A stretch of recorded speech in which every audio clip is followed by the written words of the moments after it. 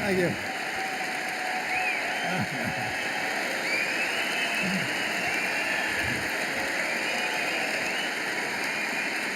Thank you. Thank you.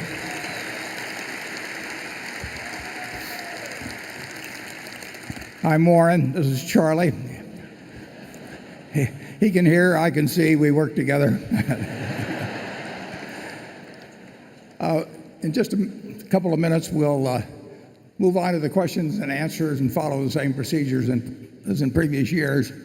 But first, there's just a couple of special introductions I'd like to make, and I'd like to start it off with John Landis. And do we have a spotlight that we can pick out John? John is the man that directed, conceived, etc., of the Floyd Mayweather fight. And John, as you know, he directed Coming to America, Animal House, and the one I particularly like is Trading Places. If you haven't seen Trading Places, by all means get it. It has Dan Aykroyd and Eddie Murphy and Charlie's favorite Jamie Lee Curtis. And it's a truly great movie. It brought back Ralph Bellamy and Don Amici. Don Amici had disappeared. We got a light on. Can we get a light on John? Where's John? He should be right down here.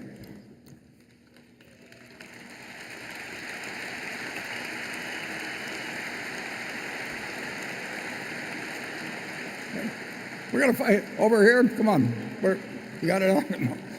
Well, John, thank you. He did all that.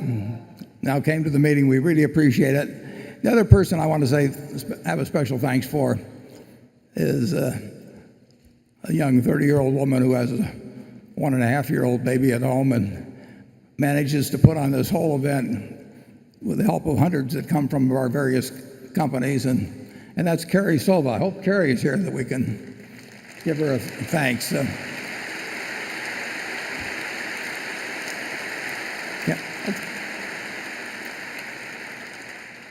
Carrie, a few months ago, while she was already working on this meeting, I said to Carrie, I think it'd be kind of nice if we had a commemorative book, sort of a retrospective on the 50 years. And I said, would you mind turning out a book, in your spare time during these couple of months while you're putting together the meeting? And she put together what I think is an absolutely terrific book, which we have outside. We printed up. We thought we printed 15,000 copies, but I think they're not quite that many. We sold 5,000 yesterday and then held back copies. But it's really a nice history of Berkshire Hathaway, and the credit 100% goes to Carrie for putting that together. So I'd just like to thank her personally, and I hope you'll thank her.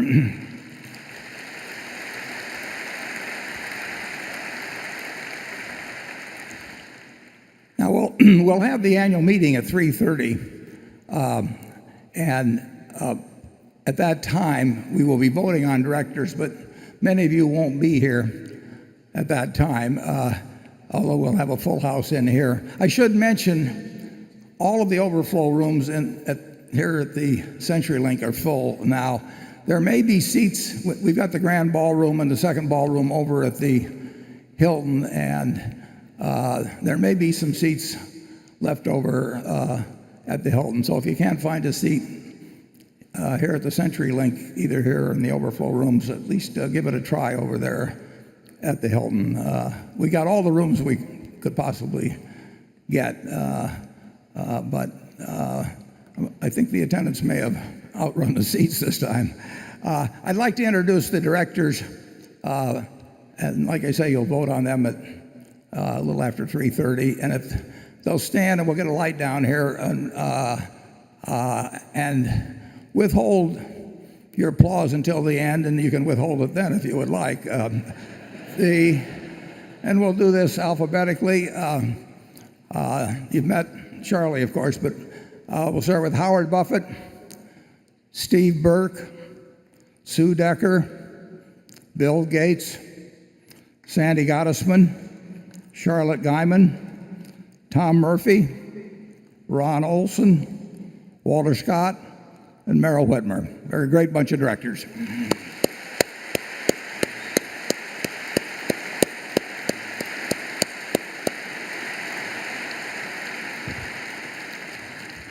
we're missing one of our great directors, Don Keogh, my neighbor from over 55 years ago. He was a coffee salesman then for Butternut Coffee, for those of you around Omaha.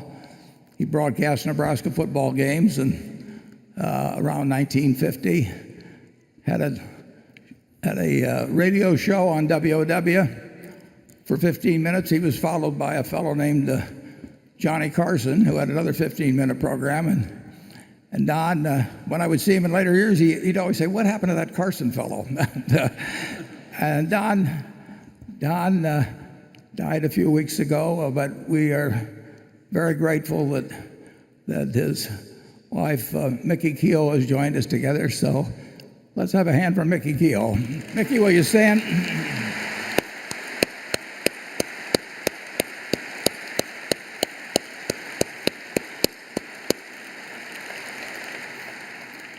Mickey practically raised our kids, so if they have any faults, you talk to Mickey about it.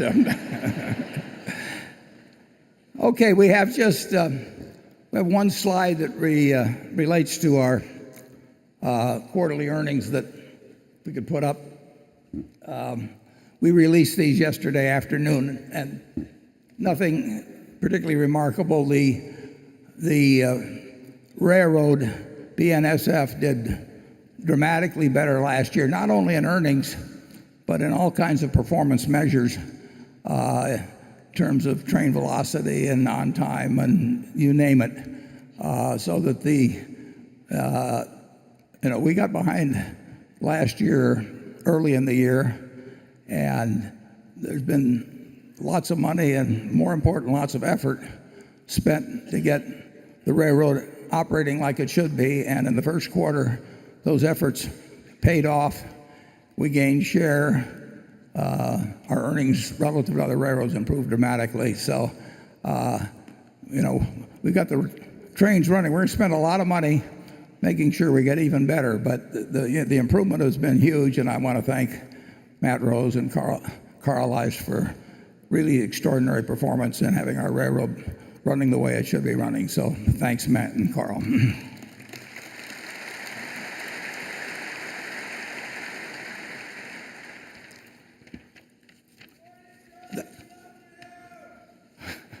I didn't quite get it, but I'll assume it was complimentary.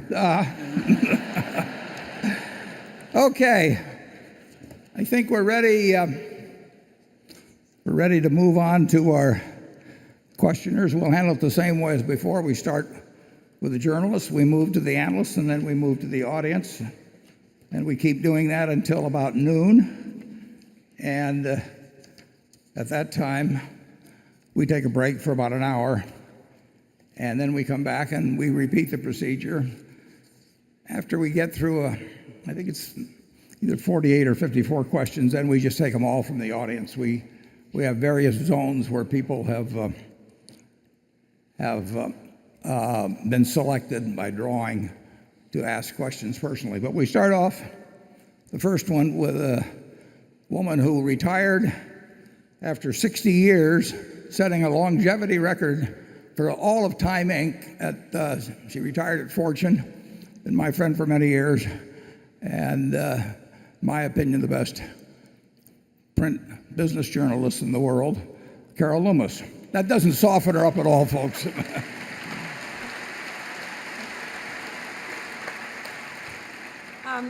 I'll make my customary very short speech. The three of us have been getting questions for 2 months, and there have been a lot of them. Warren and Charlie have no idea what our questions are going to be, and some of them are very tough. Warren is right that I don't normally soften them up. And we're sorry we got hundreds of questions, literally many hundreds. And we're sorry if we didn't pick yours, which doesn't mean it wasn't a good question. It's just that our ability to ask as many as you'd like as you would like to get yours in was limited. So my first question is from a man in Timpson, Texas, who happens to have a familiar name, Frank Gifford, but wants to make it clear that he isn't the football Frank Gifford, but rather a travel photographer. And his question is a hard one. He says, I've been a shareholder for 15 years, but I'm now suffering heartburn. Until recently, I considered Berkshire an ethical company benefiting society through, and here he mentions two Berkshire companies headquartered in his home state. He says through BNSF and Acme Brick. 2 points call that opinion into question now. One is the Seattle Times story on predatory practices at our Clayton Homes subsidiary. Clayton mainly responded with platitudes to this article and would not answer questions, so I have to assume the facts in the story are correct. The other point that I want to mention is our growing partnership with 3G Capital. I sold my Tim Hortons stock in disgust before 3G gutted 20% of the corporate staff and plunged this well-run company deep into junk territory. Other takeovers 3G has made have been still more brutal. You and Charlie have made many statements about upholding Berkshire's reputation, and you have avoided antisocial investments like tobacco and gambling. Your efforts years ago to keep Berkshire's textile mills running show you once aspired to balance capitalism with compassion. I cannot make a moral case for practices at either Clayton or 3G, and I wonder how you can do so. Okay, let's talk first about. And I wonder how you can do so. Okay, let's talk first about the Clayton article because the Clayton article because there were some important mistakes in that, but I think it's better to back up even to the situation in mortgage lending that's taken place and why Clayton follows a pattern that actually is exemplary and rather extraordinary in the home building and mortgage business. If you look back at the housing bubble in 2000, well, ending more or less in 2008, one of the great problems, in fact, maybe the greatest cause, was the fact that the mortgage holder became totally divorced from the mortgage originator and from the home builder. In other words, the home builder built a house and sold it, took his profit, and that was that. And it didn't really make much difference who he sold it to. And the mortgage originator would originate a mortgage, but then package those, securitize them, and often sell them around, even around the world. So people thousands and thousands of miles had no connection with the original transaction. And the mortgage originator suffered no loss if the loan went bad. So you had these two parties, the one that connected with the home buyer and the one that originated the mortgage, and they had no connection with the actual outcome of whether it was a good mortgage or not. At Clayton, unlike virtually anybody, there's a few, we offer mortgages to all the buyers of our homes, and we have retained roughly $12 billion of mortgages on 300,000 homes. Now, when a mortgage goes bad, two people will lose. The person that owns the house loses, and the person that owns the mortgage loses. And in our case, we have this identity of interest. We have no interest in selling anybody a house and having the mortgage default because it is a net loss to us. It's a net loss to the customer. And like I say, that's not true of most home builders. It's not true of most mortgage originators. And there's been much talk in terms of possible changes in mortgage rules to try and get the mortgage originator to keep some skin in the game. And they've talked about them keep retaining maybe 3% of the mortgage or something like that, just so they would have an interest in really what kind of a mortgage they were putting on the books. Well, we keep, in many cases, we offer to everybody, but we keep, probably in half the cases, we keep 100% of the mortgage. So we have exactly the same interest as society has and as the home buyer has in not making mortgage loans to people who are going to get in trouble on those loans. Now, it's true that manufactured housing hits the lower end of the market in terms of house values. of the homes selling for $150,000, new homes selling for $150,000 or less, 70% of them are manufactured houses, and some of those people, many of those people, do not qualify on a FICO score to obtain loans that are government guaranteed. Some do, but most don't. And the question is, can you lend intelligently to people who have a good chance of making the payments and keeping that house? And Clayton has been exemplary in doing that. About 3% of the mortgages default in the year, and when they do, we lose money, and the person who bought the house loses money. But 97% don't, and most of those people would not be living in the kind of houses that you can see right here at the auditorium without the financing availabilities that Clayton makes available and others make available. And I invite you to go out and look at that house for $69,500. That house will be transported and erected, ready to go. You have to have the land, and I'll get to that in a second. But for $69,500, you have that house with appliances, with air conditioning, with a couple bedrooms, 1,200 square feet, and probably you'll put another $25,000 or so in the house, but in terms of the land and preparation there. So maybe it'll be $95,000, but you can make your own judgment as to whether that's a decent value. And I know most of you are not living in $95,000 homes, but there are an awful lot of people that aspire to do that. And we help them with our own money at risk to move into those homes. And if we make a mistake, it hurts them and it hurts us. And that is a very unusual arrangement in the financial industry. Now, I read that story, and in it, there was an item in it which, reading through the story, I just knew wasn't true. I mean, nobody that knew anything about manufactured housing could have put that up. But I'd like to put that up on the slide where it says another Clayton executive said in a 2012 affidavit that the average profit margin on Clayton Homes sold in Arkansas between 2006 and 2009 was $11,170, roughly 1/5 of the average sales price of the homes. So this fellow is quoting somebody as saying that we're making a 20% profit on home sales. Well, I knew that was nonsense, so I asked for the affidavit.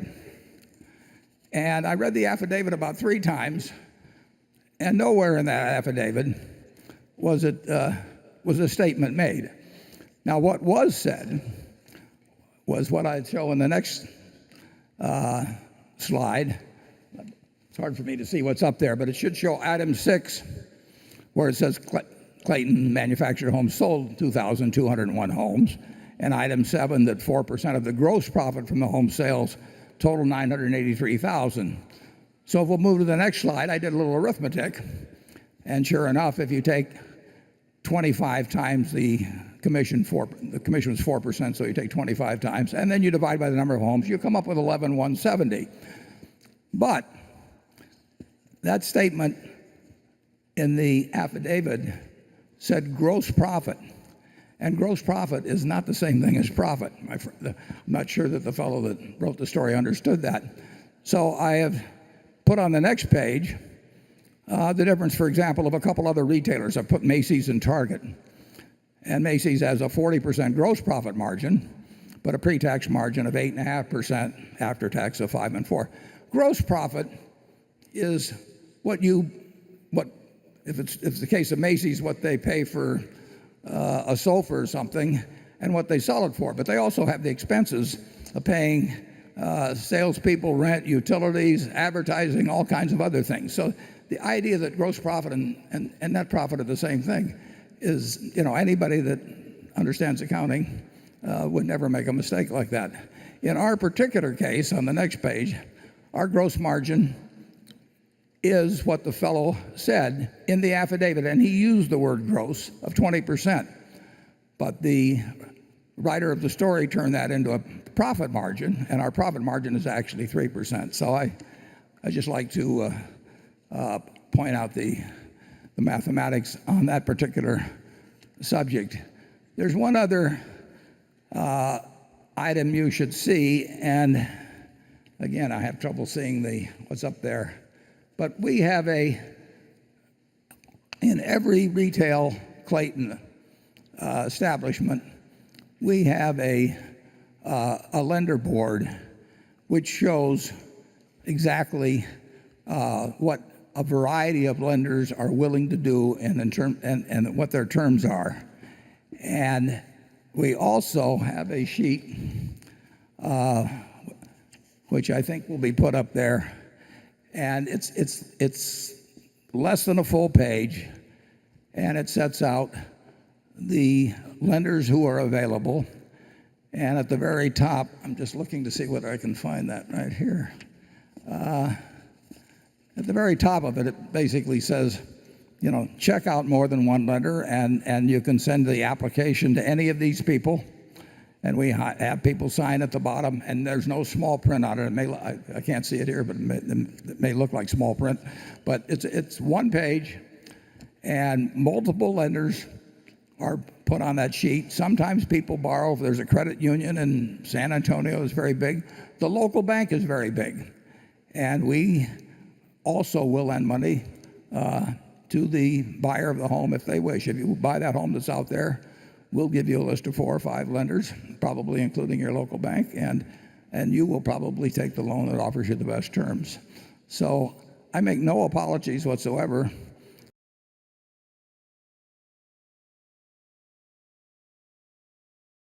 Various ways. I mean, some people call to the office, some people write in. I can say in the last 3 years, I have not received one call. We got 300,000 loans. I have not received one call from any party in connection with a Clayton home. Moreover, at Clayton, we are regulated in almost every state in which we have financing, which is practically every state. And in the last 3 years, we have had, I think it's 91 examinations by the state. 91 examinations. They come in, they look at our practices, they make sure that they conform with the laws. And in those 91, I think the largest fine we've had has been $5,500.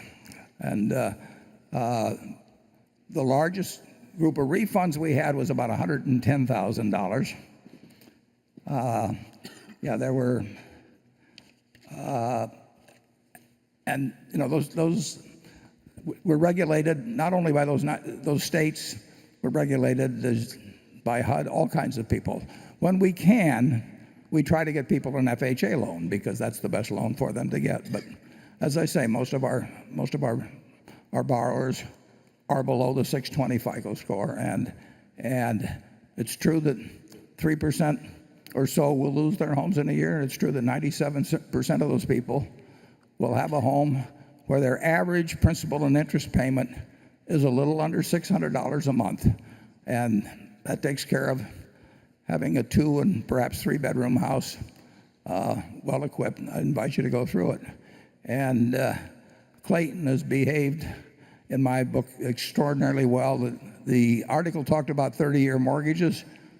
Over 4.5 years ago, I said we're not going to have 30-year mortgages. So we don't have them except for the FHA guaranteed ones, which of course have a very low rate.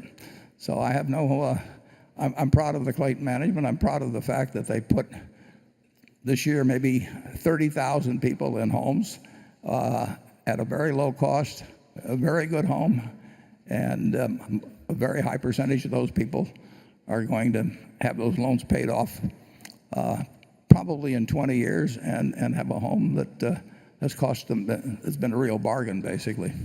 I'll get to the other question, the 3G question, just a second. I'll give Charlie a chance to say what he'd like to.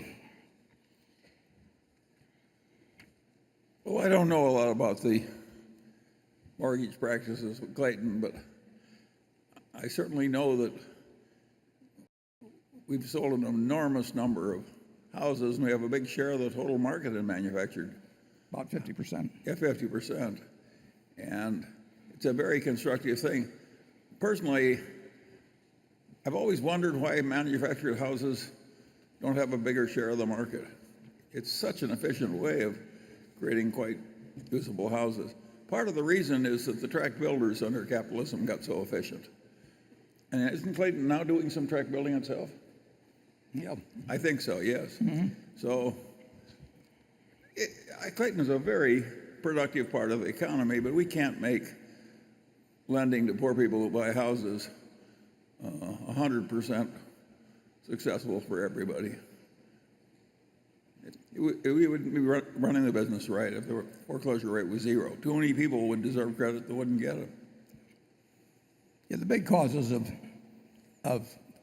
default are the loss of a job, death, and divorce, and that happens with high-priced houses as well, but it happens more often with people that are living closer to the edge. But I don't think that's a reason to deny them a house, and particularly when so many, it turns out so well for so many. The 2008 recession and 9 was very interesting because all kinds of securitized deals involving houses costing hundreds and hundreds of thousands of dollars, the default rate on those was many, many, many times what happened in our own case. And similarly with delinquency rates, our delinquency rates are running about 3% currently, and the people want to live in those houses, and I think they deserve the right to. Incidentally, a few years ago, we had a couple of houses here. We called them the Warren and the Charlie. The Charlie sold first, and it sold to one of the cameramen who was in the credits on the movie you just saw, and you can check with Matt, and Matt Mason. He is very, very happy with that house he bought 4 or 5 years ago. The second question was about 3G, and I don't think you can ever find a statement that Charlie and I have ever made in terms of Berkshire's companies or anybody else's where we said that there should be more people working than are needed in a company. And the 3G people have been successful in building marvelous businesses, and it is true that they have entered into some purchases where there were considerably more people running the business than needed. And the interesting thing is that after they reduced the headcount to the number needed, the companies have done extremely well. I mean, you've seen Burger King outgrow its main competitor by a significant margin. You've seen Tim Horton have some very good figures in the first quarter, and I don't know of any company that has a policy that says we're going to have a lot more people than we need. But a good many companies end up in that position, and if 3G buys into one, they quite promptly and treat people well in terms of the severance, but they get it down to what they need. And I hope our Berkshire companies are not being run with more people than they need either. They usually aren't when we buy them, and we look for those kind of companies that are well managed. 3G will, if they find out that 100 people are doing what 50 people can do, they'll get it to where 50 people are doing it, and I think that actually makes sense throughout American business. Charlie? Well, the alternate to the system of having your company right-sized, the right number of people, is what eventually happened in Russia. And there everybody had a job. And the way it all worked out was some workers said, well, they pretend to pay us and we pretend to work. And the whole damn economy didn't work. Of course we want the right number of people in the jobs. It's interesting, in the railroad business, after World War II, in 1947 or thereabouts, I think there were about 1.6 million people in the railroad business, and it was a lousy business. And capital was short for any kind of improvements. And now there are less than 200,000. So they've gone from 1.6 million to less than 200,000, more distance, and doing it in far safer conditions. Safety has improved dramatically in the railroad industry. And if somebody thinks it would be better to be running the railroads with 1.6 million, people doing it, you would have a terrible railroad system. You wouldn't have anything like you have today. Efficiency is required over time in capitalism, and I really tip my hat to what the 3G people have done. Okay, Johnny Brandt. Thank you, Warren, for inviting me to be part of this 50th anniversary celebration. I have a question about Van Tuyl. Van Tuyl is a fabulously productive auto dealer that has, since its founding, used a traditional negotiated model with a particular successful emphasis on profitable add-on insurance and financial products. Meanwhile, at least some other auto dealers, CarMax and Don Flow among them, have adopted or are moving towards models which emphasize fixed prices, transparency, and low sales pressure. Given the evolving regulatory environment and changing consumer preferences, will Van Tuyl eventually need to adapt to this new mode of selling, or do you feel the traditional method of selling cars will be viable for decades into the future? If the market requires a new way of selling, how hard is it for a sales culture that has been successful for decades doing business one way to change to another? Yeah, if a change is required, it'll be made. And I don't know the answers to which way it's going to go on that. It's true that people have been, and that's not new. It's been experimented with before, where people have tried a one-price system and no negotiating, no haggling, and everything. And I think a very large number of people would like to see that system, except when they actually get into it, it seems to break down for some reason. There's negotiation going on in a lot of businesses, and it always amazes me. People say they don't like it, but it's what ends up happening. And so Van Tuyl will adapt to what the customer wants. We'll see how some of these experiments go, and I don't think there'd be any problem at all if the world goes in that direction in Van Tuyl going to it. But I wouldn't be surprised if 5 or 10 years from now the system is pretty much the same. I wouldn't be totally surprised if it changes either, but I can't predict the outcome. I can predict that Van Tuyl and the subsequent auto dealerships we buy, I can predict that they will be a very important part of Berkshire, and I think will be quite profitable in relation to the capital we employ in the business. Charlie? Well, I very much like that acquisition, partly because I think we can do a lot more like it. Yeah. You think you'll be negotiating on cars 10 years from now when you buy a new one? It's been amazingly resistant to change for my whole lifetime. Yeah, happens in the jewelry business too. I mean, there are certain items. Well, it happens in real estate. I mean, let's just say that some real estate firm said we're only going to take listings where you can't negotiate. Do you think? I'm not sure how it would do in terms of obtaining both listings and customers. People seem to want to negotiate. If they hear a house is priced at $200,000, they're not going, unless it's in some unusual situation, they're not going to step right up and pay the $200,000. They're going to bid. When people are dealing with a big ticket item, a lot of people, their natural tendency is to negotiate, and particularly will do so if they think that that's built into the system. So I'm not sure how it changes, but we'll do fine whatever direction it goes. Okay, now we go to the shareholder at station 1. Hi, Warren. Hi, Charlie. Great to be here. And this is my first time here. Incredibly lucky to have my question answered. So my question is this. Can you name at least 5 characteristics of a company that gives you confidence to predict its earnings 10 years out in the future? And can you also use IBM as a case study, how it checked all those boxes? Charlie, what are your 5? We don't have a one-size-fits-all system for buying businesses. They're all different. Every industry is different. And we also keep learning. So what we did 10 years ago, we hopefully are doing better now. But we can't give you a formula that will help you.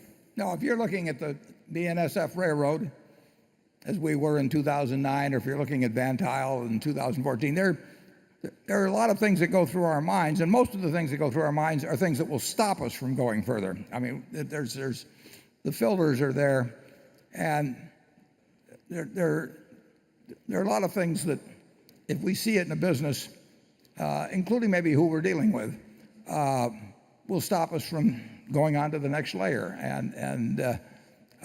But it's very different in different businesses.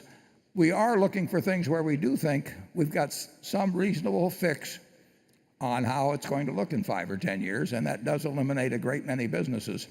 But it's not the same 5 questions at all. Certainly, when we're buying a business where we're going to have somebody that's selling it to us continue to run it for us, a very big question is, do we really want to be in partnership with this person and count on them to behave in the future when they don't own the business as they've behaved in the past when they do own the business? And that stops a fair number of deals. But I can't give you a 5. We don't have a list of 5, or if we do, Charlie's kept it from me. Want anything more? No. Becky?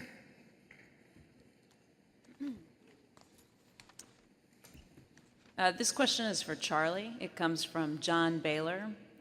He says, Charlie, you broke Warren of his cigar butt buying habits. With the significant innovation that is occurring in technology, is IBM similar to those textile mills in the 1960s? And did you try to talk Warren out of buying IBM? The answer is no. I think IBM is a very interesting company. It totally dominated Hollerith machines, the punch card computing. And then when they invented electronic computing, it dominated that for a while. It's very rare that when a technological change comes along that people adapt as successfully as IBM did that time. Well, now they've had the personal computer, and that's been a mixed bag. But I think IBM is a very credible company, and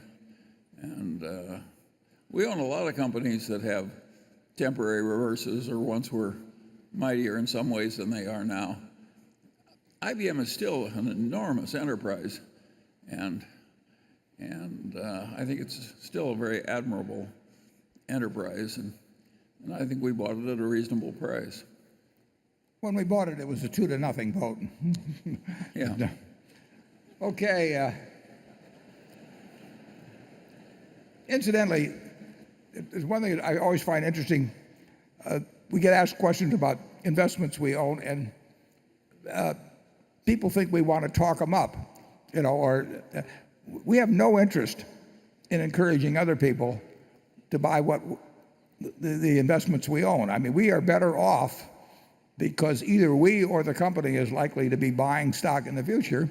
Why would we want the stock to go up if we're going to be a buyer next year and the year after and the year after that? But the whole mentality of Wall Street is that if you buy something, even if you're going to buy more of it later on, or if the company's going to buy its own stock, and the people seem to think that they're better off if it goes up the next day or the next week or the next month.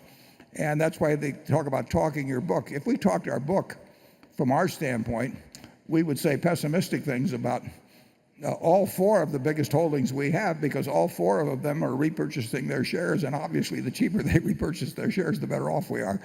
But people don't seem to get that point. You have any idea why, Charlie?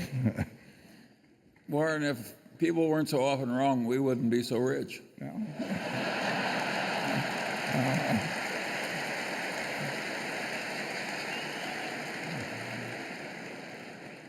He's finally explained it to me. Okay. Gary? Thank you.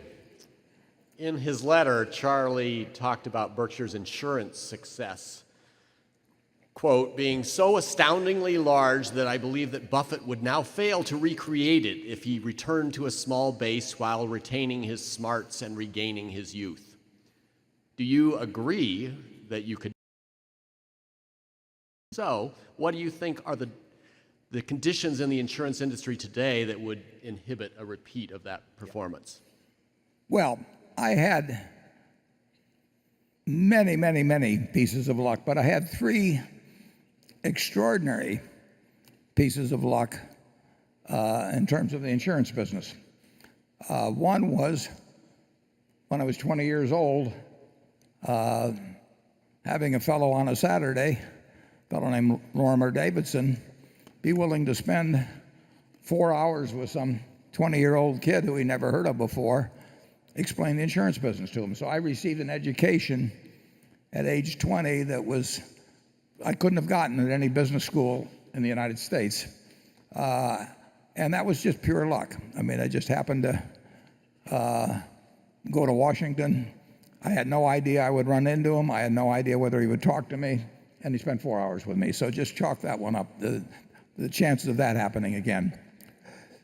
In 1967, I got lucky again when Jack Ringwald, who for about 5 minutes every year wanted to sell his company because he would get mad about something. Some claim had come in that he didn't like or something of the sort. And I told my friend Charlie Hyder, I said, next time Jack is in the mood, be sure and get him to my office. And Charlie got him up there one day, and we bought National Indemnity. We couldn't have done that. We not only couldn't have done that a day later, we couldn't have done it an hour later. But it just, and that was lucky. And then I really got lucky in the mid-'80s when, on a Saturday, some guy came in the office and he said, I've never worked in the insurance business, but maybe I can do you some good. And that was Ajit Jain. And how lucky can you get? So if you ask me whether we could pull off a trifecta like that again in the future, I'd say the odds are very much against it. But the whole thing in business is being open to ideas as they come along. And insurance happened to be something that I could understand. I mean, that was in my sweet spot. If Lorimer Davidson had talked to me about some other business, it wouldn't have done any good. But it just so happened he hit a chord with me on that and explaining it. I could understand what he was talking about. And I could understand what National Indemnity was when Jack had it for sale. And there's an awful lot of accident in life. But if you keep yourself open to having good accidents happen and kind of get past the bad accidents, some good things will happen. Might not happen in insurance, can happen in some other field. Probably would happen in some other field if you were to start in today. So no, you couldn't expect to have three lucky events like that happen, and there were many more along the way. But I think if we were starting over again, we'd find something else to do. What about it, Charlie? Yeah, but I don't think we would have that kind of success. Mostly we've bought wonderful businesses and nourished them, but the reinsurance division was just created out of whole cloth right here in Omaha, and it's a huge business. Insurance has been different for us. Okay, station 2. And if you'll say where you're from, too, please. Dear Warren, dear Charlie, I'm Lawrence from Germany, and in my home country, you two are regarded as role models for integrity. And at Berkshire, its culture is its most important competitive edge.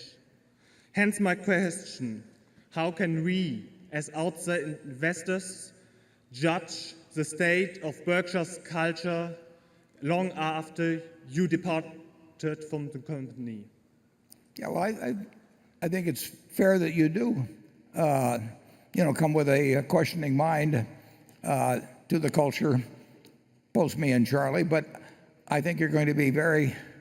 I don't think you should be surprised, but I think you will be very pleased with the outcome. The culture, I think Berkshire's culture runs as deep as any large company could be in the world. It's interesting you're from Germany because just 3 or 4 days ago, we closed on a transaction with a woman named Mrs. Louis in Germany, and she and her husband had built a business over 35 years. They'd spent developing this business of retail shops dealing with motorcycle owners, and lovingly had built this business. Her husband died a couple years ago, and Mrs. Louis in Germany, it came about in sort of a roundabout way, but she wanted to sell to Berkshire Hathaway. And that would not have been the case 30 or 40 years ago. So it's a vital part of Berkshire to have a clearly defined, deeply embedded culture that pervades the parent company, the subsidiary companies. It's even reflected in our shareholders. And when you have 97% of the shareholders vote and say we don't want a dividend, I don't think there's another company like that in the world. So we have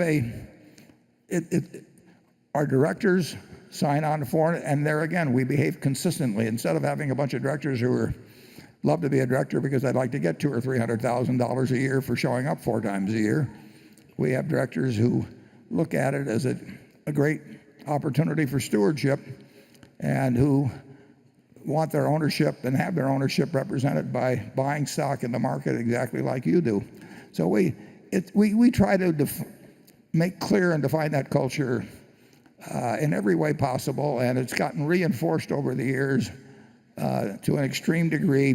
People who join us believe in it. People who shun us don't believe in it. So it's self-reinforcing, and I think it's a virtual certainty to continue and to become even stronger, because once Charlie and I aren't around, it will be so clear that it's not the force of personality, but it's institutionalized, that nobody will doubt that it will really continue for decades and decades and decades to come. Charlie? Well, as I said in the annual report, I think Berkshire's going to do fine after we're gone. In fact, it'll do a lot better in dollars, but percentage-wise, it will never gain at the rate we did in the early years. And that's all right. There's worse tragedies in life than having Berkshire's assets and have the growth rate slow a little. Name one. Warren, I have one not very far ahead. Okay. Okay. Andrew? I should say that culture is everything at Berkshire, and if you run into a terrible culture, it's the Solomon thing was up there on the screen, and it would be hard to turn Solomon into a Berkshire. I don't think we could have done it, Charlie. I don't think anybody's ever done it on Wall Street. It's a different world, and that doesn't mean that Berkshire is a monastery by any means, but it does mean that I can guarantee you that Charlie and I and a great many of our managers are more concerned, and Kerry Silva, who put this meeting together and everything, they are more concerned about getting a good job done for Berkshire than what they get out of it themselves. And it's great to work around people like that. Andrew? Okay, Warren. This question comes from Simone Wallace in New York.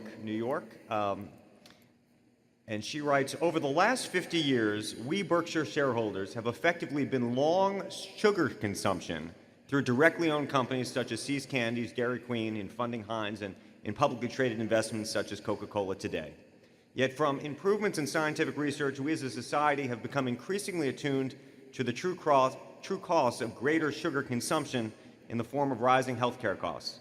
We are seeing this awareness of sugar's impact in changing consumer behavior. Carbonated soft drink volumes are declining, and consumer packaged good companies focused on the center aisles of supermarkets are struggling with organic growth. Have we reached an inflection point in human behavior in how consumers view sugar consumption? And do you think Coca-Cola's moat, and potentially that of Heinz or Kraft's, is narrowing? And if not, what news would it take you to be convinced that it is? Well, I think it's an enormously wide moat, but I think it's also true that the trends you described are happening. But there will be 1.9 billion 8-ounce servings of Coca-Cola products, not Coca-Cola, but Coca-Cola products consumed in the world today. And I don't think you're going to see anything revolutionary, and I think you will see all food and beverage companies adjust to the expressed preferences of the consumers as they go along.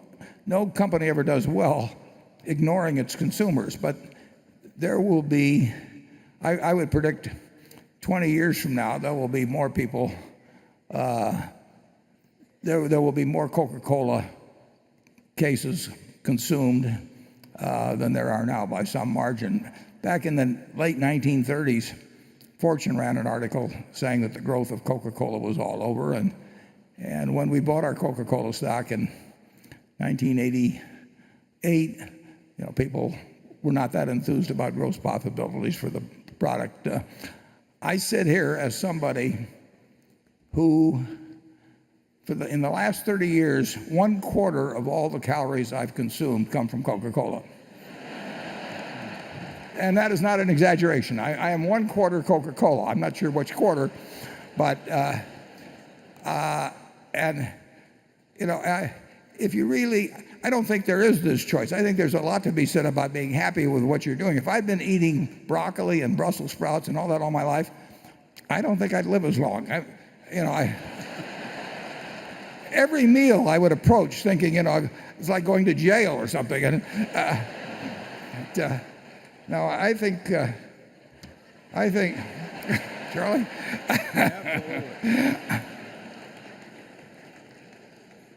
Charlie's 91, and his habits aren't that different than mine. They're slightly better. But There's no question about it.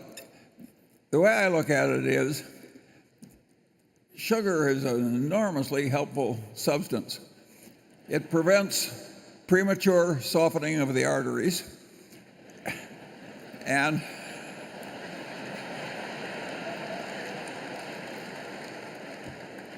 the way I look at it is that if I die a little sooner, that'll just be avoiding a few months of drooling in a nursing home. Charlie and I have enjoyed every meal we've ever had virtually, except when I was eating at my grandfather's, and he made me eat those damn green vegetables. But there obviously are some shifts in preferences, although it's remarkable how durable items are in this field. Berkshire Hathaway, I believe, was the largest shareholder of General Foods from about 1981 or thereabouts to about 1984 when it was bought by Philip Morris. And that's 30 plus years ago, and those same brands, they went through Philip Morris, they got spun out as Kraft, they broke Kraft into two pieces, but now we're going to own those brands, and they're terrific brands. But, Heinz goes back to 1869. The ketchup came out a little later. They went bankrupt actually when they were counting on the horseradish or whatever it was. But the ketchup came out in the 1870s, and Coca-Cola dates to 1886. And it's a pretty good bet that an awful lot of people are going to like the same thing. And when I compare drinking Coca-Cola, to something that somebody would sell me at Whole Foods, I don't know. I don't see smiles on the faces of people at Whole Foods.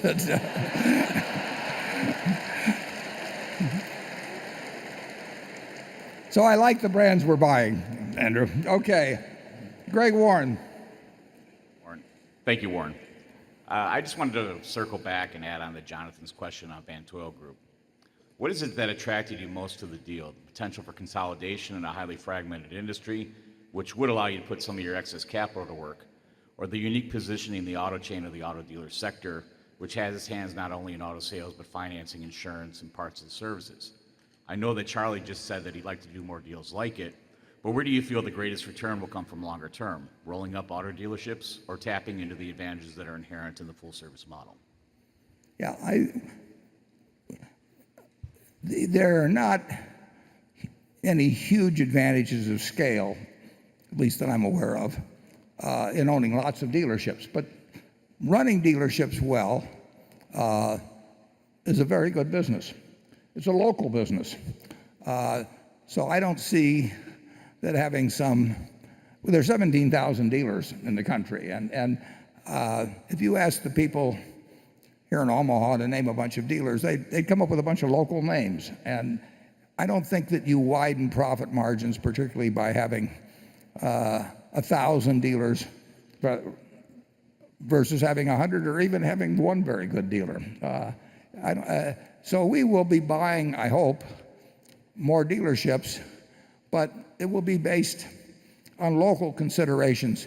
We don't see the finance business in dealers. We don't bring anything to that party.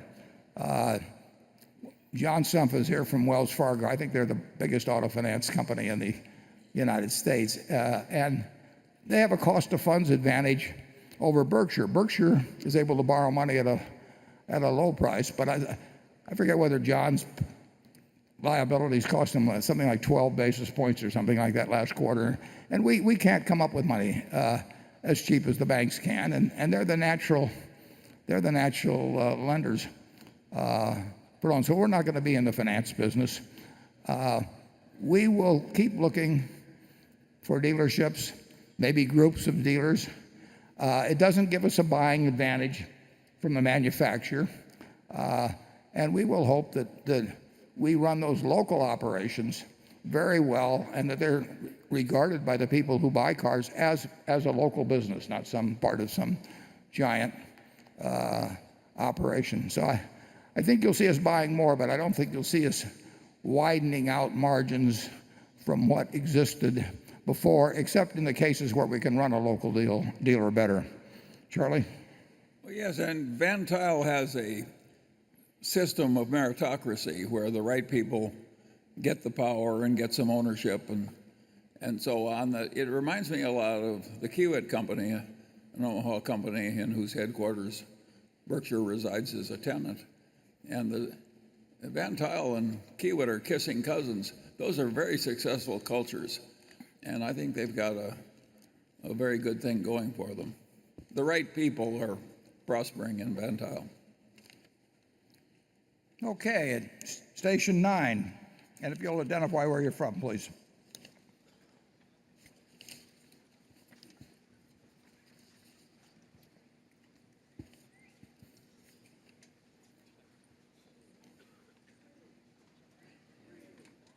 Oh, I'm sorry. Station 3. You're number 9. I apologize. Apology accepted. We'd have cut off your mic if you hadn't.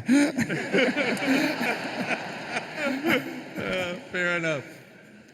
My name is Stuart Kay, and I'm from Stamford, Connecticut.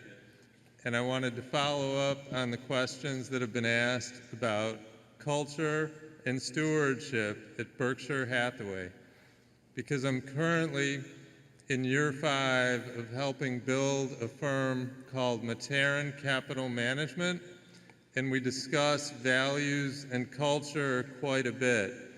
And so I'd like some tips from you about what characteristics you thought about 45 years ago when you were building the culture and values at Berkshire Hathaway. Yeah, well, I think culture has to come from the top. It has to be consistent. It has to be part of written communications. It has to be, it has to be lived, and it has to be rewarded when followed and punished when not. And then it takes a very, very long time to really become solid. And obviously, it's much easier to do it if you inherit a culture you like, and it's easier in smaller firms, I think. I can think of a lot of companies, very big companies in this country, and I don't think if Charlie and I were around them for 10 years, we'd be able to accomplish much of anything. So it is a grain of sand type of thing, and people, just like your child, sees what you do rather than what you say. It's the same thing in a business, that people see how those above them behave, and they move in that direction. They don't all move that way. We've got 340,000 people now working for Berkshire, and I will guarantee you that there's some number, a dozen, maybe 50, maybe 100, that are doing something today that they shouldn't be doing. And what you have to do is, when you find out about it, you have to do something about it. I didn't like, for example, making 30-year mortgages at Clayton 5 years ago, and I said, we're not going to make 30-year mortgages, unless they're government guaranteed. And when we bought Kirby, there were some sales practices we didn't like, and we particularly didn't like them with older people. So we put in a golden age policy where if you were over 65 and you bought a Kirby, and for any reason you didn't like it, anytime up to a year, you could send it and get all of your money back. And I encouraged people to write me if they had a problem on anything like that. So it takes a lot of time. And at Geico, we're going to send out millions and millions and millions of claims. And I will guarantee you that when two people are in an auto accident, they don't agree 100% of the time on whose fault it was. So they may go away and be unhappy for a time, but we work all the time at trying to behave with other people as if our positions were reversed. That's what Charlie's always advised in all our activities, and we've tried to follow it, and we're certainly far from perfect at it. But if you keep working at it, it does get results. Charlie? Yeah, I think the one thing that we did this work best of all is we were always dissatisfied with what we already knew, and we always wanted to know more. And Berkshire, if Warren and I had stayed frozen in time, particularly Warren, it would have been I'd like to do it, understand. It would have been a terrible place. It's what we kept learning that made it work. And I don't think that will ever stop. Carol? This question comes from Mona Diane, and it concerns two indicators, Warren, that you have discussed in the past about the general level of the stock market. The first one is the percentage of total market cap relative to the U.S. GNP, which you have said is probably the best single measure of where valuations stand at any given moment. This indicator is at about 125%. That is the ratio of total market cap to U.S. GNP. And that's about what it was when Warren talked about this back in 1999, just before shortly before the bubble broke. The second indicator, which you mentioned in a famous 1999 speech that subsequently became an article in Fortune, is corporate profits as percent of GNP. You had said at the time that number ranged between 4% to 6.5% over a long period of time, which I believe was 1951 to 1999. Well, as of Friday, it is about 10.5%, according to the St. Louis Federal Reserve site. That is way above the range you had mentioned. Are the current levels of either one or both of these indicators a matter of concern for the general investing public? Yeah. Well, it might be the second figure, which is the profits as a percentage of GDP, might be a concern for other segments of society, because what it indicates is that American business has done wonderfully well in recent years, and though it says what a terrible disadvantage it has because of U.S. tax rates and a host of other things, the facts are that American business has prospered incredibly. And the first comparison is very much affected by the fact that we live in an interest rate environment which Charlie and I probably would have thought was almost impossible not too many years ago. And obviously, profits are worth a whole lot more if the government bond yield is 1% than they're worth if the government bond yield is 5%. And so it gets back, and Charlie in that movie talked about alternatives and opportunity cost. And for many people, the opportunity cost is owning a lot of bonds, which pay practically nothing, or owning stocks, which are selling at fairly high prices historically, but they weren't selling at those historic prices with interest rates like this. So I would not, I look at those numbers, but I also look at them in the context of the fact that we're living in a world that has incredibly low interest rates, and the question is how long those are going to prevail. Is it going to be something like Japan that goes on decade after decade, or will we be back to what we thought was normal interest rates? If we get back to what are normal interest rates, stocks at these prices will look pretty high. If we continue with these kind of interest rates, stocks will look very cheap. And now I've given you the answer, and you can take your pick. Charlie?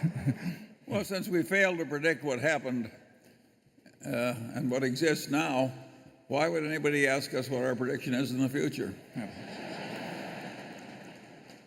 Incidentally, the one thing I can assure you, Charlie and I, to my knowledge or my memory, I can't recall ever us making an acquisition or turning down one based on macro factors. That and we talk about deals when they come along, but whether it was See's Candy or whatever it might have been, the Burlington Northern, we bought at a terrible time,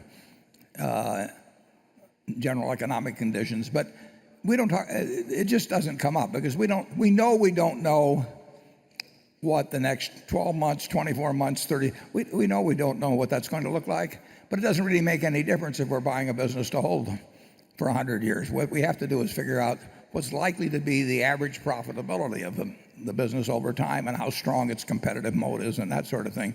So people have trouble believing that. They think we talk about it. We think any company that has an economist, certainly has one employee too many.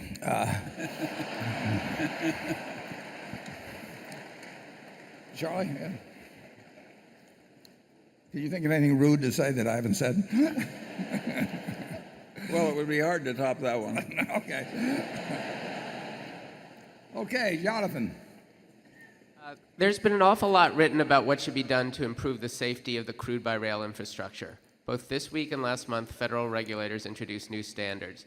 These new standards include thicker tanks, better fire protection, electronically controlled pneumatic brakes, and speed limits in more populous areas to reduce the chance of derailments near where people live. The Railroad Association has complained that the brakes are too expensive, while others have complained about what they view as an overly long timetable to switch out the old tank cars. Given the tank cars industry's limits on manufacturing and retrofitting capacity and the impact on overall rail network velocity from speed limits, do you think the new rules strike the right balance between efficiency and safety? For Berkshire, what impact will these new rules have on the operations of Marmon's Union Tank Car subsidiary and on the BNSF Railroad? Can you also update us on the BNSF initiative to purchase up to 5,000 of its own oil tank cars, which is a departure from historic industry practices, and what drove that decision? Yeah. Well, you've asked all the questions I'll be asking, but I think those rules just came out, 2 days ago now? Yeah, and they're 300 pages. And little as I have to do with this meeting and everything, I have not read those, although I've talked very briefly to Matt Rose about them, and also Frank Patak, who runs the company that manufactures and leases tank cars. Our interest, actually the interests of our railroad and our tank car manufacturing and leasing operation may diverge in various ways.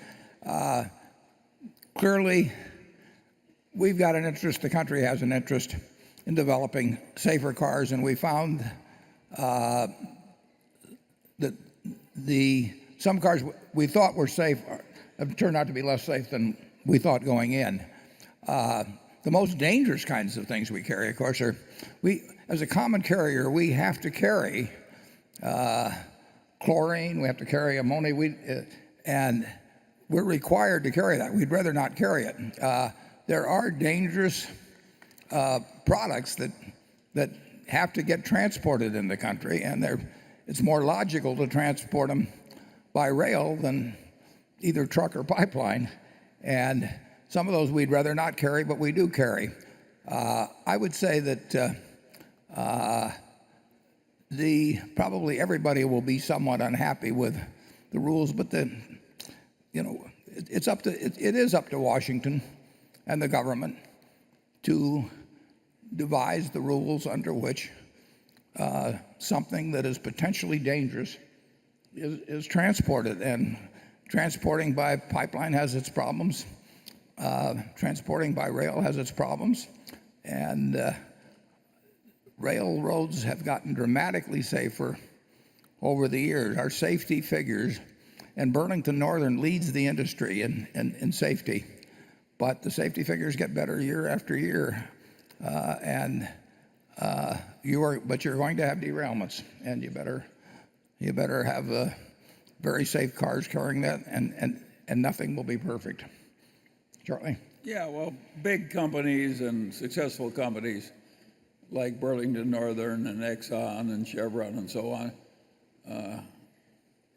have a lot of engineers, and they have long histories of trying to be way safer than average and knowing a lot about how to do it. And none of that is going to change.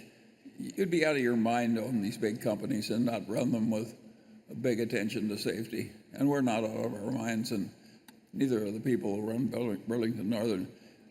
The safety is going to be improved continuously, and should be. Yeah, and it has been consistently, but yeah. But there are new problems. For one thing, the Bakken crude has proven to be quite a bit more volatile than most of the crude that is. Well, it's not really crude, it's condensate. I mean, it's almost misnamed, call it crude. It is more volatile. Yeah. I can tell you, and I may write about this next year in the report, though, that Burlington Northern has the best safety record among the big railroads. And Berkshire Hathaway Energy, it's extraordinary, their safety record in terms of utilities. And every utility we purchased at Berkshire Hathaway Energy, we brought the safety statistics. They've gotten far better after Greg Abel has taken over. After they bought the Omaha pipeline, which had been mismanaged and safety had been improperly ignored, we watched those people, the Berkshire employees, just work day and night improving the safety. They didn't want more pipeline explosions. Yeah, we went from last out of 40-some, I think it was, to either second or first. And if we were second, it was because our other pipeline was first. Okay, station 4. Hello, Mr. Munger and Mr. Buffett. Nirav Patel from Haverhill, Massachusetts. What advice would you give to someone who's trying to network with influential people but doesn't have access to the alumni network of a top business school? Let me take that one. I think you should do the best you can. Playing the hand you've got. Charlie's very Old Testament on this. Didn't get much past Genesis.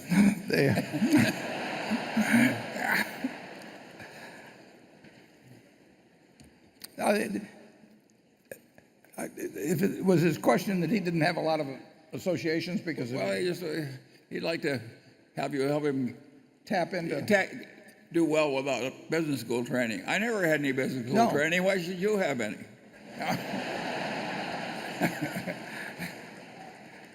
Yeah, and actually, I would say the business school training, particularly in investments, was a handicap about 20 years ago when they were preaching efficient market theory, because essentially they told you it didn't do any good try and figure out what a company was worth because the market had it priced perfectly already. Now, imagine paying $30,000 or $40,000 a year to hear that. Yes. You were very lucky to avoid a lot that you've avoided. How do you feel about your law school training, Charlie, while we're on it? Well, I have a son-in-law who recently explained how modern profit-obsessed law firms work. He says it's like a pie-eating contest, and if you win, you get to eat a lot more pie. Okay, Becky, you're on. This question is a follow-up to the one that Jonathan Brandt just asked. It's an appropriate follow-up for that, though. It comes from Mark Blakely in Tulsa, Oklahoma, who says that one risk to Berkshire and BNSF appears to be a large railroad accident. It appears many recent accidents have occurred in rural areas. However, how would a worst-case scenario, perhaps one in a more urban area or a BP-type accident, impact BNSF and Berkshire Hathaway? And is the company insured or protected against such losses? Our insurance, reinsurance unit actually went to the 4 major railroads offering very high limits. I think this is from memory, I could be off on this somewhat, but I think we offered something like $5 or $6 billion excess of maybe $1.5 billion or something like that to the railroad retained. So there's no question about it. If you had the exact wrong circumstances, a train with a lot of ammonia or chlorine or something, right in some terrible urban area, the possibility always exists that can happen. It can happen.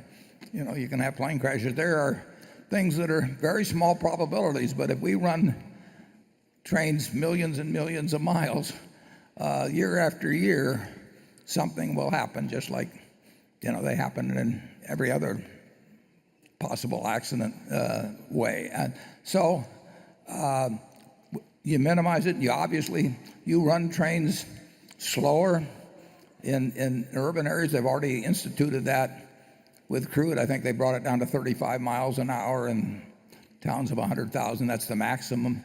So that you're always working to be safer. You'll never be perfectly safe. We do not. We have some insurance at Burlington Northern, but we don't need insurance at Berkshire.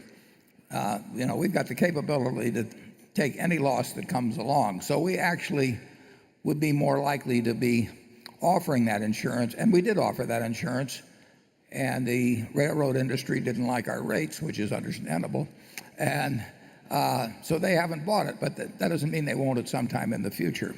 I should add one thing I forgot to say to Jonathan. I don't think we will be buying the 5,000 rail cars. I think I don't know that for sure, but there's going to be a lot going on in terms of retrofitting. Our Marmon operation has actually taken on a new facility that will be working very hard. Once we know what the retrofit requires, we will be, I'm sure, working 3 shifts on retrofitting cars. Probably our own, probably some other people's. We'll be building new cars. The industry has been waiting to see what the requirements would be before moving ahead. The first quarter of 2015, there were practically no tank cars ordered. There's a backlog, but there's no tank cars were ordered because we need to see what the regulations are. But we'll be very active in retrofitting and in manufacturing new cars. But I don't think we'll be. Historically, the railroads have never really owned tank cars. That goes back to the Rockefeller days. And I think the present method of having car lessors, such as the one we own, I think will continue in the future rather than having the railroads own them. Okay, Gary? I have a question on intercompany transactions within the insurance companies. In the last couple of years, you've had a number of them, including 50% of the business ceded up to from Geico to National Indemnity. You did something similar with MedPro and with Guard. You also moved some of the companies, or the subsidiaries, like Clayton Homes, out of the Geico sub and up into the holding company. It seems like a lot more activity than normal. And I'm just asking, what is the main purpose of all those movements? What financial flexibility might it provide you, and why now? Yeah, well, there are a lot of things at Berkshire that the why now is can be answered by the fact, well, we just got around to it. The huge chunk of capital in the insurance companies is at National Indemnity. So we have moved through these quota share arrangements. We've moved premium volume that is generated at Geico or MedPro or different companies. We've moved that up to the parent, because that's where there's just extra layer after extra layer after extra layer of capital there, and that it makes it a little simpler that way. It makes it a little simpler just in keeping all the money invested, and as opposed to having 50 pockets or 75 pockets to look at it, if you have a couple of main pockets to look at it. There's no real change in the certainty of payment of policies or anything of the sort. It really makes life just a little easier in terms of managing the money by having most of the funds concentrated in National Indemnity. So there's no mastermind to it. We ended up with a few companies in Geico Corp, which was a holding company for Geico itself, and it just seemed that we probably ought to get those up to the parent company level, and we put them there. But our general approach is just to keep every place loaded with more capital than anybody could possibly conceive of us needing, and that's going to result more and more probably in the funds being concentrated in National Indemnity. Okay, station 5. Good morning, Warren. Good morning, Charlie. My name is David Tullifson from Minneapolis, Minnesota. Currently, the U.S. is not a prospective founding member of the Asian Infrastructure Investment Bank, where many European countries are. The AIIB is relatively small, but if this is part of an ongoing trend in the next 50 years, how will that impact the U.S. multinational corporations? Thank you. Well, that's a subject I know absolutely nothing about, so let's hope Charlie does. I know a little less than you do. I really apologize to you in terms of your question, but if we started talking about it, we'd be bluffing. Yeah. You have a second question? Off the top of my head, how about the dollar as a reserve currency? Do you have any issues or concerns in the next 50 again? I know we're in a good position now, but with us losing that position.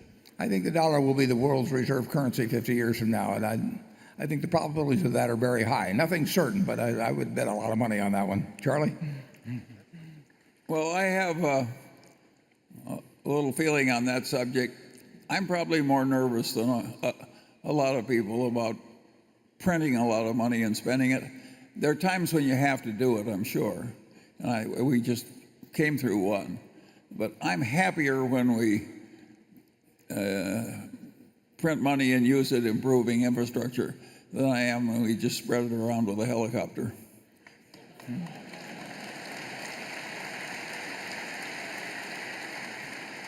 So what do you think is going to happen if we keep spreading it around with a helicopter?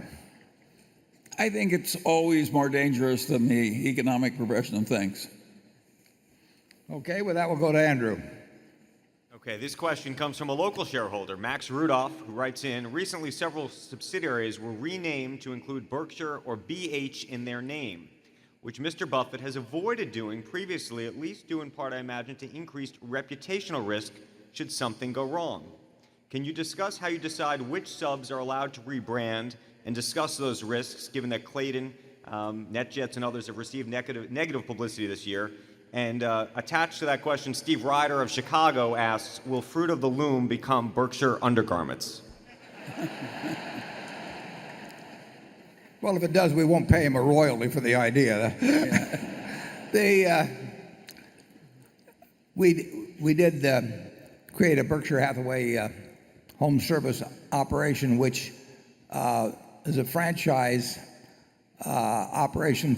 We bought 2/3 of the Prudential franchise operation a couple of years ago, and we have a contract where we can buy we'll buy the remaining third in another couple of years. And so we were going to lose the rights to Prudential over time. And Greg Abel asked me about using Berkshire Hathaway, and I told him that they could use it, but that if I started hearing of any abuses of it or anything of the sort, we would yank it. And that maybe that would be a useful tool in making sure that people behaved like we wanted them to. And so far that's worked out fine. We've had no idea that we wanted to take Berkshire Hathaway into becoming a household name and that would create extra value. But we were going to rename a large franchising operation, and like I say, as long as the name does not get abused, that'll be fine. And the Van Tile Auto, we're calling that the Berkshire Hathaway Automotive Group. Certain of the dealers will have the right to use that as a tagline, and others won't. And again, if there's problems connected with it, we'll change it. But in a sense, that isn't bad. If there are going to be problems, I just soon hear about them. And if I hear about them, because the name is Berkshire Hathaway, it may mean that I get on top of them faster than I would otherwise. We have a good many of our companies at the bottom of their letterhead or something of the sort, they say a Berkshire Hathaway company, and that's fine. But we do not anticipate that we're going to turn it into some huge asset by branding a bunch of products that way. Charlie? Well, we'd be crazy to try and sell Berkshire Hathaway peanut brittle instead of C's. Those old brand names are worth a lot of money. Okay, Greg? This question is on the energy business. During last year's meeting, we touched briefly on the topic of distributed generation, a method of generating electricity on a small scale at the point of consumption from renewable and non-renewable energy sources. Much of this has come around the last several years due to the growth of renewable energy sources like solar and wind. Up until now, though, it has been difficult, if not cost prohibitive, for self-generators to store this energy. Now that Elon Musk has joined the fray this week with his idea of batteries for the home for his new Tesla energy initiative, which could lead the way for larger systems for business use, and realizing that disruptive technologies can at times upend an industry's business model and competitive positioning, how long do you believe it will be before distributed generation becomes a meaningful threat to your utilities, especially if power can be stored more easily at the end user's place of business or home? Well, you put your finger on storage being the key. And Charlie follows storage a good bit more than I do, and maybe I'll have Greg Abel talk about it. But obviously, distributed energy is something we've pay a lot of attention to. One of the probably the best defense is to have very low cost energy, and Mid-American's done a terrific job in that respect. And the figures in terms of people who have adopted solar in our territories are just minuscule, and to stay that way. But huge improvements in storage would make a difference in a lot of ways. And Charlie, what are your thoughts on that? Well, obviously we're going to use a lot more renewable energy because the fossil fuels aren't going to last forever. And obviously Berkshire is very aggressive and very well located in terms of this development. You know, I grew up here in this part of the world, and to have 20% of the power of Berkshire Utilities in Iowa coming from the wind, I regard as a huge stunt. And it's, of course, very desirable in a windy place like Iowa, where the farmers like the extra income, to be getting a lot of power out of the wind. And, of course, we're going to have a lot better storage. And the technology has been improving And it's not a threat, it's a huge benefit to humanity, and I think it'll be a huge benefit to Berkshire. I mean, everything is working for us. I love owning Mid-American in an era when we're going to have more storage, more wind, more solar, more grid. And I think we're so lucky. What the hell would we do as the fossil fuels run down if we didn't have the sun to use indirectly in these forms? And of course, there's going to be a lot more storage, and of course there'll be some disruption in the utility industry, but there'll be more opportunity, I think, than disruption. Just in the last week, we've announced we're already the leader, and we've announced 2 different projects, one in Nebraska. I think it's 400 megawatts in Nebraska. That'll be the first time we've had a wind farm here. And then we just got approval in the last couple of days for, I think, $1.5 billion worth more of wind in Iowa. And I think Charlie mentioned 20%, but if Greg Abel could take the microphone, I think it's a lot greater percentage than that now. It's a moving target, so I may not have kept Charlie posted on the number, but Greg, would you bring people up to date on what percent we will be in Iowa when the present projects are completed, and also what has happened in Nevada and a few places like that? Greg? So love to provide an update. Actually, as it's been touched on, we announced our 10th project in Iowa.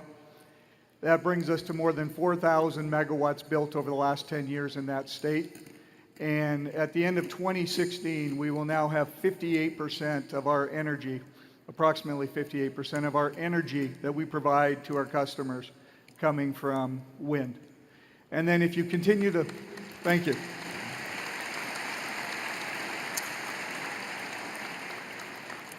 And then if you continue to look at our other utilities and our unregulated businesses, Warren, you've touched on this in the past, we now have more than $18 billion committed to renewable assets across our different utilities. And if you look at NV Energy, our Nevada utility, for example, we've committed to retire 76% of their coal by 2019, and a large portion of that will be replaced with renewable energy. So clearly a continued commitment to that. Greg, in our utility business, do you think we have more disruption to fear or more opportunity to love? Yeah, distributed generation and solar bring great opportunities for all of our different utilities, and we'll embrace it. The answer is you couldn't be luckier, is what I'm telling you. One thing that has helped in this respect is that wind and solar, the development of wind and solar at present are dependent on tax credits. In other words, the federal government's made a decision that the market system would not produce solar or wind under today's economics, but it has an interest as a society in developing it, so they have established a credit. I think it's electric is 1.9 cents a kilowatt for 10 years. And because Berkshire Hathaway Energy is part of the consolidated tax return of Berkshire Hathaway Incorporated, it has been able to invest far more money than it would make sense to invest on a standalone basis. Among electric utilities in the United States, there's really no one situated as well as Mid-American Energy is, because it's part of this consolidated tax return, to really put its foot to the floor in terms of developing wind and solar. So it's become the biggest developer by far among the utility industry, and I think it's very likely to continue to be, simply because most utilities really don't pay that much income tax, and therefore they're sort of limited in how far they can push development of wind and solar. Okay, station 6. Hello, I'm Leonid Sagalovsky. I'm from Chicago, Illinois, and Berkeley, California. I'd like to thank you for giving me the opportunity to ask this question. This is my first meeting. I tend to attend once every 50 years. And also for your essay on, both of your essays on the past, present, and future of Berkshire. As we reflect on the last 50 years, I'd like to ask you this question. What was your most memorable failure, and how did you deal with it? Thank you. Yeah. Well, we've discussed Dexter many times in the annual report, where back in the mid-1990s, I looked at a shoe business in Dexter, Maine, and decided to pay $400 or so million for something that was destined to go to zero in a few years. And I didn't figure that out. And then on top of that, I gave the purchase price in stock, and I guess that stock would be worth, I don't know, maybe 6 or 7 billion now. It makes me feel better when the stock goes down because the stupidity gets reduced. Nobody misled me on that in any way. I just looked at it and came up with the wrong answer. But I would say almost any time we've issued shares, it's been a mistake. Wouldn't you say that, Charlie? Of course. Yeah. We don't do it much anymore. No. We probably could have pushed harder, particularly in the earlier years. We've always been, well, we've had all of our own net worth in the company. We've had all our family's net worth, and we've had all these friends that came out of our partnership, many of whom put half or more of their net worth with us. And so we've been very, very, very cautious in what we've done. And there probably were times when we could have stretched a little and pulled off something quite large that we made a mistake looking back. But I wouldn't want to take a 1% chance, of wiping out my Aunt Katie's net worth or something. It's just not something in life that I could live with. So I would rather be, 100 times too cautious than 1% too incautious, and that will continue as long as I'm around. But people looking at our past would say that we missed some big opportunities that we understood and could have swung if we'd wanted to go out and borrow more money. Charlie? Well, it's obviously true. If we had used the leverage that a lot of successful operators did, Berkshire would be a lot bigger. A lot bigger. A lot bigger. But we would have been sweating at night. It's crazy to sweat at night. Over financial things. Over financial things, yes.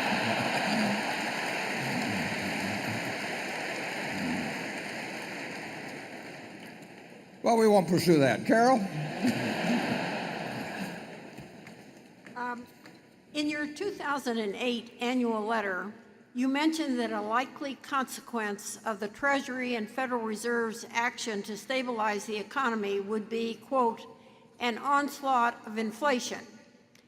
Now that we are presumably nearing the time when the Federal Reserve will begin raising interest rates, could you share your thoughts regarding both the likelihood of accompanying high inflation and the consequences that might follow?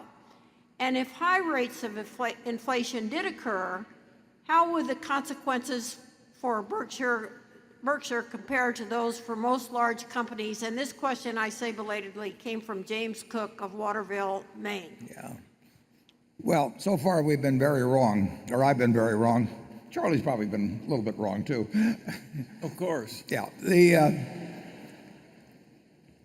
No, I would not have predicted that you could have 5 or 6 years of close to zero rates and now get negative rates in Europe and run fairly large deficit, although the current deficit is not that large. I mean, the country could sustain on average 2 or 2.5% deficits forever and not increase the ratio of debt to GDP. So the word deficit is not a dirty word, but very large deficits and sort of uncontrollable are scary. But we've taken Federal Reserve balance sheet up from $1 trillion to over $4 trillion, and we've done a lot of things that weren't in my Economics 101 course, and so far nothing bad has happened except for the fact that people who saved and kept money in short-term savings instruments have just totally gotten killed in terms of their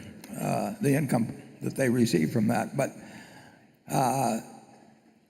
it's still hard for me to see how, if you toss money from helicopters, that eventually you don't have inflation. Certainly if the money supply grows faster and faster relative to the output of goods and services, something like that is supposed to happen. But I've been surprised by what's happened. When Poland issues bonds at a negative interest rates, I did not have that on my list of forecasts a few years ago. And so I think we're operating in a world that Charlie and I don't understand very well, and to the second part of the question, I think Berkshire, in almost any kind of environment, will do better than most big companies. I mean, we are prepared for anything. We'll always be prepared for anything. And if we see really unusual opportunities, we're also prepared to act. And that gives us a real advantage over most big companies. We don't count on anybody else. We're sitting with over $60 billion right now. I'd rather be sitting with $20 billion and have made a great $40 billion acquisition.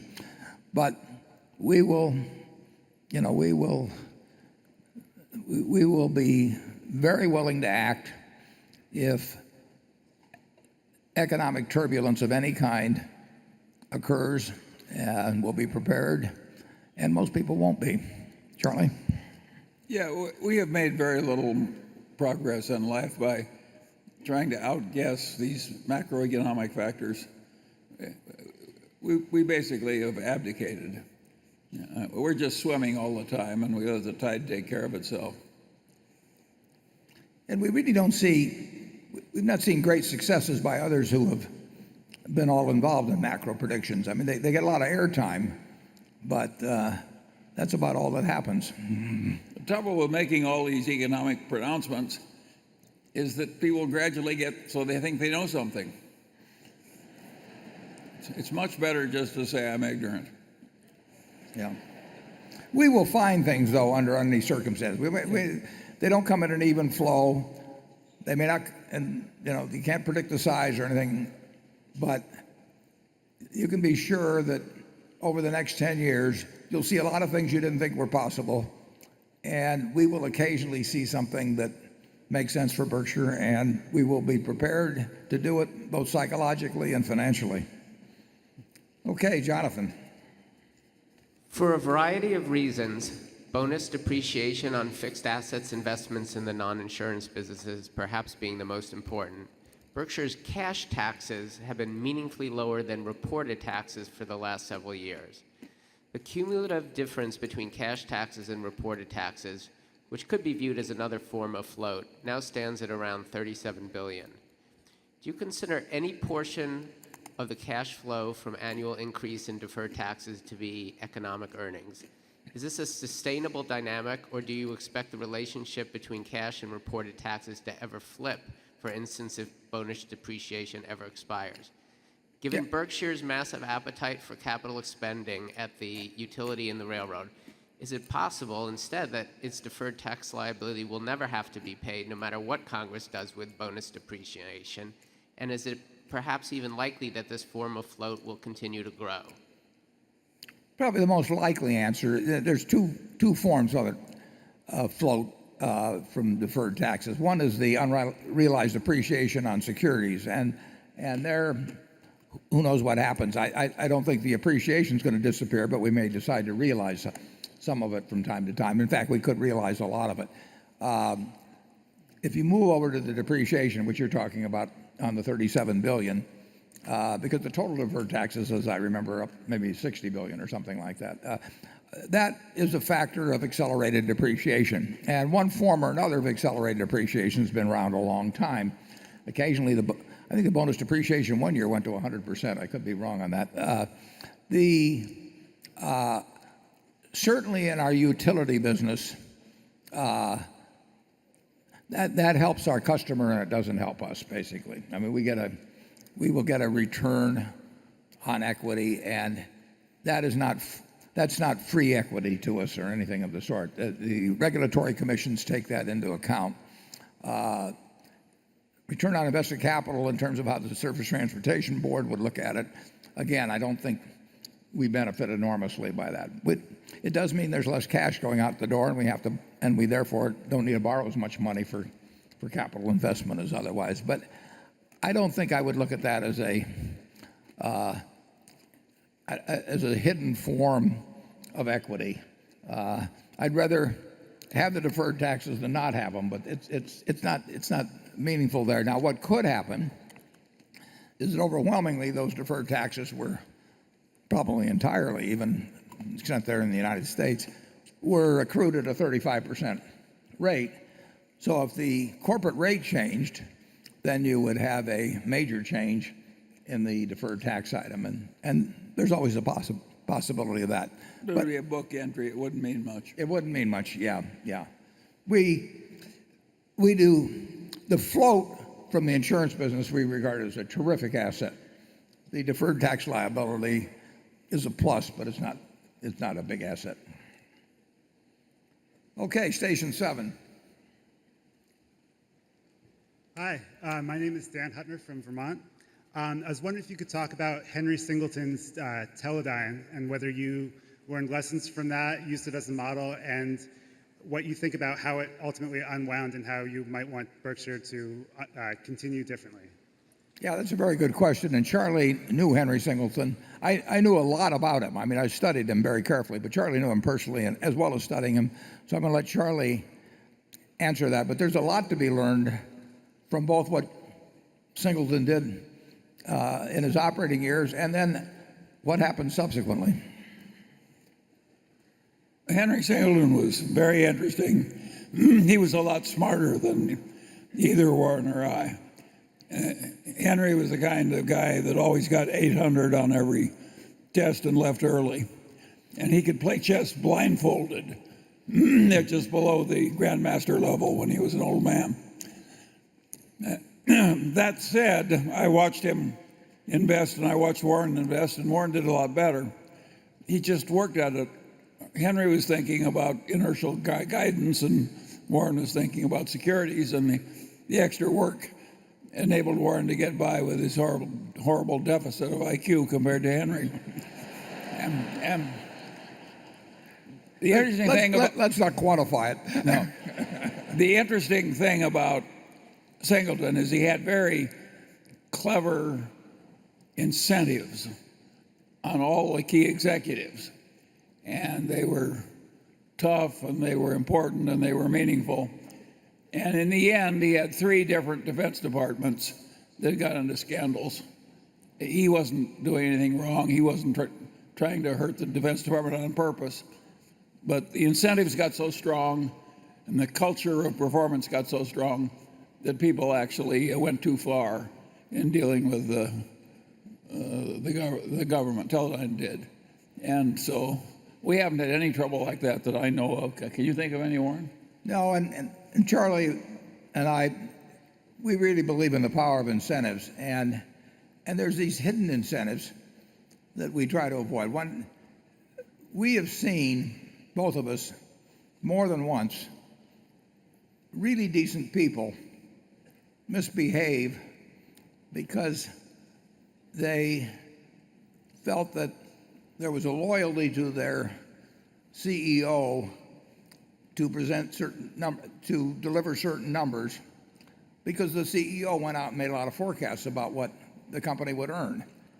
And if you go and say, if I were to say that Berkshire is going to earn X per share next year, and we have a bunch of executives in the insurance business that set loss reserves and do all kinds of things, or companies in other areas that can load up channels at the end of quarters, at the end of years.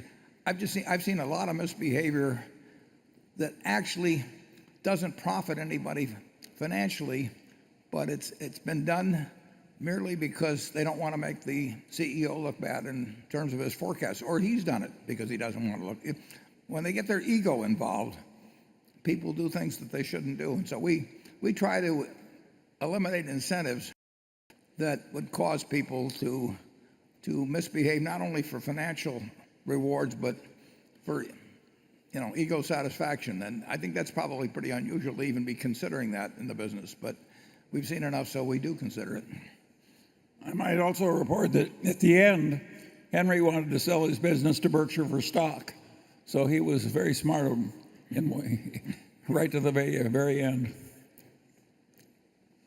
We had a case at National. It's interesting. You really have to understand, should understand human behavior, and if you're going to run a business, because when National Indemnity, we're going back to the late 1960s, Jack Ringwalt was a marvelous man. He ran it, and he had another marvelous man who worked for him as his tennis partner, and that fellow was in charge of claims.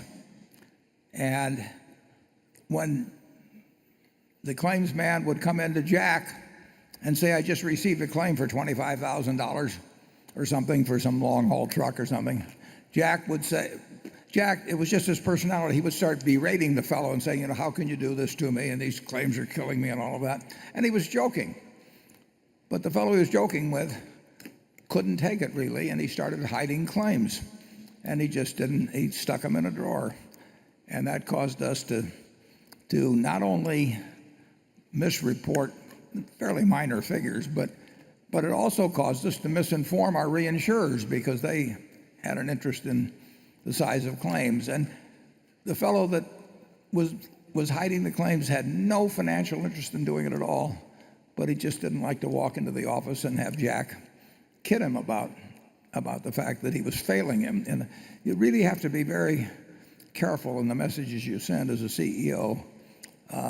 And if you tell your managers you never wanted to disappoint Wall Street and you want to report X per share, you may find that they start fudging figures to protect your predictions. And we try to avoid all that kind of behavior at Berkshire. We've just seen too much trouble with it.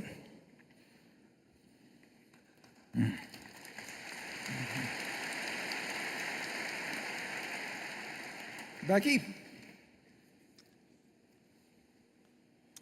This question comes from Anthony Starachi in Lincoln, Nebraska. He says, if government regulators deem Berkshire Hathaway's reinsurance business too big to fail, how would government regulation of the reinsurance business affect Berkshire Hathaway? Yeah, the question, there's two essentially regulatory aspects to it. One is there's a European, and I hope I'm describing this right, I may be wrong a little bit on some technicality. There's a European group that is looking at insurers generally and has designated, I believe, 9 or so insurance companies as, I'm not sure what they call them, but they deserve special attention, I'll put it that way. There's a technical name for it. The one that's more relevant in the United States is the Financial Stability Oversight Committee, I believe they call it, which designates so-called SIFIs, systemically important financial institutions. And large banks are in that category. And then the question is what non-banks are in it. And they designated General Electric and Prudential and recently Metropolitan, and Metropolitan is fighting the designation.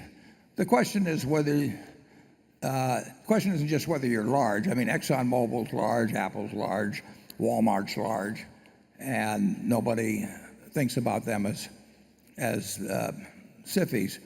The definition on a non-bank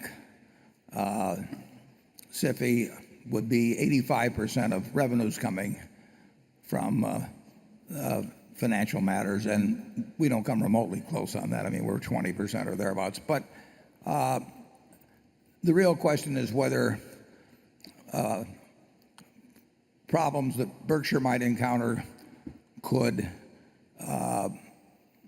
destabilize the financial system in the country. And we have not been approached. Nobody's ever called me. They spent a year with Metropolitan even before they designated him. So we have no reason in logic or in terms of what we've heard to think that Berkshire would be designated as a SIFI. I mean, during the last time of trouble, we were about the only party that was supplying help to the financial system, and we will always conduct ourselves in a way where the problems of others can't hurt us in any significant way. And I think we're almost unique among financial institutions in the layers of safety that we've built into our system in terms of both cash and operating methods and everything else. So it's a moot question. The law exists. We haven't been approached about it, as I mentioned.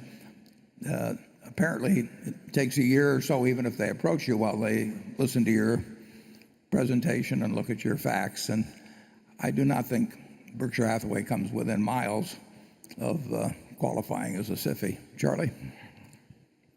I think that's true, but I think that generally speaking, there is still too much risk in a lot of high finance. And the idea that Dodd-Frank has removed it all permanently is nonsense. And people like hanging on to it. You know, trading derivatives as a principle, if you're shrewd, is a lot like running a bucket shop in the 20s or a gambling parlor in the current era. And you have a gambling parlor that you have a proprietary edge in, and you say it's sharing risk and helping the economy and so forth. And that's mostly nonsense. The people are doing it because they like making money with their gambling parlor, and they like favorable labels instead of unfavorable labels. So I think there's still danger in the financial system.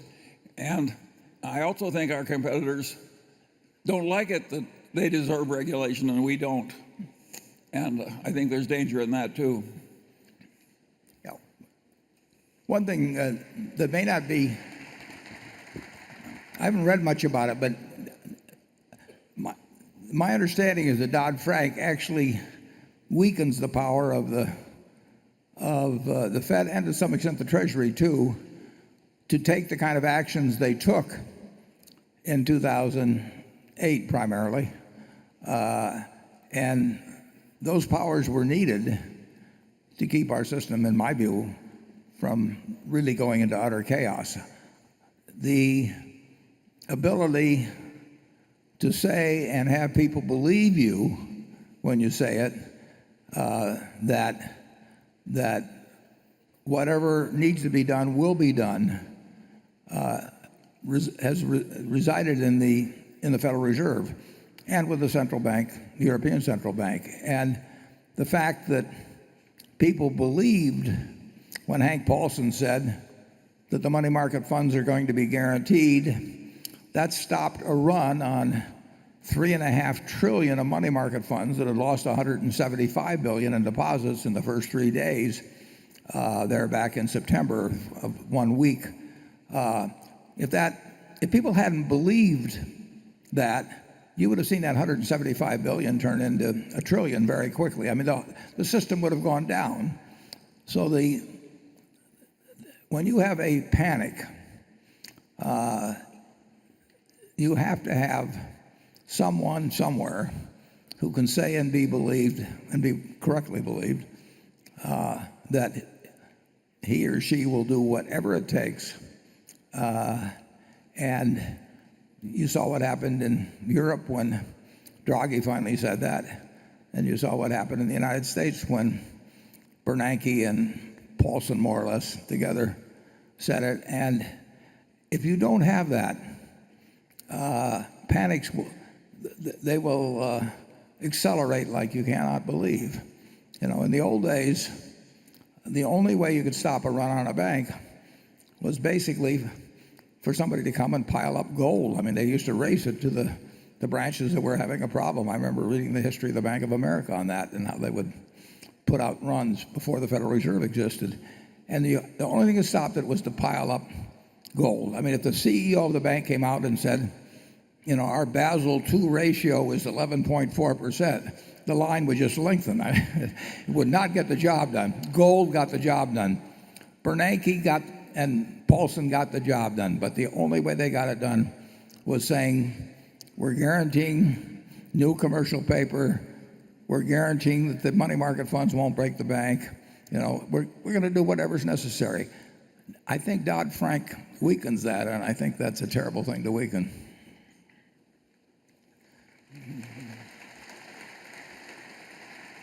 Okay, Gary? You have started a direct workers' comp operation online, bhdwc.com. It looks a little bit like you're Geicoizing some of the commercial lines.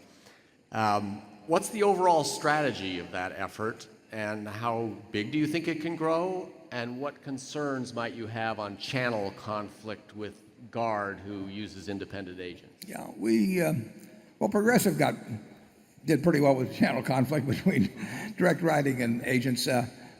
We will find out what the consumer wants, but we are experimenting with online workers' comp. As you can tell, we've done pretty well with online direct auto over the years. We'll find out. I don't think the channel conflict is a big problem for us. It might be a bigger problem for some other companies, but I don't think that's a big problem. And it's a trickier thing.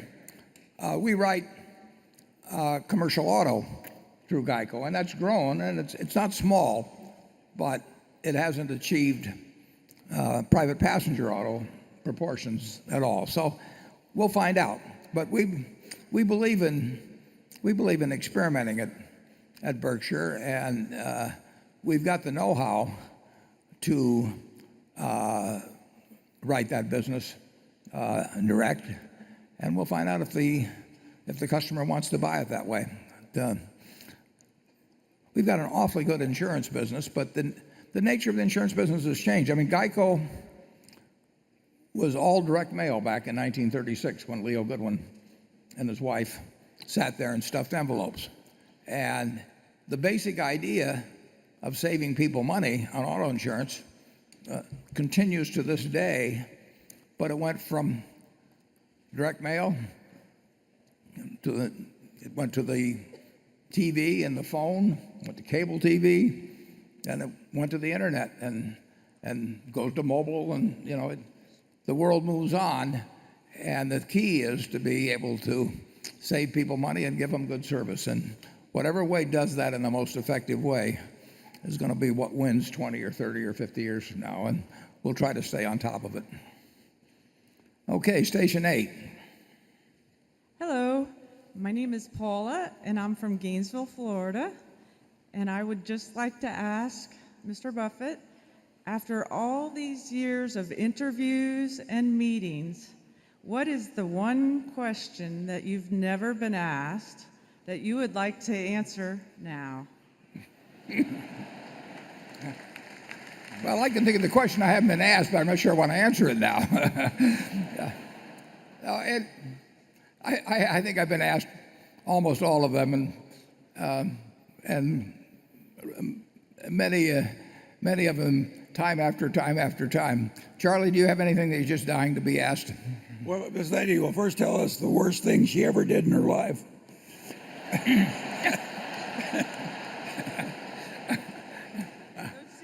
Paulo, I wish we could help you. If you got another question you'd like to throw at us? Yeah. I could ask you another question. Good. Can I buy you lunch? I think she's talking to you, Charlie. He always wins. Well, you saw him in the movie. He always gets the girl. Yeah, I'm so heavily involved with those girls in the movie that I just don't have room on my list. Thank you, Paula. Yeah. Okay, Andrew.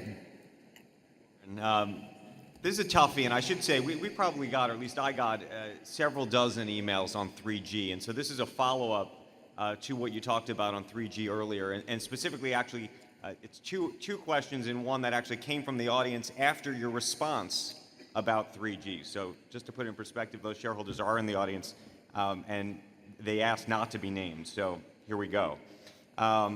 This shareholder writes, I intend no disrespect to 3G's money-making abilities, and as a Berkshire shareholder, like the partnership very much. However, you took more than a decade to shut down the Berkshire mills. You take great pride in letting Berkshire's managers run their companies for you, and as Charlie says, almost to the point of abdication. And that approach has made Berkshire a very attractive home for companies. You even bought newspaper groups in the face of the internet tidal wave and acknowledged they didn't have the same investment characteristics of other Berkshire businesses. Are you actually saying 3G's management method is congruent with yours? Asked another way, if 3G ran Berkshire, would there not be significant layoffs and consolidation among the companies and an intense focus on short-term profits? No, I think there would be some companies they make changes in, but I would say that Geico, for example, 33,000 employees or whatever the number is run just as efficiently as 3G would run it. I would say our home office with 25 people, we could have a home office with 500 people. We could have floors devoted to strategy and floors devoted to human resources and comparing the salaries of everybody at all our different companies and so on. If they walked into that situation, they'd cut it back. I don't know whether they get it down to the 25 we have, but we do not believe in having extra people around. At our newspapers, unfortunately, they have had to cut back as revenue has kept shrinking. And the idea that you run a fat operation just because you're making a lot of money is, we cut back in our textile business. I closed the Wambeck mill considerably before we closed the Berkshire mills. It only when it became apparent that it was just hopeless, we gave up on it. But in the meantime, every time at Berkshire, I had a drawer full of proposals that said if we put in this kind of a loom, we'll be able to get rid of 8 people. And we put in the loom. I mean, we were trying to reduce our labor complement all the time because we were in competition with people that were doing the same thing. So I don't think there's anything, and we do have some businesses that probably have more people than we need, and I don't do something about it. But I don't encourage it in any way, and most of our managers don't operate that way. And it's true if 3G were running our operations, they would get more active at that than I will. But that doesn't mean that I endorse it. It just means that I basically tolerate it, where I've got a manager that I think, well, I think better of the 3G method of operation than I do of our operators where they really have excess people in it. We've got very few of those, but we do have a few. So I would never advocate running a business at a loss where it's going to continue. And you'll see that in our economic principles. It's been in the back of the book, back of the annual report for 30 years or so. And the same goes for having excess people around. And I think you'll see our attitude toward excess people best expressed in our office here that has 25 people, and Charlie's office in Los Angeles that has 2, counting him. I'd say we got 2/3 of one.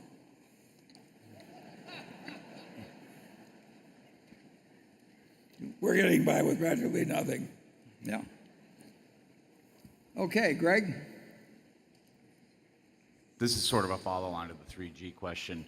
When we look at the body of work that the firm has put together in the consumer staples universe, Anheuser-Busch InBev, Burger King, Tim Hortons, and now Kraft Heinz, one gets the sense that they view the average consumer staples firm as being undermanaged with the potential for substantially greater levels of profitability.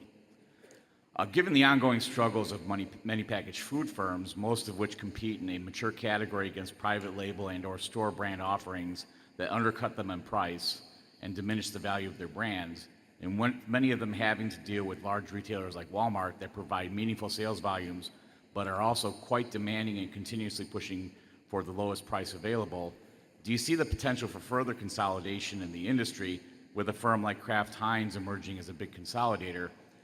Or do you feel that Nestle's more recent squawking about the deal and 3G Capital's reputation as being a bit heavy-handed with cost-cutting being enough to keep further consolidation at bay? Well, there will be deals in the future. I mean, they're bound to be. But the strong brands, just look at the ones that General Foods had in the 1980s and the ones that Kraft has now that come from that same company. And I mean, Coca-Cola sold more cases of beverages last year than any year in their history, and they'll sell more this year. I mean, it's a strong brand is really potent stuff. I mean, take Heinz ketchup or something of the sort. It's 60% brand share in the United States, but it's much higher in many other countries. So you'll always have the fight between the retailer and the brand. And the retailer is going to use all the pressure they've got, and therefore the brand has to stand for something in the consumer's mind, because in the end, the retailer may want to shift to a house brand, private label, private labels have been around forever in the soft drink field. I mean, I can remember when I was looking at Cott Beverage and all of those and thinking, what will it do to us? I remember when Sam Walton sent me the first six-pack. He told me it was the first six-pack of Sam's Cola 20 years ago. And believe me, Walmart has plenty of power, but so does Coca-Cola. And the brand, you've got to nourish them. You've got to take very, very, very good care of them. They have to stand for the promise that's in people's mind about them. But a lot of people have tried to, I don't know how many dozens or maybe hundreds of cola beverages there have been over the years. RC Cola, they came up with the first diet product back in the early 60s. And that looked like a big maneuver. Wilkinson came up with the blade back in the 60s after Gillette. But Gillette ends up with 70% by dollar value worldwide of razor blades after 100 years. So you've got to protect a brand. You've got to enhance it in every way. You've got to get a promise in people's minds that gets delivered that way. But that's the question Charlie and I faced in 1972 when we looked at See's. See's was selling for $1.95 a pound. Russell Stover was selling a little cheaper. And you had to decide how much damage could a Russell Stover do if they came after See's and they copied our shops and all that sort of thing. If you protect a brand, if you got a terrific brand and you protect it, it's a fabulous asset. But you'll always have trouble dealing with Costco and Walmart and the rest of the guys, Kroger, you name it. They're tough too. But the great brands will survive and the great retailers will do well. Charlie? Well, we've almost exhausted this topic. There's no question about the fact that waves of layoffs frighten people. A job is a very important part of a person's life, and it's no small thing to lose it. So, but on the other hand, I don't think what would our country be if we'd kept everybody on the farm? All this prosperous group would be pitching hay and milking cows at 4 a.m. No, we need our businesses to be right-sized. Station 9. Better have some fudge, Charlie. Yeah. Very exciting. Yeah, what? Very exciting to see my superstars here. I'm Leo, a value investor from China and a loyal fan of you and Charlie. Many Chinese investors feel all kinds of performance pressure, question, and even laughing at value investing. Many also believe that value investing does not apply to China, where the stock market just doubled over the last 6 months. I would like to ask Mr. Buffett, do you think value investment can be widely applied in all markets or just for mature markets, just as the ones in the United States? Do you have any suggestions for value investors to hold against pressure and to be much happy? Thank you. Okay, I'm not sure I got all of it, but Charlie will help me. I certainly think investment principles do not stop at borders. So if I were investing in China or any place else, India, UK, Germany, I would apply exactly the same sort of principles that I learned from the intelligent investor. I would think of stocks as a small piece of a business. I would think of investment fluctuations being there to benefit me rather than to hurt me. And I would try to focus my attention on businesses that where I thought I understood the competitive advantage they had and what they would look like in 5 or 10 years. So I don't think I would change the principles at all. I'm not sure I got all of the question. Maybe Charlie can elaborate on the rest. Well, the Chinese have a history of being very entrepreneurial and of gambling very heavily when they have the opportunity. And it has created great volatility in the Chinese stock markets. And when things get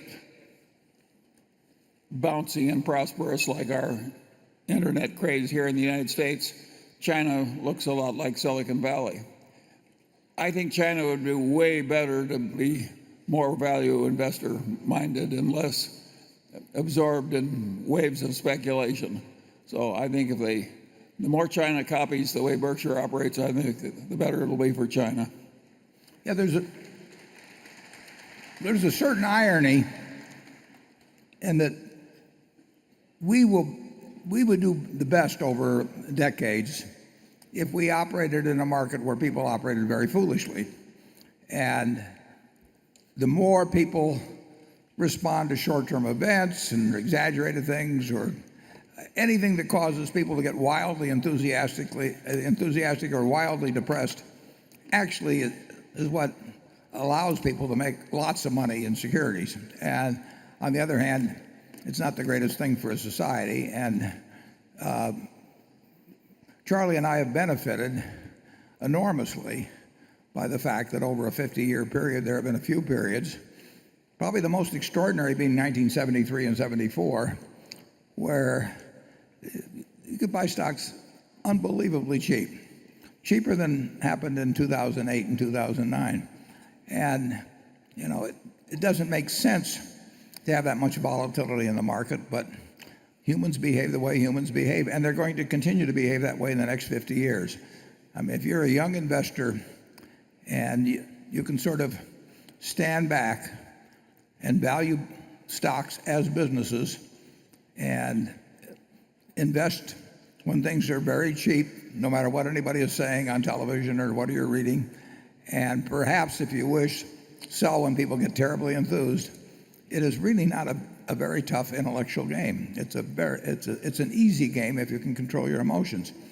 And as Charlie says, that he thinks we've talked about a little bit that the Chinese market may be more. There may be more speculative influences in it, even than in the United States, because it's a relatively new development and it may lend itself to greater extremes, and that should produce great opportunities. Charlie? Yeah, but there are great opportunities for excess and nasty contractions after unnatural booms and so on. I think China is wise to dampen the speculative booms, and I think the Chinese. I don't think the value investing will ever go out of style. Who in the hell doesn't want value when you buy something? How can there be anything else that makes any sense except value investing? It never gets that popular, though. People are looking for an easier way, yeah. And that's a mistake. It looks easier, but in fact it's harder. And there's a lot of misery to be obtained by misusing stocks. Yeah, nobody buys a farm to make a lot of money next week or next month, or they buy it, an apartment house. They buy it based on what they think the long-term future is, and if they make a reasoned calculation of that and the purchase price looks attractive, they buy it, and then they don't get a quote on it every day or every week or every month or even every year. And that's probably a better way to look at stocks. Carol? Mr. Buffett, you have expressed your optimism about the future of America many times and have often made the point that the U.S. simply has a superior economic system. But my question, and this is from Christopher Gotcho of New York City, my question concerns the risk of chemical, nuclear, biological, and cybersecurity problems, and the audience should reflect on the initial letters of those words when I tell you that Mr. Buffett has sometimes dubbed that CNBC. Sorry, Becky. Well, I just do that to tease people, but Now, wait a minute. One more. How do these threats affect your outlook? Well, they are the great threat to the United States. We have and will have a wonderful economic system. You know, your children are going to live better than you do, and your grandchildren are going to live better than they do. And that is there are fits and starts and ups and downs, but just go outside, or as you fly home, just imagine what your flying over looked like in 1776, and everything since then is profit. I mean, the farms are incredibly more productive, the cities have grown. It's all here, you know, and that's all come from unleashing the energies and brains of the American people in a system that has worked quite well despite all the deficiencies that we talk about all the time. So that hasn't been lost at all. And you know, people get upset because we're having 2% growth. Well, 2% growth with 1% population growth means 20% gain in a generation. And 20% on 54,000 of GDP per capita is another 10,000 of GDP per capita coming in the next generation. This country has a wonderful future, but as the questioner pointed out, that can all be nullified by either madmen or rogue states or religious fanatics or sociopaths or whatever it may be who wish to have access to weapons of mass destruction and to nuclear, which is I used to think was the primary one. You know, you can now add biological and chemical and cyber, and there will be an increasing number. There already are a huge number of people that would wish harm, and particularly on the United States, although on others as well.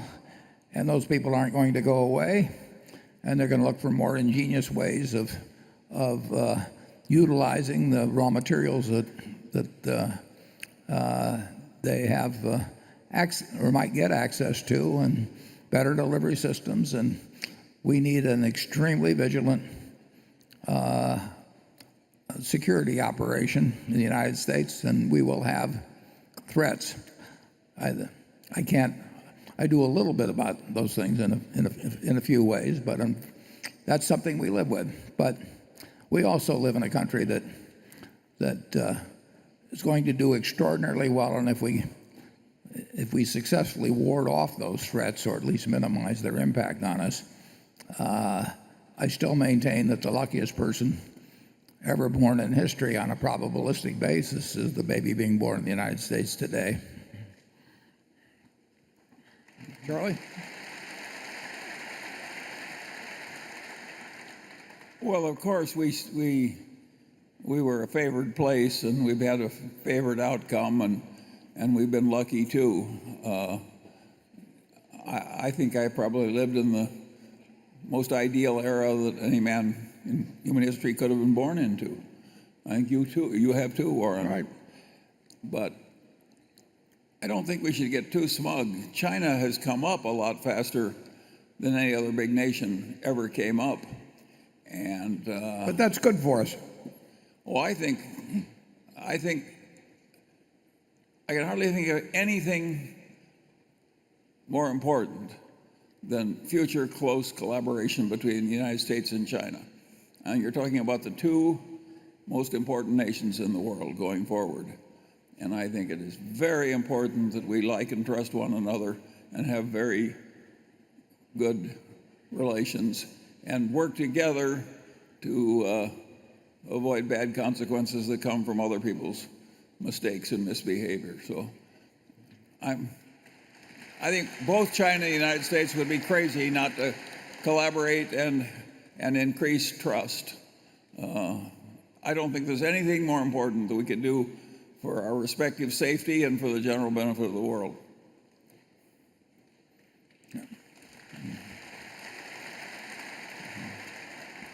If you had your choice, would you rather be being born now with all the qualities you've got, or when you were born?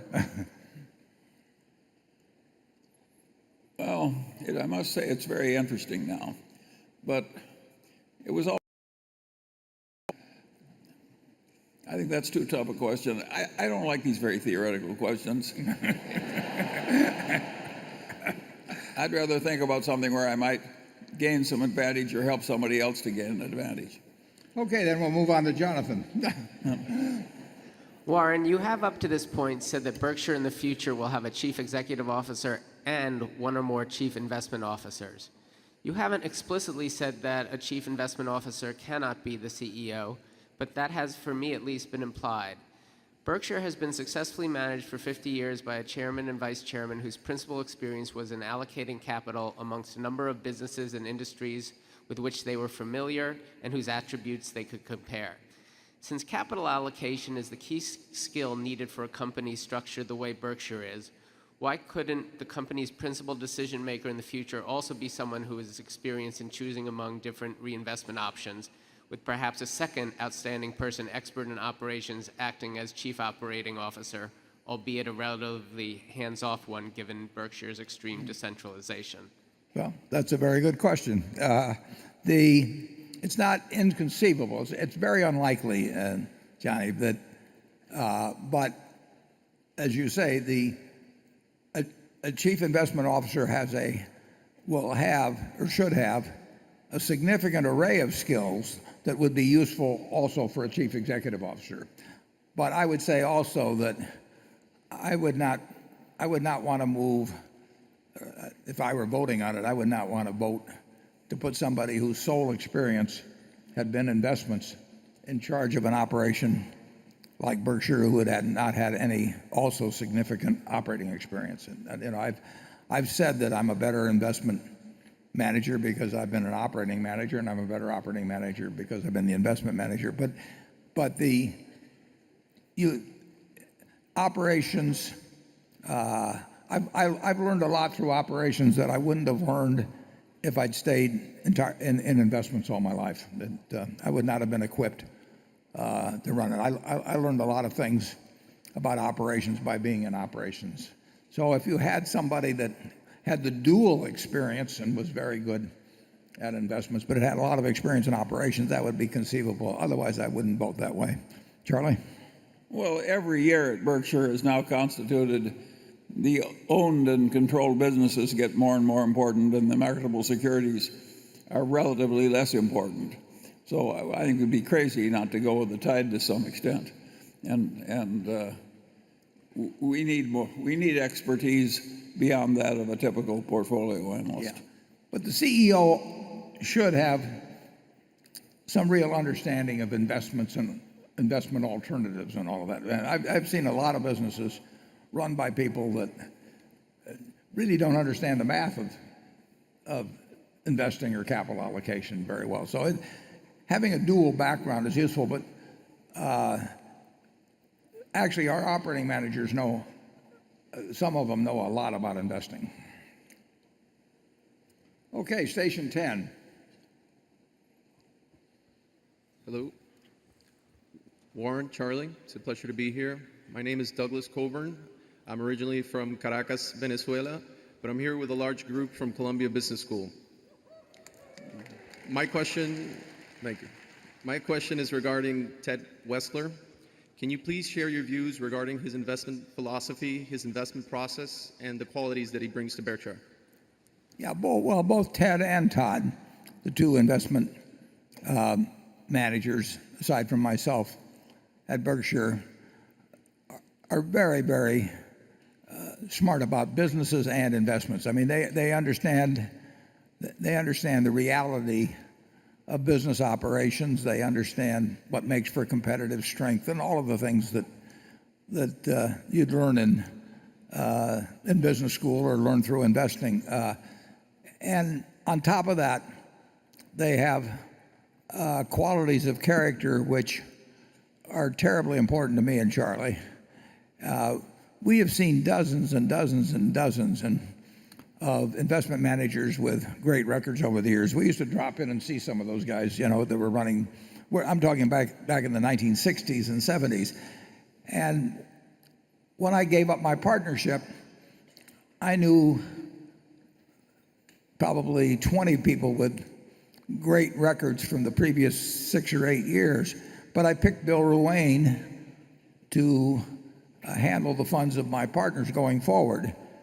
And he set up a fund called Sequoia Fund, and 10,000 put in that fund has become over $4 million now. Well, Bill was a terrific investment manager, but he was a terrific human being.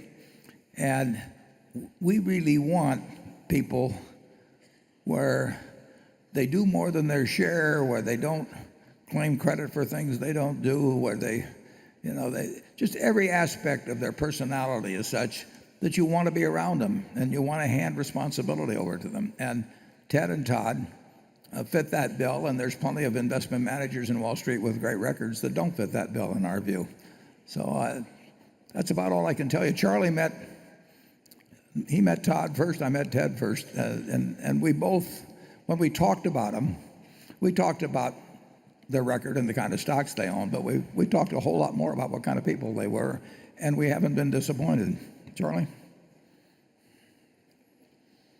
Yeah, I think the whole thing is working pretty well, and I think those people will be constructive around Berkshire for reasons apart from their expertise in handling securities. In fact, they already are. Yeah, they already very well. They have just each one is helped by a business recently. Yeah, and they will help oversee it too, the businesses, and they're smart about business, and they know just they know the right touch to apply in terms of how much they get involved. I mean, Todd worked on charter brokerage. He worked on an acquisition we made from Phillips. Ted just worked on this operation over in Germany. Went over there a couple of times, and he's just smart. He's got good sense. He knows how to deal with people. If a deal is to be made, he'll get it made. And Charlie and I have run into more dysfunctional people with 160 IQs probably than anybody alive. But Solomon gave us a head start on that, as a matter of fact. Wouldn't you say that? We've specialized in it. Yeah.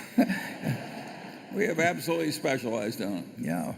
We have seen, take the Solomon. We have seen a group of people whose IQs far surpass those of the people of Berkshire, and we've seen them self-destruct to make money they didn't need when they were already rich. See, that's madness. But a lot of people are just incapable of functioning well day after day, even though they're capable of brilliance from time to time. And we've got very solid people in Ted and Todd. They're very bright, and they identify with Berkshire and not with themselves, and it's a huge factor over time.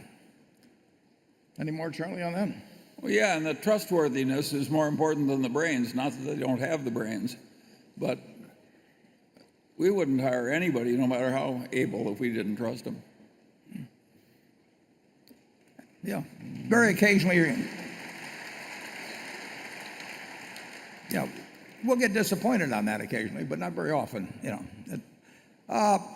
We're approaching noon. We'll come back at 1. I promised 7 years ago I made this bet, which was originally to produce $1 million for the charity of the winner. And another fellow who was in the hedge fund business, I offered this bet to anybody. Only one person took me up on it. And we made this bet where $1 million goes to the winner's charity as to whether a group of 5 hedge funds of funds would beat the S&P Vanguard fund. And my point being that the fees would not be overcome by managerial brilliance, and that the hedge funds would fall short, and the other fellow betting essentially that paying people 2 and 20 and having an override for the fund of funds was was nothing to pay for the brilliance of getting Wall Street to manage your money. And I promised that every year I would report the update. And the first year I fell far behind, but we reported it then. So we'll put that slide up. And as you can see, 7 years into it, it's interesting that just buying Vanguard fund, with nothing but putting the S&P 500 in there, is now given a cumulative return of 63.5%, and the hedge funds are at 19%. The interesting thing is, some of that is underperformance, but the hedge fund managers have done very well during that period. If they were managing $1 billion, for example, at 2 and 20, you get $20 million a year just for coming to the office. The hedge funds haven't done bad. The investors in the hedge funds have paid a very big price. And we originally funded this with zero coupon bonds. We each bought about 350,000 of zero coupon bonds that would be worth 500,000 at the end of the period. We converted it to Berkshire Hathaway stock. So a few years ago, the fellow on the other side of the bet did it with me. And so it now looks like the winner will get appreciably more than $1 million. And if you want to entertain yourself, you can go to long bets on search, just put in long bets, and you'll find this organization out in Washington that sort of acts as the stakeholder, sets the rules for these long bets. And now there's hundreds of them up there, and they're on all kinds of predictions. And you can go there, and if you want to disagree with one of the parties on there, you can make these bets that pay off in 50 years or 25 years. It's kind of an interesting site to visit, and people give their arguments on both sides. And so if you don't have anything better to do with your time, go to long bets, and in the next hour have a lunch, and I'll see you back here at 1 o'clock. Thanks.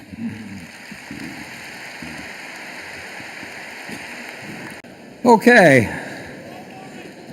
Everybody will settle down. We'll move right along. I want to clear up one thing. My daughter told me that because I had all those slides that were in answer to Carol's first question, that Carol and I had discussed it ahead of time. I will guarantee you that I've discussed no questions with anyone on the panel, and they will tell you the same thing. But I knew I was going to be asked questions about Clayton, so I had prepared the slides. It was an accident. It turned out to be the first question, but it was certain to be in the first few. So Carol Carol in 60 years has never tipped me off on anything, nor have the other panelists, and everything. But I was prepared for the fact that people would be asking questions about Clayton. Okay, let's move right along, and we'll go to Becky. Okay, this is a question. Oops, that's not the question. Hold on. Here it is. This is a question from John Wells right here in Omaha, and he says, you've described inflation as a gigantic corporate tapeworm. Which of Berkshire's businesses are best suited to thrive during a period of high inflation, and why? Which will suffer the most, and why? Yeah, well, the best businesses during inflation are usually the best. They're the businesses that you buy once, and then you don't have to keep making capital investments subsequently. So you do not face the problem of continuous reinvestment involving greater and greater dollars because of inflation. That's one reason real estate in general is good during inflation. If you built your own house 55 years ago like Charlie did, or bought one 55 years ago like I did, it's a one-time outlay. Whereas if you get an inflationary expansion in replacement capital without having to replace yourself. And if you got something that's useful to someone else, it tends to be priced in terms of replacement value over time. So you really get the inflationary kick.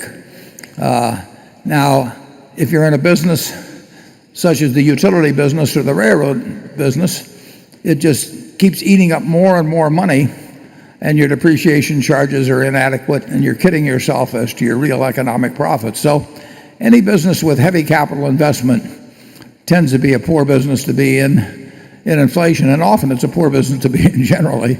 And the business where you buy something once, a brand is a wonderful thing to own during inflation. See's Candy built their brand many years ago. Now we've had to nourish it as we've gone along, but the value of that brand increases during inflation, just as the value of really any strongly branded goods. Gillette bought the entire radio rights to the World Series in 1939. And as I remember, it cost them $100,000, and for that they got to broadcast the Yankees, I think, versus the Reds in 1939. And think of the number of impressions they made on minds in 1939 for $100,000, and they were getting into the minds of young guys like myself. I was 8 or 9, and millions of people, and they did it in those dollars then. And of course, if you were going to go out and try and have a similar impressions on millions of minds now, it costs a fortune, and part of that's due to inflation, part of it's due to other things. But it was a great investment which could be made in 1939 that paid off in terms of selling razors and blades in 1960 and 1970 and 1980 so that's the kind of business you want to own. Charlie? Well, yeah, but if the inflation ever goes completely out of control, you have no idea how it's going to end up. If it weren't for the Weimar inflation, we might never have had Adolf Hitler.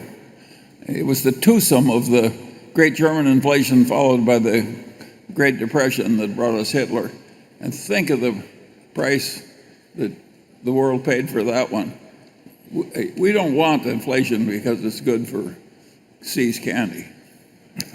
No, I didn't quite realize I was proposing that. I wasn't criticizing it. What's good for See's Candy is good for the United States. Okay, Gary. 3 years ago, you noted that you had looked at a large commercial lines insurance company as a possible acquisition. And now you've started up Berkshire Specialty, which seems to be off to a good start. What are your thoughts on whether that has replaced the idea of taking over or of buying or acquiring a large company, or is Berkshire Specialty doing well enough that you're content with that organic growth? I would say that it's almost certain that I don't want to say 100% certain, but it's almost certain we will not take over a large commercial insurance company. We've got the ideal operation, in my view, in Berkshire Hathaway Specialty. We've got the right people running it. We've got Ajit overseeing it. We've got more capital than any commercial insurance company in the world, so that our security and therefore our policies are really better than anyone else's. So we've got all these things going for us, and if we bought a big operation, we'd have paid a very substantial non-deductible acquisition premium, and this way we've actually made money while we're in the building stage, and I think that it can be a very, very big operation 5 or 10 years from now. So it's almost zero probability that we'll buy somebody else. Charlie? Well, I certainly agree with you. Okay. That's how he keeps his job.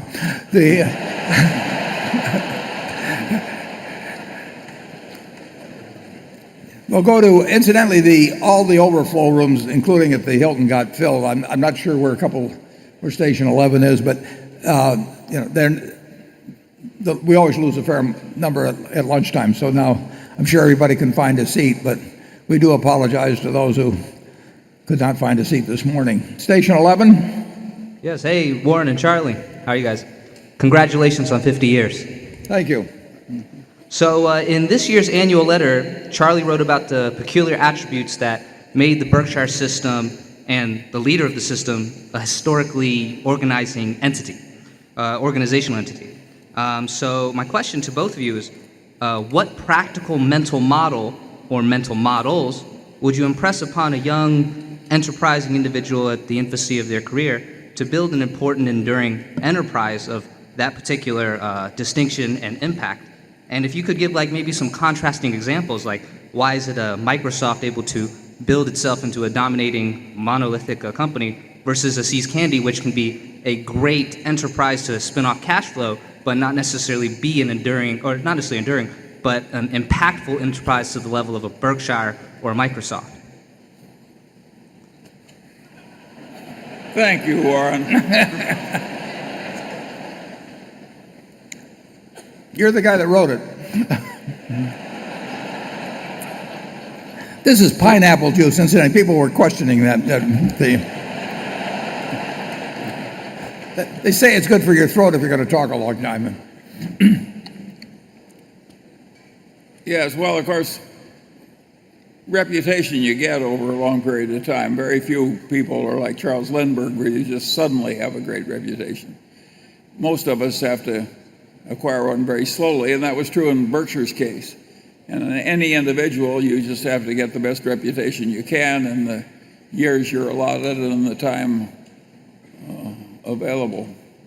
And it may work out well, it may work out poorly, but it's a wise investment. I see all the time opportunities come to people where it's the credibility they've gotten in the past that causes them to have the new opportunity. So I think hardly anything is more important than behaving well as you go through life. And I think we actually try to behave better as we got more prosperous. And I think you'd be crazy if you didn't. So I certainly recommend that you follow those old-fashioned principles. And I don't think there's any way of guaranteeing a total powerhouse brand, nor can, if a result is a 1 in 50 million type result, you're probably not going to get them. Johnny Agnelli of Fiat, back in, I think it was 1988, I was at dinner with him one time, and he said something to me that stuck with me. He said, when you get old, he says, you'll have the reputation you deserve. He said, for a while you can fool people, but he says, when he was talking about himself at the time, but he said, when you get to be my age, he says, whatever reputation you have, it's probably the one you deserve. And I think the same is true of companies. And frankly, it has helped Berkshire a whole lot, that it has gotten a reputation to be a somewhat different sort of company. I mean, I don't think we set out to do that exactly, but it has worked out that way. Andrew?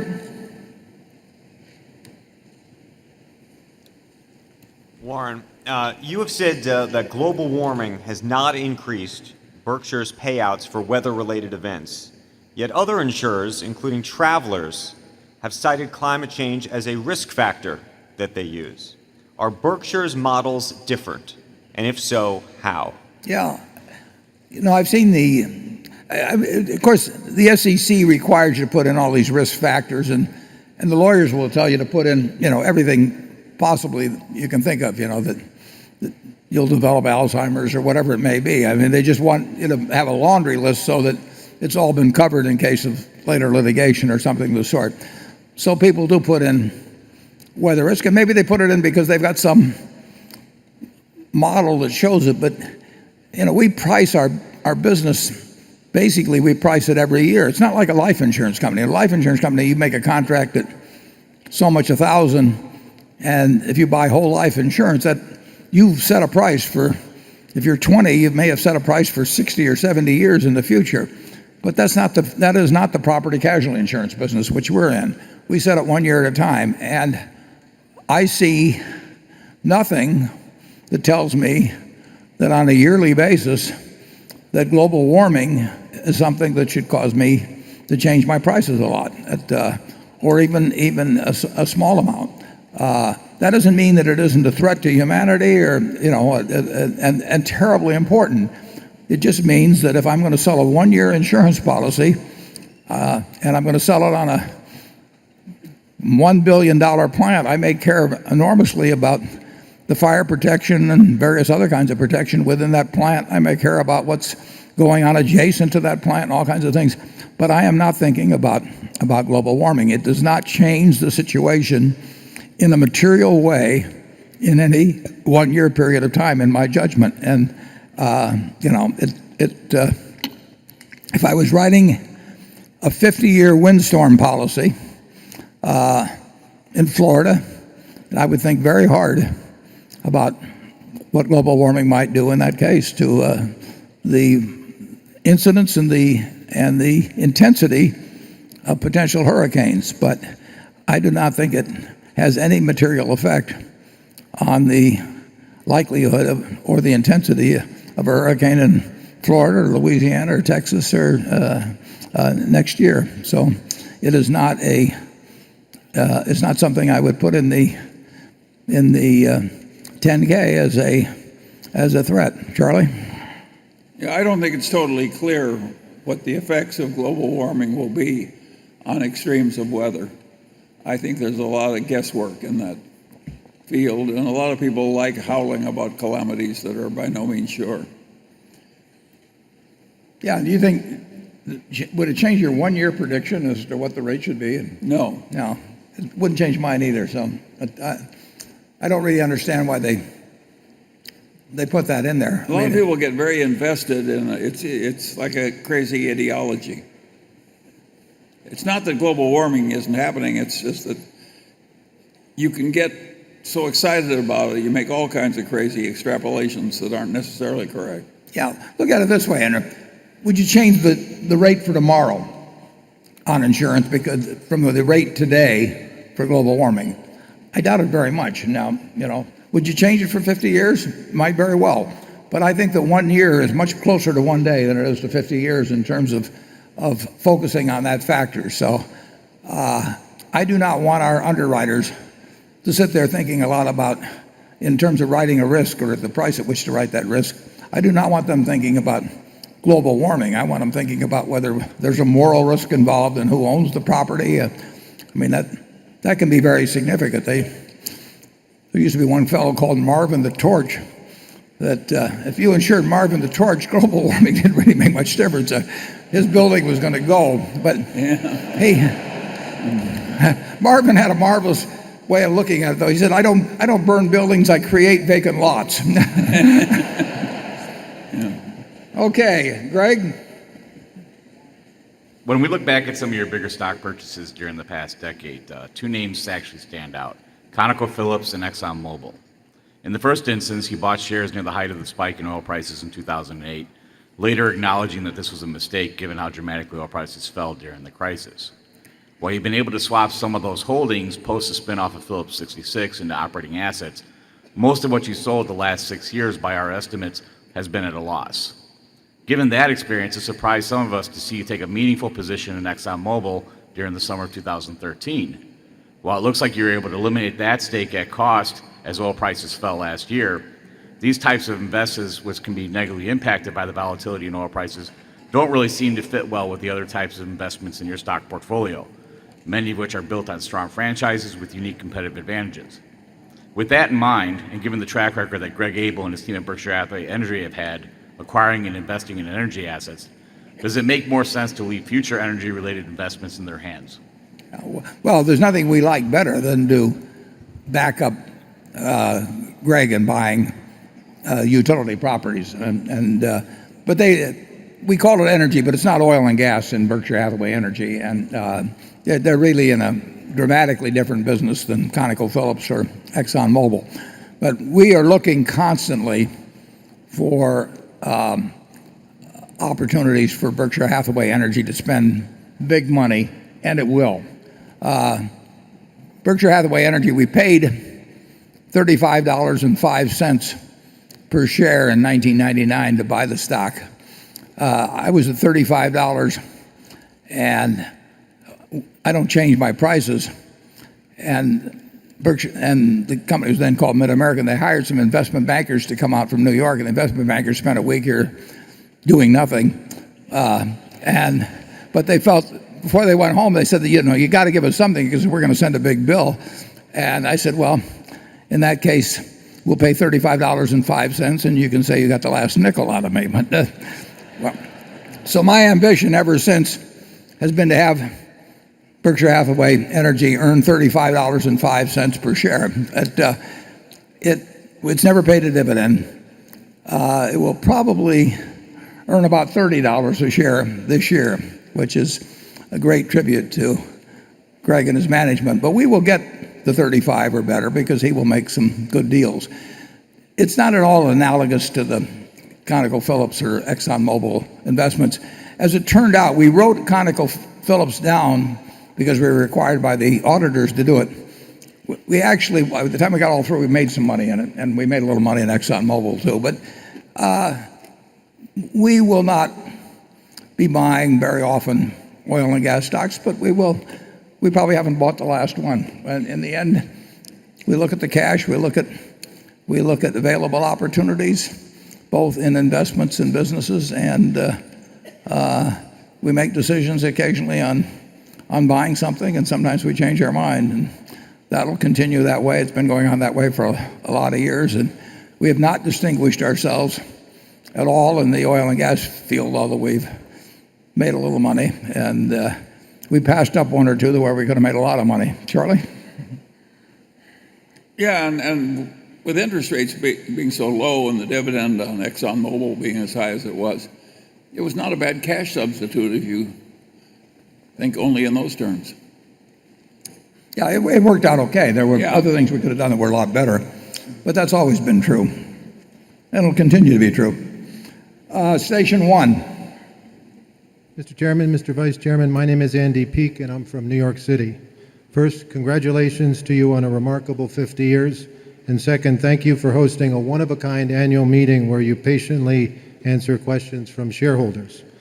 I believe you are both... Thank you. I believe you are two of the most knowledgeable and authoritative people on planet Earth on the U.S. tax code. Our tax code is obviously broken at both the individual and the corporate levels. Today we have 2.1 trillion in offshore corporate cash sitting there, not being brought home. We have the highest corporate tax rates in the world. And for high income earners in the U.S., other than hedge fund managers, in states like New York and California, an all-in rate greater than 50%. What can be done to effect real change to bring about a simpler, more rational tax code? Thank you. Well, it takes 218 members of the House of Representatives and 51 U.S. senators and a president that will sign the bill.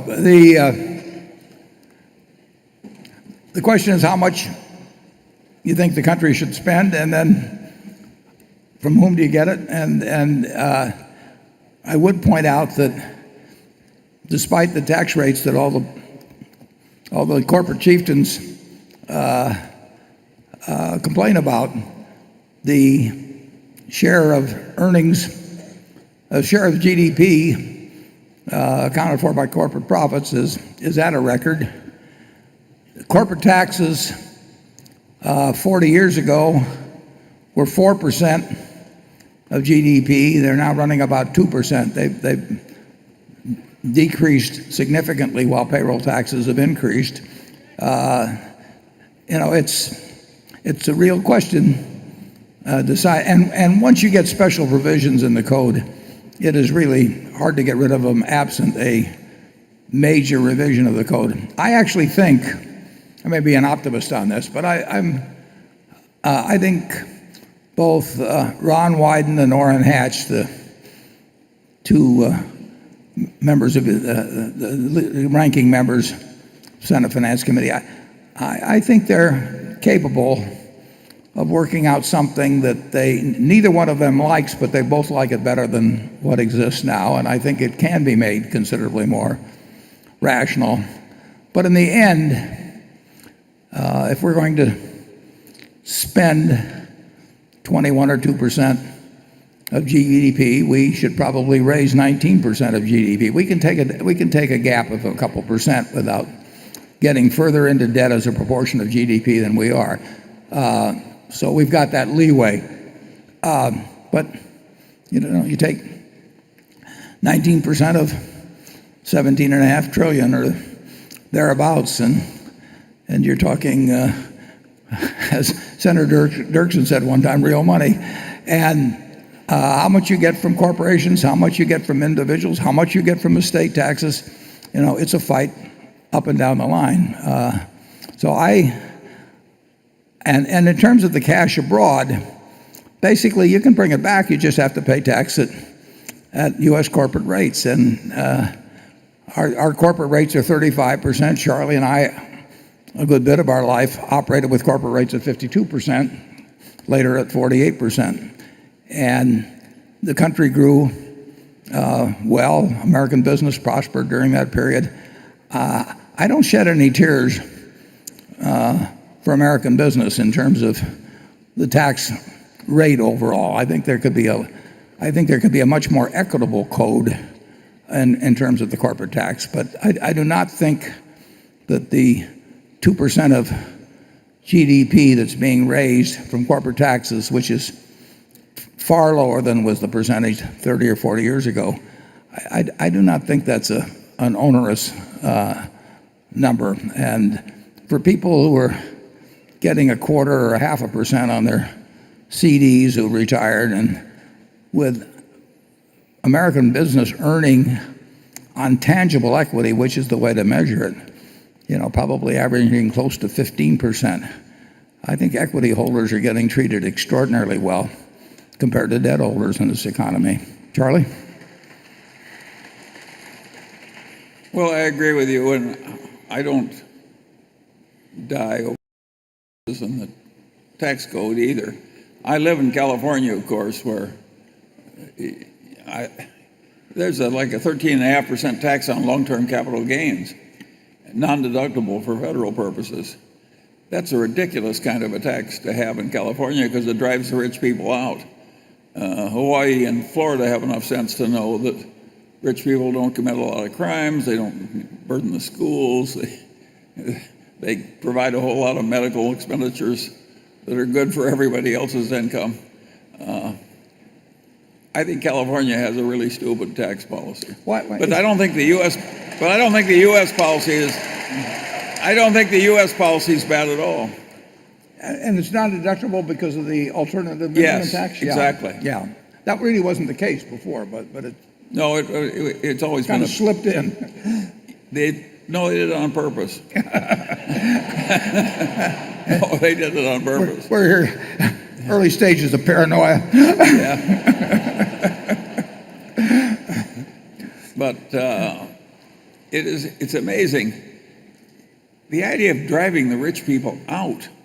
Florida is so much smarter than California on that subject. And it is really demented. Who in the hell doesn't want rich people coming in and spending in their state? Yeah. Yeah. Remember that as you come here to Nebraska for the meeting. Yeah. I would say that I really do think there's some chance this year, and not a tiny chance. I know both Ron Wyden and Orrin Hatch. They're patriotic, they're smart, they want to do the right thing.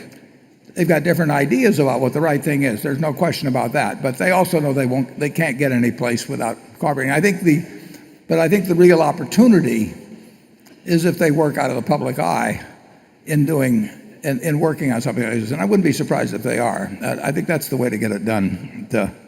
Charlie has always pointed out what would have happened if the Constitutional Convention back there in Philadelphia had been held with every delegate running out immediately to tell the TV cameras how right he was and how wrong everybody else was. It doesn't accomplish much to dig in on positions and not be in a position to compromise, because it takes a lot of compromise to write something when you have two fundamentally different views on some important aspects of the tax code. But those are two good guys, and I would not. I don't think it's impossible at all that we have a new corporate tax code within a year. Okay, Carol. This question, which is a little bit offbeat, comes from Jordan Shapoff of Melbourne, Australia. Mr. Buffett, in the foreword to the 6th edition of Benjamin Graham's Security Analysis, you identified 4 books that you particularly cherish. 3 of these books were authored by Graham himself, and their influence on you is well known. The contributions of the 4th book to your thinking, however, that book was Adam Smith's The Wealth of Nations, published in 1776. What that book meant to you is seldom discussed. So my question is, what did you learn from The Wealth of Nations, and how did it shape your investment and business philosophy? Well, it doesn't shape my investment philosophy, but I certainly learned economics from it. And my friend Bill Gates gave me an original copy of it. I was able to study it as Adam Smith wrote it in 1776. There's just, if you read Adam Smith, and if you read Keynes, Ricardo, and if you also read that little book we've got out there called "Where Are the Customers' Yachts," you will have a lot of wisdom. I forgot to mention, I was supposed to mention too, that we didn't want to put it on sale earlier because it would have given away the movie, but we do have Berkshire Bomber underwear out there, or sweatshirts, or whatever it may be. So Fruit of the Loom has those, and we have Fred Schwett's "Where Are the Customers' Yachts" book, which contains an incredible amount of wisdom in very few pages and very entertaining.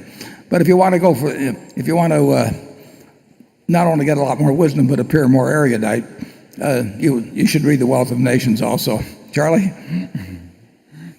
Well, yeah, guys is really Warren well. I mean, he is rightly recognized as one of the wisest people that ever came along. And of course, the lessons that he taught way back then were taught again when communism failed so terribly, and people like Singapore and Taiwan and China and so forth came up so fast. The productive power of the capitalist system is simply unbelievable.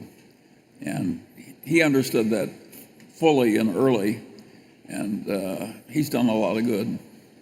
I took an idea of his on the specialization of labor, and he talked about people making pins or something, but I applied that actually to philanthropy. The idea that you let other people do what they're best at and stick with what you're best at, I've carried from mowing my lawn to philanthropy, and it's a wonderful thing to just shove off everything and saying somebody else is better than that, than I am at that, and then work in the field that's most productive for you. You didn't do your own bowel surgery either. No.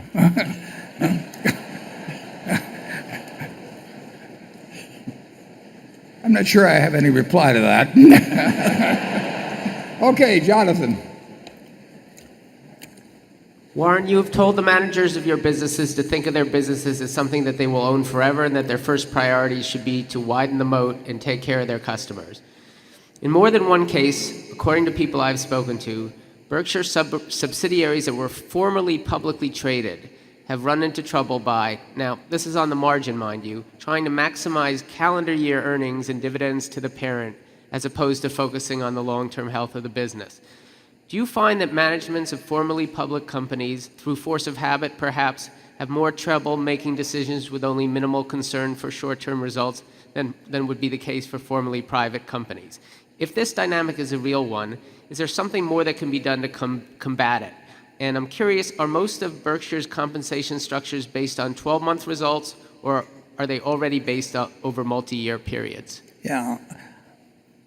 I don't think we've had any particular problem with public companies versus private companies that we bought. I think if you took the aggregate of the public companies we bought and matched them up against the private companies, I don't know which group I would rather own, or which has delivered the greater returns. I don't know where he gets the idea.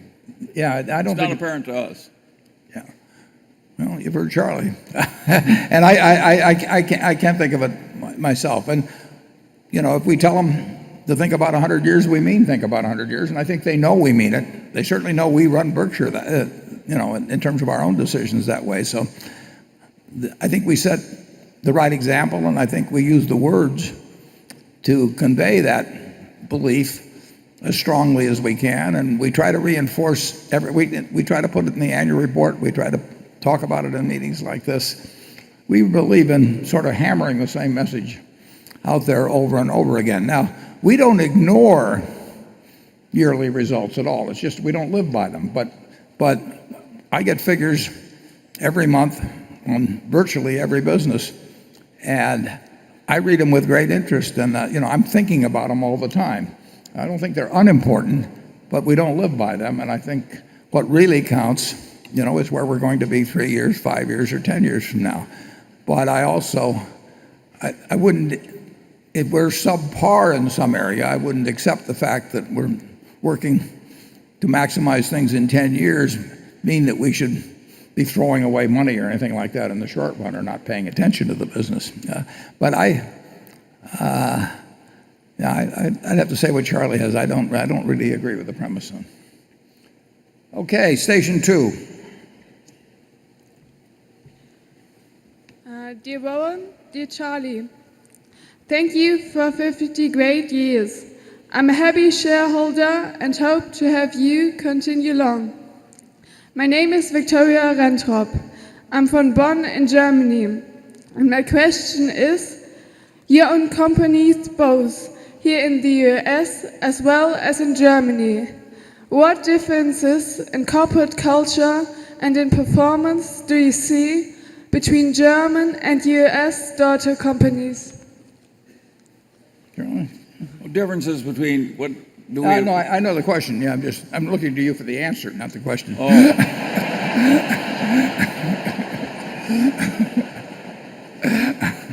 Now they can hear so much better. Yeah.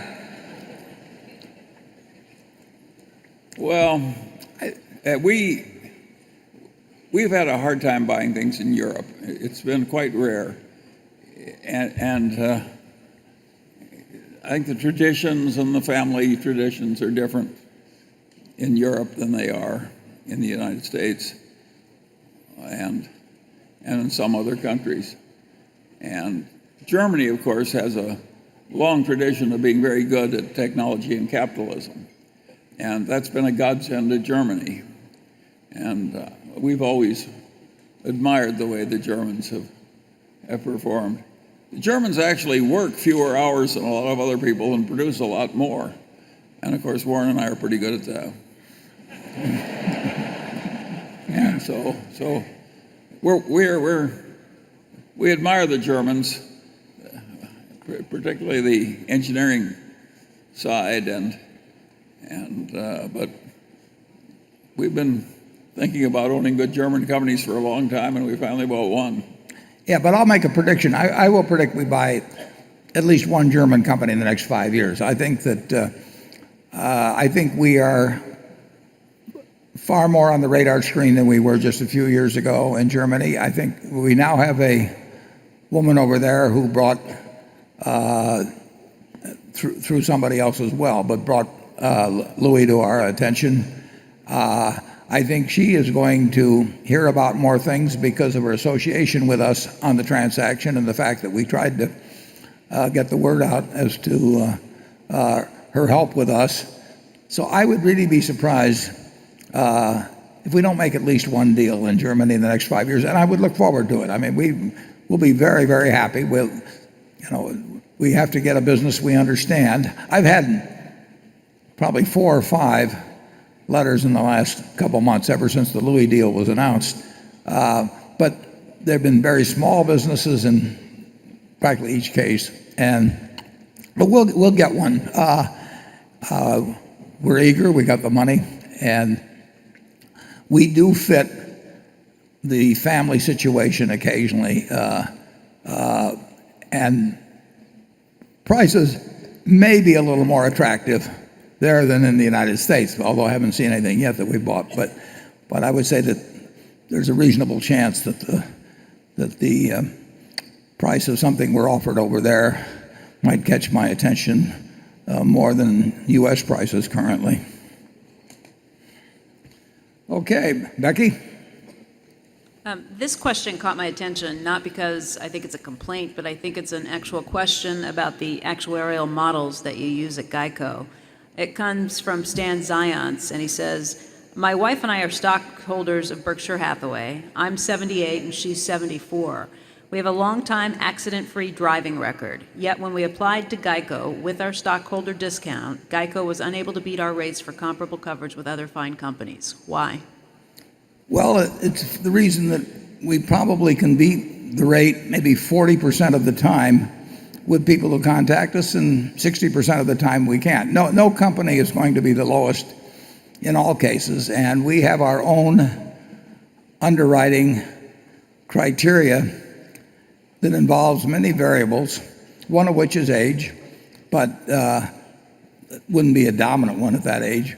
But we have many variables, and we make our calculations, and very good competitors like State Farm and Allstate, USAA, and so on, they have somewhat different underwriting weightings, and sometimes they come in below us. But I don't think any company of size will be the lowest more often than GEICO. We give out quotes on the telephone to many thousands of people every week. I get the figures every week, and I get the number of quotes, and I get the number of policies sold. And I can tell you the percentages are very substantial that we sell, and we're not selling them if we're charging them more than the people before them. So different people have different weightings for different variables, and the couple you referred to sound like they should get a very good rate from somebody, but they apparently got a better rate from somebody else than us, and that's going to happen perhaps 60% of the time, and 40% of the time we're going to get the business. And since we're only 11% of the whole market now, it means we've got a lot of policyholders yet to gather. It's an interesting question when you're looking at how to evaluate drivers. You know, we know that 16-year-old boys are about as bad as they get. 16-year-old girls are a better class. Does that mean they're better drivers? Not necessarily. It may mean that they don't have the same tendency to show off. It may mean that they don't drive as many miles. It may mean a whole lot of things. So we ask a lot of questions, and other people ask different questions, and we will come up with different rates. But it's definitely worth 15 minutes to call GEICO. Charlie? Well, I would say besides, when you get into the older people's group and you find you're not deteriorating as fast as most of your contemporaries, you may be paying an unfair price for the insurance, but it's a good trade-off.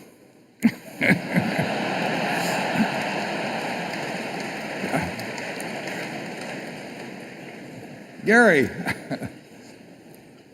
hadn't thought of it that way before. The reinsurance market has changed dramatically over the last 2 or 3 years. A lot of alternative capital coming into the business, making it much harder to make the assumption that there would be a big opportunity after the next big catastrophic event. What is it that you and Ajit are planning to change or do to take advantage of whatever opportunities might be there? Well, wouldn't our competitors like to know? The reinsurance business is not as good as it was, and it's unlikely to be as good as it was. There's a lot of money that's come into reinsurance, not because they want to reinsure people, but because it's become either a fashionable asset class for people that are looking for so-called non-correlated investments and may not know what they're doing, but it's something you can sell people. You know, that's an attractive line to go to pension funds with. And then secondly, it's a beard for asset management. So if you go to Bermuda and start a reinsurance company, you can actually run a hedge fund, and you need a little business to make it look like you're doing something other than running a hedge fund and locating it offshore so you don't pay any tax.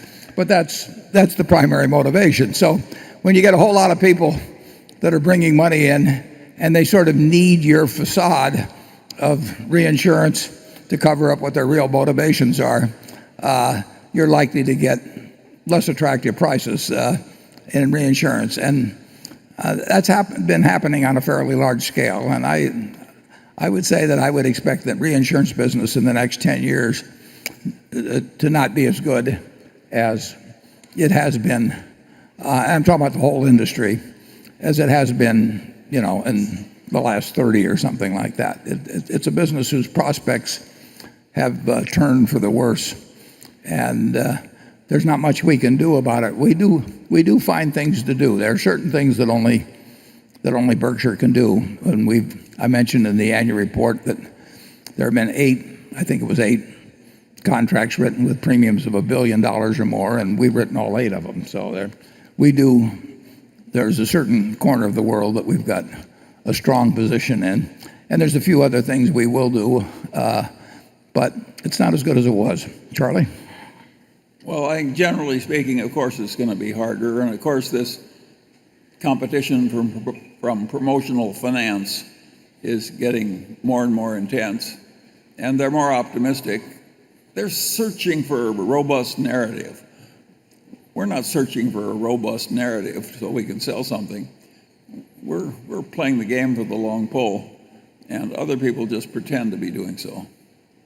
Yeah, we've had the opportunity for a long period of time to go out and promote reinsurance type money, and really take advantage, of people on it, because we would have the best reputation in the field, and we could attract a ton of money, and we could get a big override on it. But it's not our game. And we don't particularly admire the way it's being played. Station 3. Mr. Buffett and Mr. Munger. My name is Neil Gonetti Wall from South Florida, and I'm currently in 7th grade. My question is, how do you make lots of friends and get people to like you and work with you? That's not a bad question.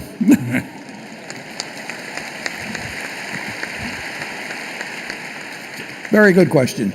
Well, I was pretty obnoxious when I was your age and asked a lot of impertinent questions. And not everybody liked me.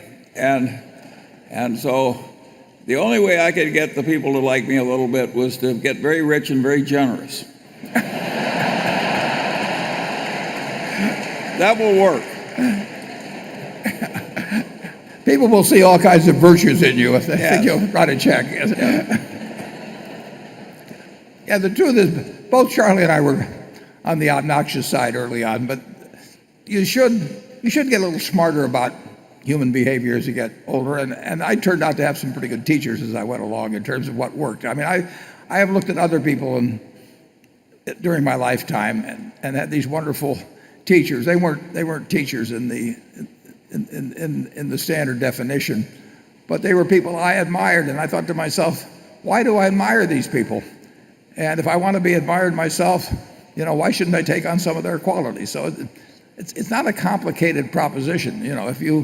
If you look around you at the people you like in your school, write down 3 or 4 things they do that make you like them, and then look around at the 3 or 4 people that turn you off, and write down those qualities and decide that you're going to be a person you yourself would like, that you take on the qualities of the person on the left. You're generous, you're friendly, you accept things with good humor, you don't claim credit for things you don't do, all of these things, and they're all possible to do.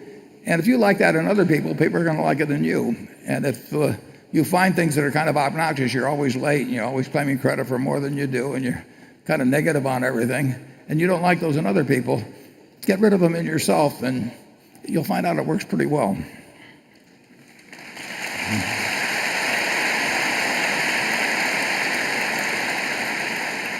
And it really works in marriage. If you can change yourself instead of trying to change your spouse, that's a good idea. Charlie has said the most important thing in selecting a marriage partner is that you don't look for intelligence or humor or character. He says you look for someone with low expectations.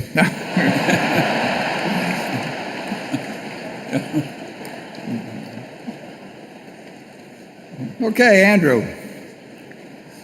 Okay, this is a question about NetJets. We received several related to NetJets. We've combined these two. The first is, can you comment on the lengthy dispute with NetJets pilots who are picketing outside? And Whitney Tilson asks, what type of return on investment do you expect from the billions on order in aircraft for NetJets? And in a very pointed way, he writes, was buying NetJets a mistake? No, I don't think buying NetJets was a mistake. We've had a few things where it looked like a mistake for quite a while, and some of them turned out to be a mistake. But NetJets is a very decent business. We have a good business. The pilots have a good job.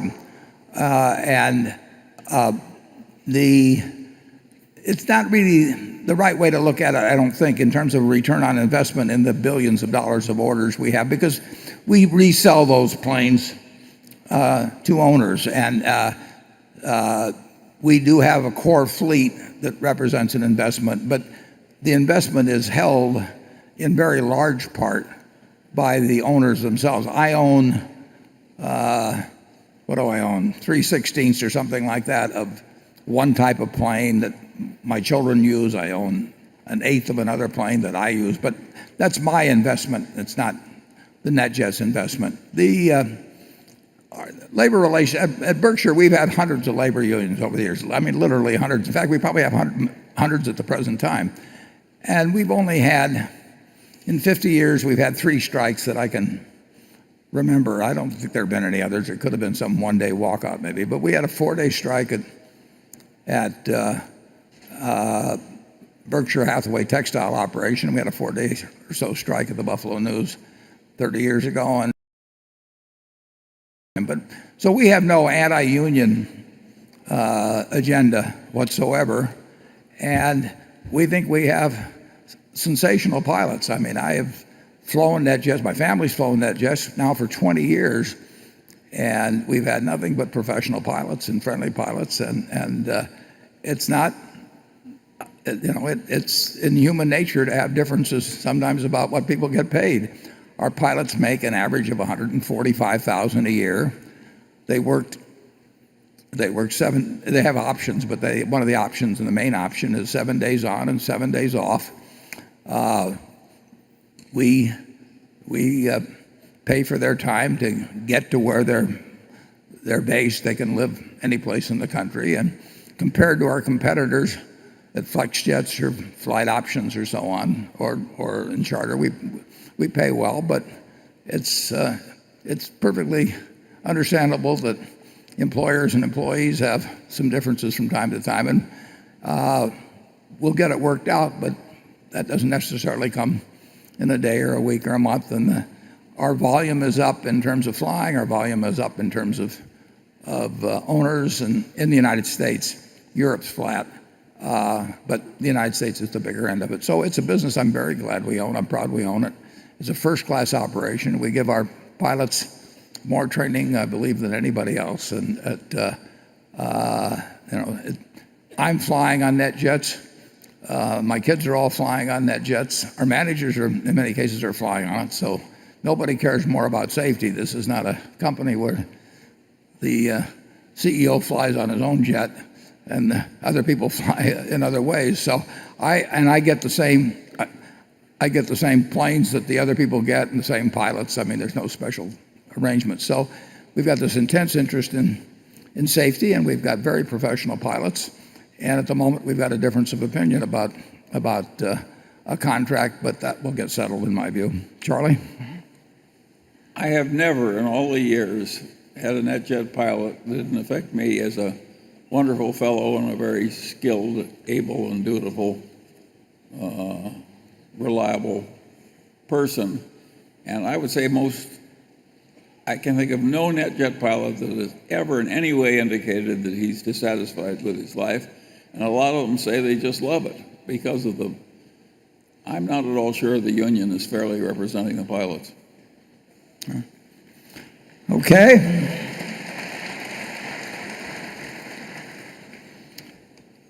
He said, fellows, actually, we have a lot of women pilots, too. Greg?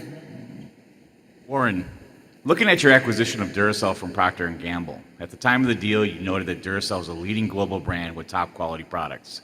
You're obviously familiar with the business, which was initially acquired by Gillette in 1996. While Duracell does provide fairly steady cash flows and has a strong brand and market position, its core business is in decline, with advances in technology making alkaline batteries far less relevant than they were 20 years ago. Looking back historically, you've been willing to hang on to businesses operating in declining industries as long as they're continued to generate some cash for Berkshire overall, so having Duracell in the portfolio is not necessarily out of the ordinary.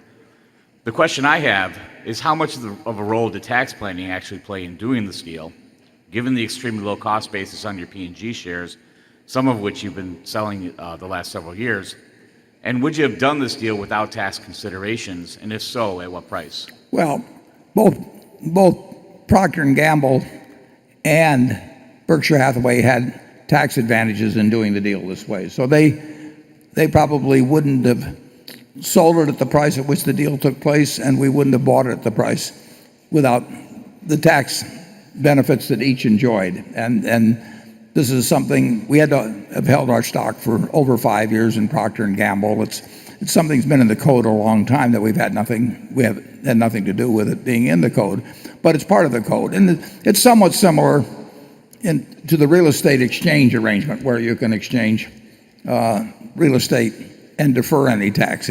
We don't get a new tax basis on the Duracell. We keep the old lower tax base, just like on, what do they call it? Is it Section 1231 or real estate exchanges? So it's analogous to that. And the answer is that there wouldn't have been a transaction from Procter & Gamble's standpoint, and there wouldn't have been a transaction probably from Berkshire's standpoint if it hadn't been for the fact that we could do an exchange arrangement. As to the declining business part, the battery business will be a declining business, but it'll be around for a very, very, very long time on a worldwide basis. And Duracell has a very strong position. It's a very good business, and like you say, I was familiar with it when I was on the Gillette board. But it will have unit declines over a period of time. But I think we'll do fine with the Duracell investment. I'm looking forward to getting the deal complete, which probably won't take place until the fourth quarter, because we have to get it detached from a lot of other things like the IT and distribution centers and everything else that it's involved in with P&G. But P&G has been great to work with.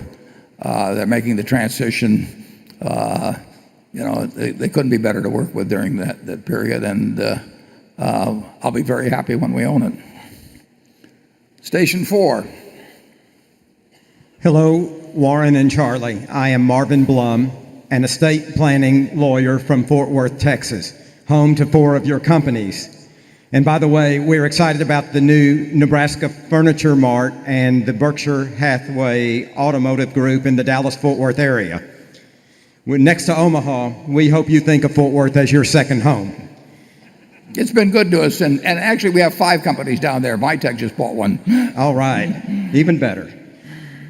At the annual meeting a couple of years ago, I asked about your estate plan and your idea of leaving kids enough so they can do anything, but not so much that they can do nothing. Today, I'd like to ask you about your decision to sign the Giving Pledge, promising to give away at least 1/2 of your assets to charity. Can you talk about your views on philanthropy and how to balance leaving an inheritance to your family versus assets to charity? Well, it depends very much on the individual situation. And actually, I promised to give over 99% in my case. But that still leaves plenty left over.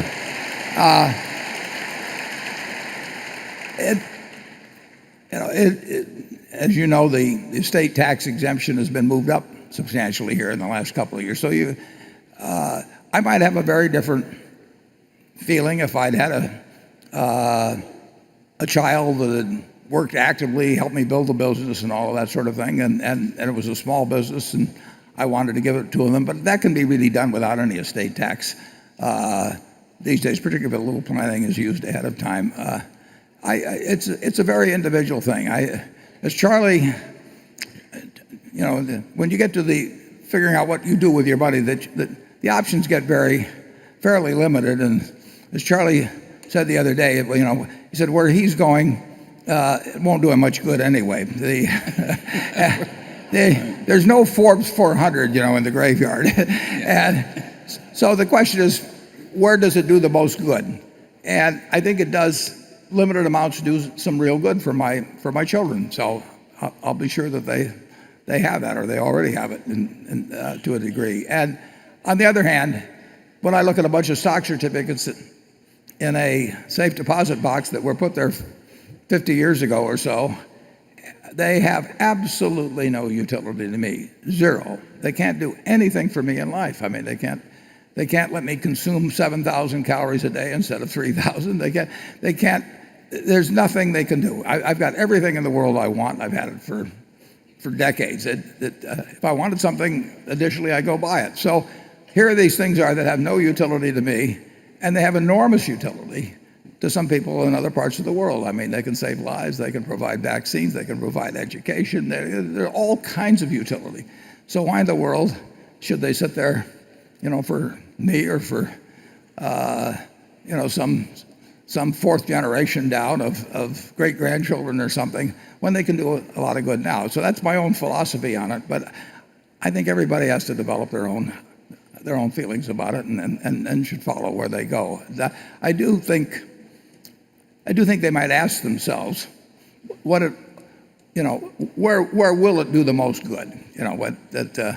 And it can be pretty dramatic between what it can do for millions of people that don't really have remotely the same shot at having a decent life that I've had, or what it can do for me. I mean, if I could have 10 houses, but I could buy a hotel to live in.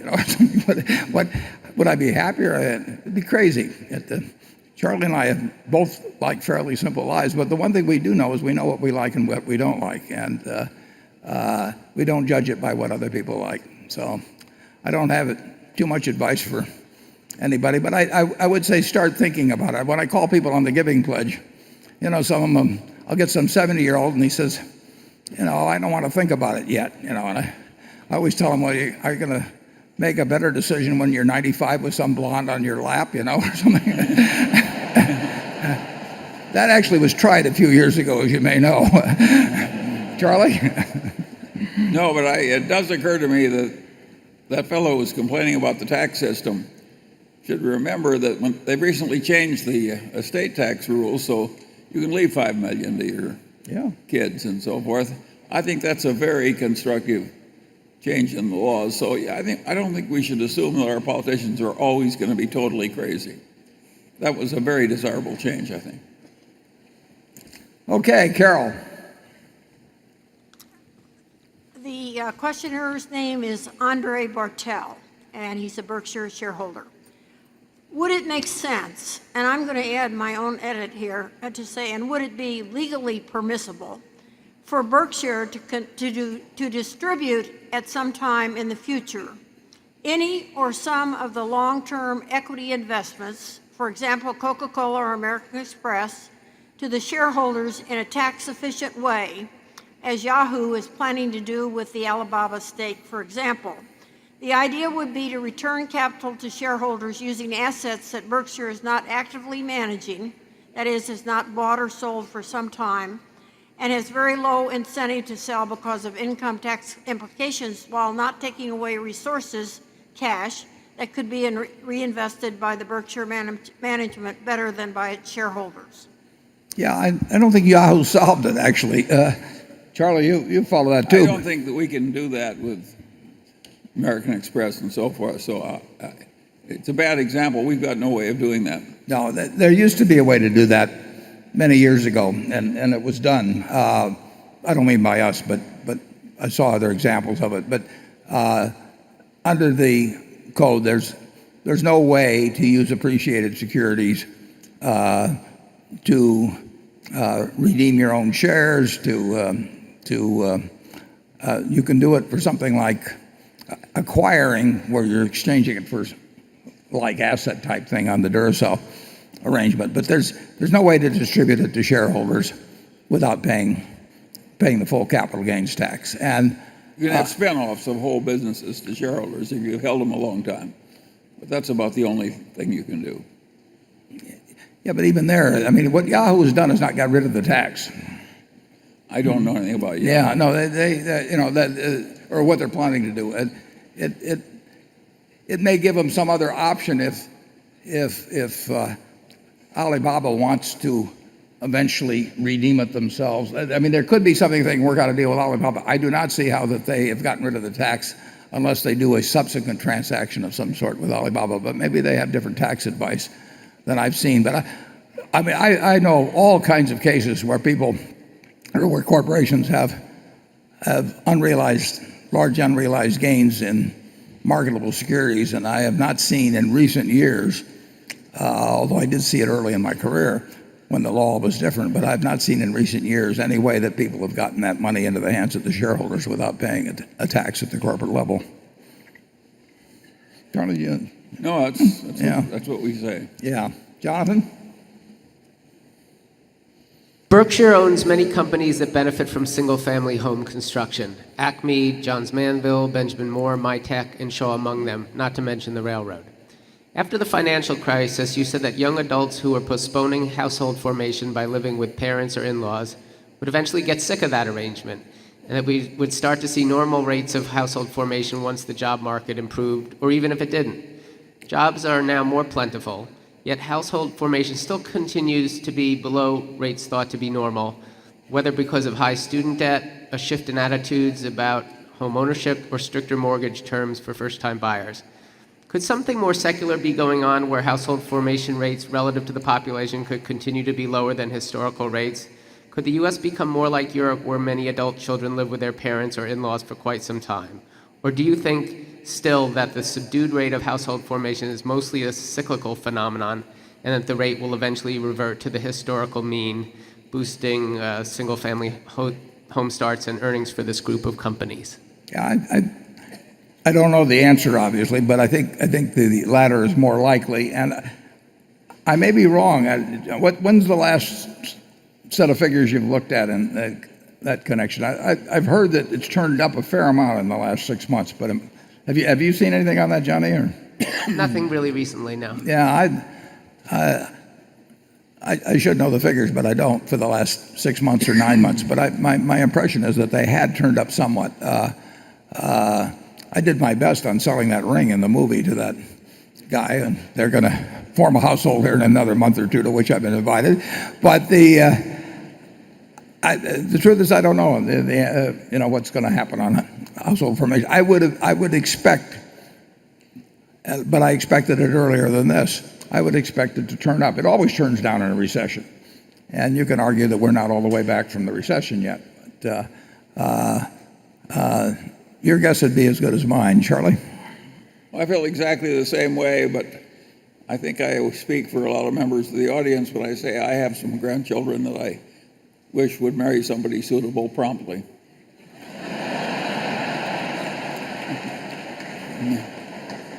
What's the reason for your interest, Charlie? I don't think it's healthy for these people to hang around looking for pie in the sky or whatever the hell they're doing.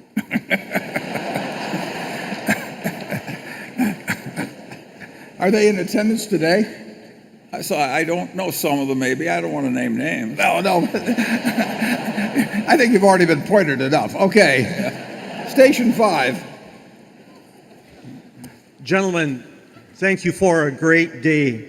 My name is Mark Rowe, and I am the Executive Director of the Emmanuel Vision Foundation here in Omaha. Earlier today, I sat up in the corner and spoke to my son, who is working and living in Indonesia, among the poorest of the poor, funded incidentally by the Gates Foundation.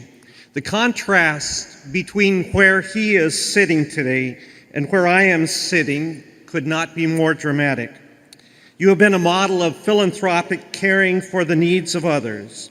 You have demonstrated that it's not how many shares we have, but how we share with others.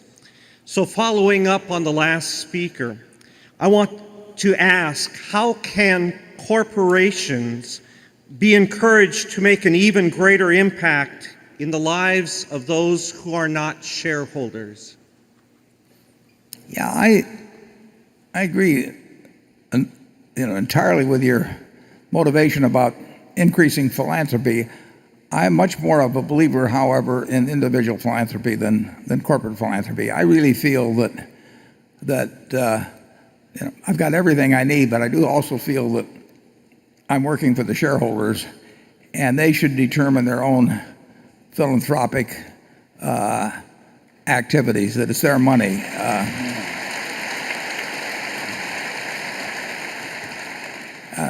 Now, we participate in things. I mean, I encourage all our companies to continue the philanthropic behavior that they have before we've acquired them, and we want them to participate in their communities and to help the entities that help their employees and their customers. But I don't really think it's my business ever to write a check to my alma mater or whatever it may be, and do it on company funds. I don't feel it's my money.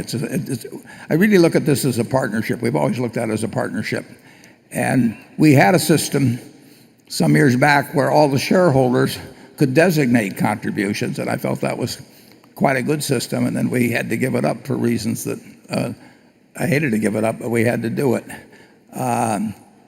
The interesting thing about philanthropy, I mean, I have never given a penny to any organization that has cost me anything in my life. I mean, I've never given up a movie. I've never given up a trip. I've never given up a vacation. I've never given up a present to my kids.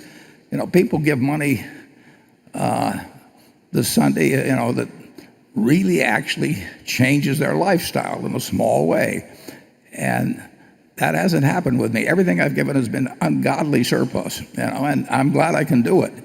But it's people like your son, that I really admire. But, Charlie?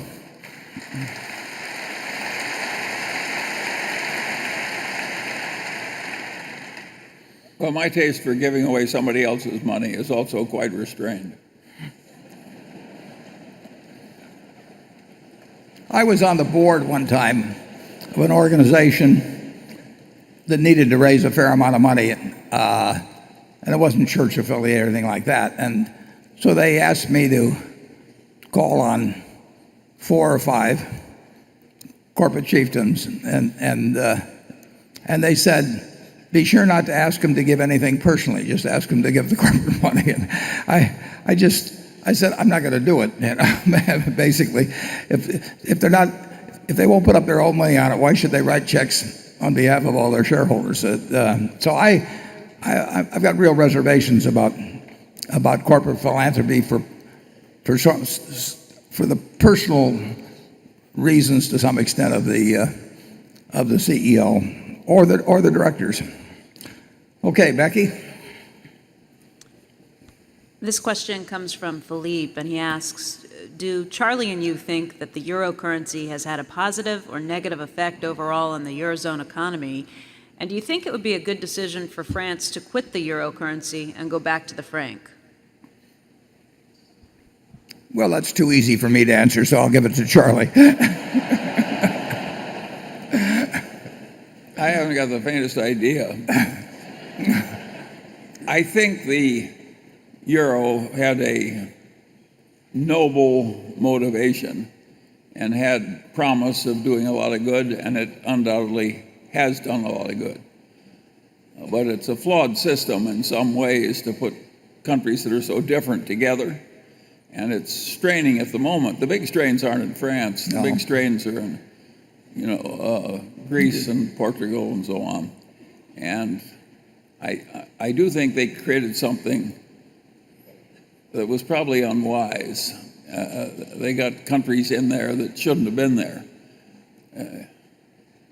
You can't form a business partnership with your thriftless, drunken brother-in-law. You know, I mean, you have to make your partnerships with somebody else, and I think they lowered their standards a little, and it's caused strains. I think everything here is off the record, understand. I think it's a good idea that needs a lot of work still, and I think it has been a good thing net to this point. But it is flawed, and the flaws are appearing. But that doesn't mean it can't be corrected. I mean, we wrote a Constitution in 1789 that still took a few amendments, and some of them didn't happen for a long time in respect to some very important factors. So I don't think that the fact that it wasn't perfectly designed initially should condemn it to being abandoned. But I think that if there are flaws, you have to face up to them. And I think that maybe the events that are happening currently will cause that. Presumably, we could have had a common currency with Canada and probably have made it work. I mean, if we decided we could have made it work. Yeah, we could have had a North American currency with Canada, and we'd have worked it out, and it might have even been useful. But we couldn't have had a hemisphere-wide currency with Venezuela in it or something. With Argentina. Yeah, and so. He loves to name names.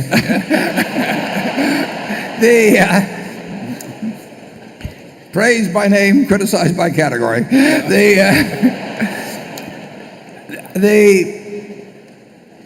And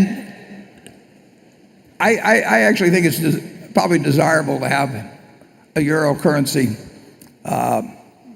properly designed and enforced so that that the rules really apply. There were rules originally on the euro which got broken very early on by not the Greeks but by the Germans and the French, as I remember. So the investment bankers let them they helped them prepare phony financial statements. Yeah, I mean, it was investment banker aided fraud. Yeah. Not exactly novel.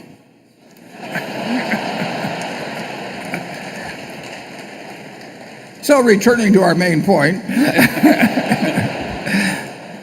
I think the euro can and probably should survive, and I think it's going to take some real changes and maybe some examples to enable it to do so. I hope it really, it's going to go in the direction of more cohesion or less, and very soon probably. And I think if it can figure out a way to do it with more cohesion, overall it will be a good thing for Europe. But it certainly, it is in its present form, it's not going to work. Charlie? I don't know why I'm giving you another shot, but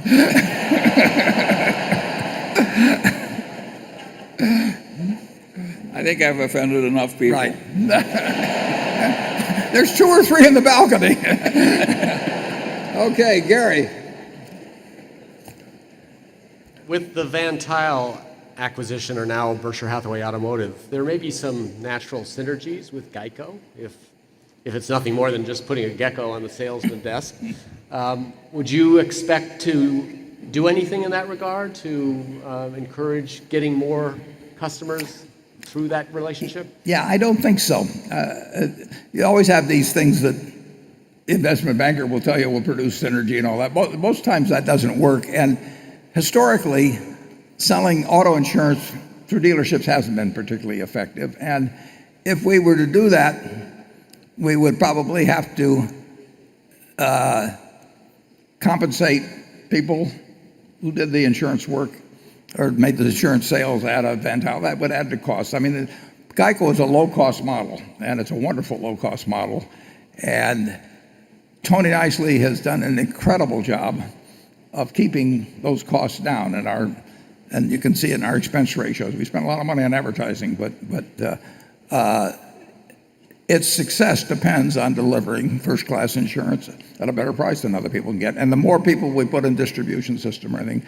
So I would doubt very much that we do anything along that line. I think that those two companies will do better if run as two independent businesses than if we try to push through something.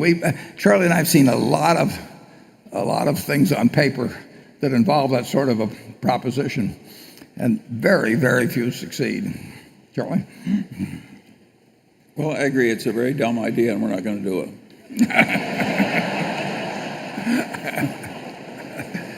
Okay, station 6.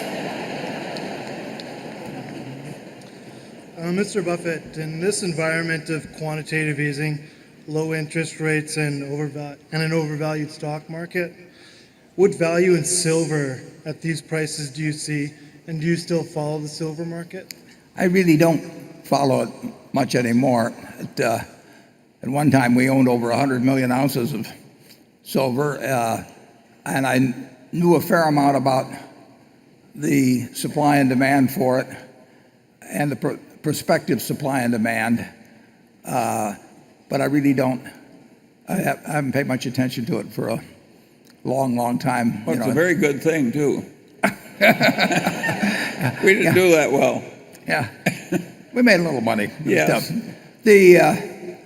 Photography changed it. The interesting thing about silver is that there are some pure silver mines, but overwhelmingly, silver is produced as a byproduct, in terms of copper mining, and so it doesn't respond as much to its own supply and demand characteristics. That's still a factor, as it does in terms of the supply and demand characteristics of the things of which it's a byproduct, like copper. So it's a very small market too, but we came out better than the Hunt brothers. But other than that, we don't think about silver anymore. Okay, Andrew. Charlie, question about activism. Activism continues to grow, and as Charlie stated at the 2014 annual meeting, he sees it getting worse instead of getting better. So the question is, we hope that Charlie and Warren will both be around forever, but unfortunately there will be a time when they're no longer here to manage the store. I reject such defeatism. If Warren is giving away his shares to charity over a 10-year period through his estate plan and activists become increasingly more powerful, how will Berkshire defend itself from activists in the near and far future? And would you consider it a failure if Berkshire were broken up in the future and shareholders received a significant premium? And for you to consider it success, what would the premium need to be? Yeah. Well, if it's run right, there won't be a premium in breaking it up. It may look like it. I mean, people will say there's subsidiary A that would sell at 20 times earnings and the whole place is selling at 15. But the whole place won't sell at 15 if you spin off the one at 20. I mean, I laid out in the annual report, there are a lot of benefits to Berkshire in terms of having the companies in the same corporate tax return. So I think it's unlikely that on any long-term basis or an intermediate-term basis that the value of the parts will be greater than the value of the whole. The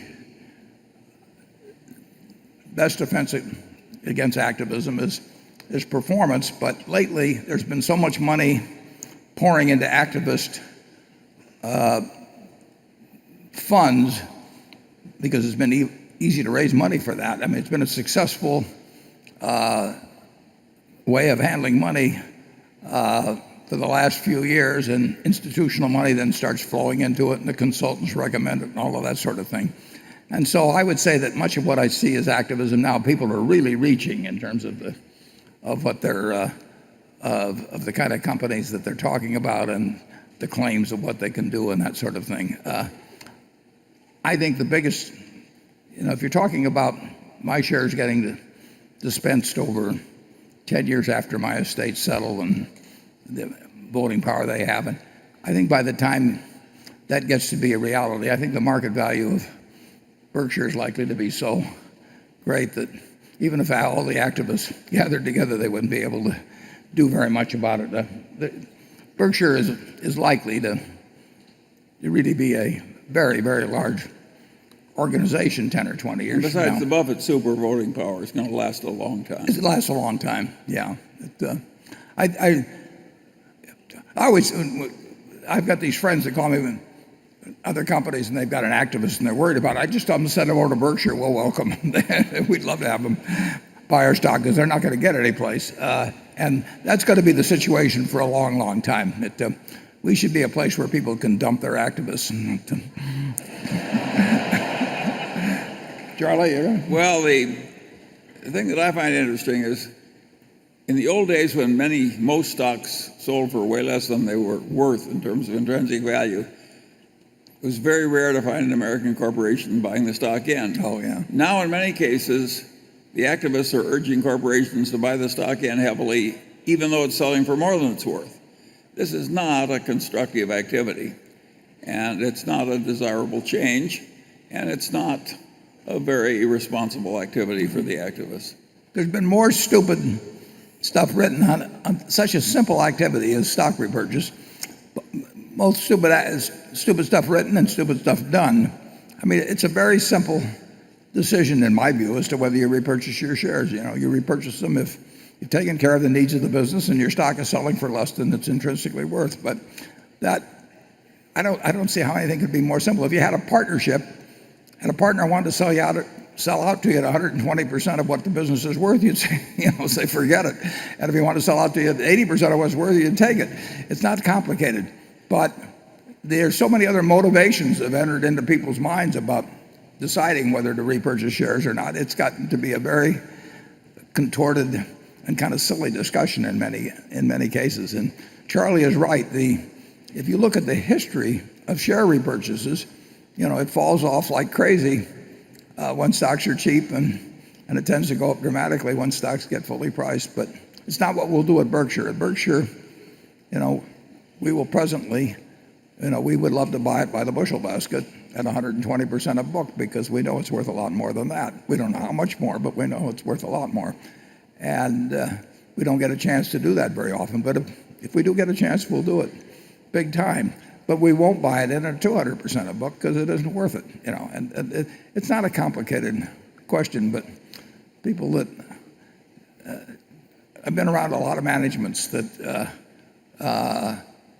announce they're going to buy X worth, and then they buy it regardless of price. And a lot of times the price makes sense, but if it doesn't, they don't seem to stop, and nobody seem to want to stop them. Charlie? Well, I certainly agree with you. Okay. I don't think it's a great age, this age of activism.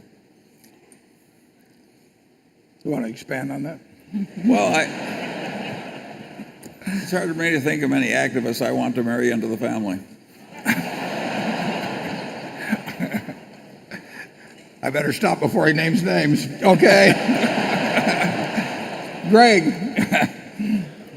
Warren, American Express, which is Berkshire's third largest stock holding, has relied on powerful network effects and its valuable brand to generate economic profits over the years.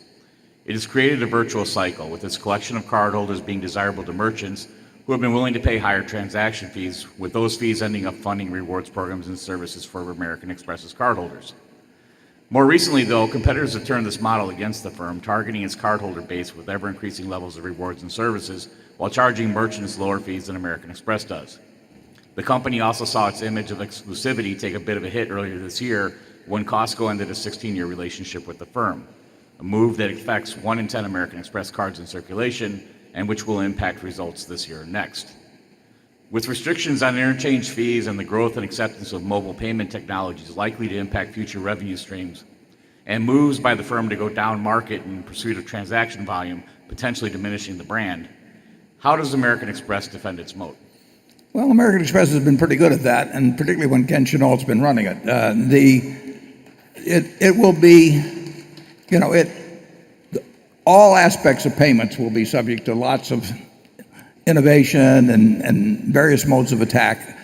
I think that American Express is still a very special company, and like I say, Ken has done a sensational job in anticipating a lot of these trends and guiding it into different markets. As you mentioned, it's gone down into debit cards effectively and things of that sort.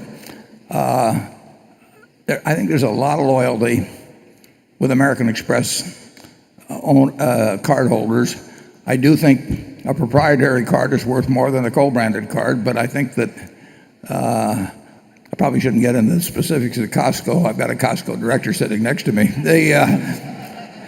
But we're very happy with American Express, but we'll be even happier if the stock goes down and the $4 or $5 billion they spend a year buying in stock buys even more shares.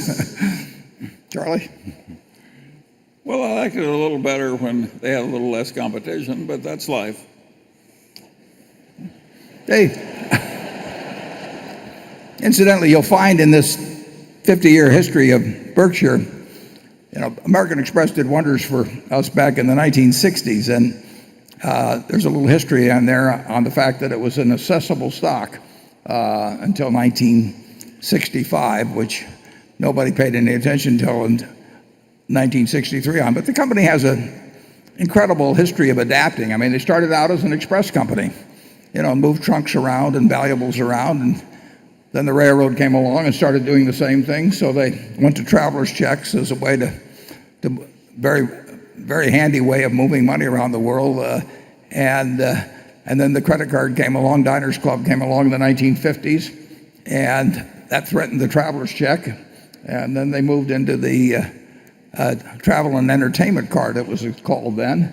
And the interesting thing is that Diners Club, who was first, Ralph Schneider and Al Bloomingdale, priced their card at, as I remember, $3. And they looked like they were sewing up the market. And American Express came along and did something very interesting. They priced their card, I think, at $5 and actually established a better image. I mean, people that pulled out their American Express card at a dinner table, they looked like J.P. Morgan, and the guy that pulled out a Diners Club card that had a whole bunch of flashy things on it, he looked like a guy who was kiting his expense account or something of the sort. So you just automatically felt like a more important person with your American Express card. They have been very nimble and very smart, and particularly in recent years, under Ken, in terms of meeting all kinds of things. They'll have plenty of challenges in the future, and I'm delighted we own 15% of the company. Okay, Station 7. Hi, my name is Chang, originally from Seoul, South Korea, and working in Los Angeles, California. I've been traveling more than 27 countries, and last year I taught financial literacy lesson in one of the local elementary schools in Belize City. Today here we're talking about investments and capital markets, but young students in developing countries, they don't know how to save money, or they don't know the concept of interest. So in order to overcome the educational challenges, I would like to provide volunteer opportunities to talented Americans to teach in South American schools to overcome while they're traveling. So what do you think about my plan, or do you have any advice? Thank you. Charlie, do you have any advice? Well, I failed in this activity with some of my relatives, so I don't think I can improve South America. No, I think if you don't know how to save, I can't help you. No, but the important thing is to get good habits early on. Yeah. I mean, you really, someone said the chains of habit are too light to be felt until they're too heavy to be broken. And habits really make an enormous difference in your life. So Andy and Amy Hayward have developed the Secret Millionaires Club, which I've helped out with a little. And our goal is to, in an entertaining way, present good habits to young kids through a kind of a comedy series, and I think it's actually having a pretty good effect. And here in a few days, we're going to have here in Omaha, we're going to have 8 finalists in young kids from around the country that have developed businesses of their own, and I'm always enormously impressed with these kids. But the importance of developing good habits yourself or encouraging good habits in your children very early on in respect to money can change their lives. And I was $9,000 or $10,000 ahead when I got out of college, and I got married young and had kids very fast. And if I hadn't had that start, my life would have been vastly different. So you can't start young enough on working on good money habits. And I do think that I think the Secret Millionaires Club is very good, but there could be lots of other good ways of teaching those lessons. Okay, we now have moved solely to the audience, so we'll go to station 8. Hello, Warren, Charlie. My name is Stefano Grasso, and I come from Genova, Italy. It's great to be here today for the 50th anniversary. Last year, I asked you what was the right level for leverage at Berkshire Hathaway, and why not to increase it. I argued that increasing liability, more debt at the cheap level, would have benefited Berkshire, thanks to the investment capabilities of the present management. This year, I would like to get your view on the possibility of working on the other side of the balance sheet and using part of the cash sitting on Berkshire bank accounts to reduce some of the liabilities currently on its balance sheet. For example, the index put that Berkshire sold between 2004 and 2008 generated a premium of almost $5 billion. Few years down the line, Berkshire benefited from the float. The indexes are higher, and the time to maturity of the put got shorter. Question is, if the unwinding of the puts were acceptable by the counterparts which bought them, would you consider unwinding them at a reasonable price? Thank you. You're speaking specifically the equity put options we have? I'm speaking about them, but it's just an example. I'm talking also of maybe reducing debts or doing other. Yeah. Well, what we hope, of course, is that what we call the excess cash, which is cash beyond $20 billion, that we can put to work buying a business. But you can't do, one a week or one a month. So it's opportunistic, and I don't know whether the phone call that's going to result in the next deal will come in next week, or it may come in a year from now. We will get calls, and we will put money to work. We can't do it in an even flow, and we have, virtually no debt. And if someone had told the two of us 50 years ago that we'd be able to borrow money in euros with a long duration at 1% or something like that, or we would have felt we would have ended up with a way different balance sheet than we have today. But money is so cheap that it causes people to do almost anything on the asset side, and we try to avoid doing that because we don't want to drop our standards too fast just because the liability side is costing us so little. But I don't think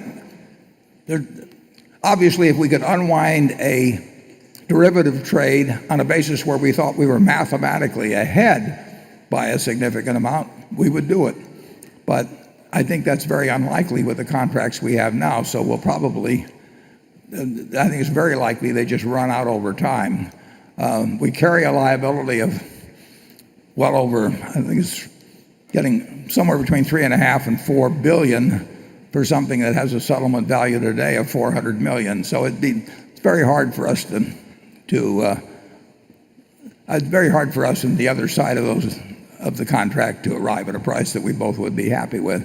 We are not going to deleverage Berkshire. There isn't that much leverage to start with. I mean, the float really is essentially very close to permanent. I mean, it can decline a couple percent in a year, but it could also increase a few percent. So I see no drain on funds of any consequence from the float for as far as the eye can see, and we have very little debt out. So I would not want to pay down the debt we have now. Logically, we probably should take on more debt at these prices, but that's just not something that appeals to us. Maybe if we find a really big deal, we might take on a little more. I would like to at least have that as something I was thinking about. Charlie? We'd love to have something come along where we actually felt a little capital constrained. We haven't felt capital constrained for a long time. It's a problem we'd love to have, something so attractive that we'd stretch a little. You would stretch a little. That would be glorious. And it could happen, by the way. And it could happen. Okay, station 9. Hi, Mr. Buffett and Mr. Munger. My name is George. I'm translating for my father, Lin Gao, from Shanghai, China. Last year was my father standing here asking his question, and this year it's me. I feel so lucky. I know at the end of last year you purchased a car sales dealer. This year you said in your public letter that you are going to continue to buy. The ultimate purpose of investment is to seek the return. So my question is whether the rate of return can be necessarily higher with the scale of the dealers. If so, why we cannot see that happen in China?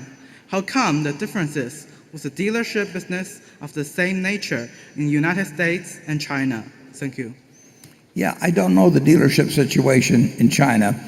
I would say, I think I mentioned this a little earlier, that I don't think we're going to get significant benefits of scale as we buy more units in the auto field. And I just don't see where it would come from. But we don't need it. What we really need is managers in those individual dealerships that have skin in the game of their own and that run them, as first-class businesses independently. And that's what we'll be looking for. We'll not be looking for scale. I don't know the situation in China. And maybe Charlie knows more about that. I think he does. No, but I don't think we'd be very good at running dealerships in China. And I think the people who run Van Tuyl are very good at running the ones here. So. Yeah, and with 17,000 here, and we've got 81 of them, there's a little room to expand. The problem is going to be price. Our purchase probably caused people to move up their multiples by 1 or 2, that people that have them. And we paid a full but fair price for Van Tuyl, and we will be using that price more or less as a yardstick, and we really thought we bought the best there. So if anything, we would be hoping to buy others maybe for a bit less. So we will not, we may buy a lot of them, we may buy very few, just depending on price developments. We're having a big car year, and profits are good in the dealership field, but when profits are good, we want to pay a lower multiple. I mean, because if we're going to be in the car business forever, we're going to have some good years and we're going to have some bad years. And we would rather buy at a 10 or 12 times multiple of a bad year than buy at an 8 times multiple of a good year. And that's not necessarily the way the sellers think, although they probably understand it, but they don't want to think that way. So we'll see what happens. Okay, station 10. Hi, Mr. Buffett and Munger. Very excited to be here. My name is Liu Yu, also from Shanghai, China. Because now I'm in a company providing wealth management to the high net wealth individuals in China. The company name is Noah from Noah's Ark, listed at NYSE. You two are my idols. What's your secrets of keeping so young, so energetic, and so quick? Please don't say because of Coca-Cola. And someone said that old Papa could not understand the internet, but I don't believe that. What's your opinion? Will you pay more attention to internet? Could I invite both two gentlemen to answer my question? Thank you very much. Charlie, I didn't get all that, so you... Well, he asked that we're going to be using the internet. Warren is a big internet user compared to me. But I love it. He plays bridge on it. Yeah. I use a lot of other, I use search. It's been a huge change in my life, and it cost me $100 a year or something like that. I mean, if I had to give up the plane or I had to give up the internet, the plane cost me $1.5 million a year. The internet cost me $100 a year. You know, I wouldn't want to give up either one of them, but I'd give up the plane. Interesting.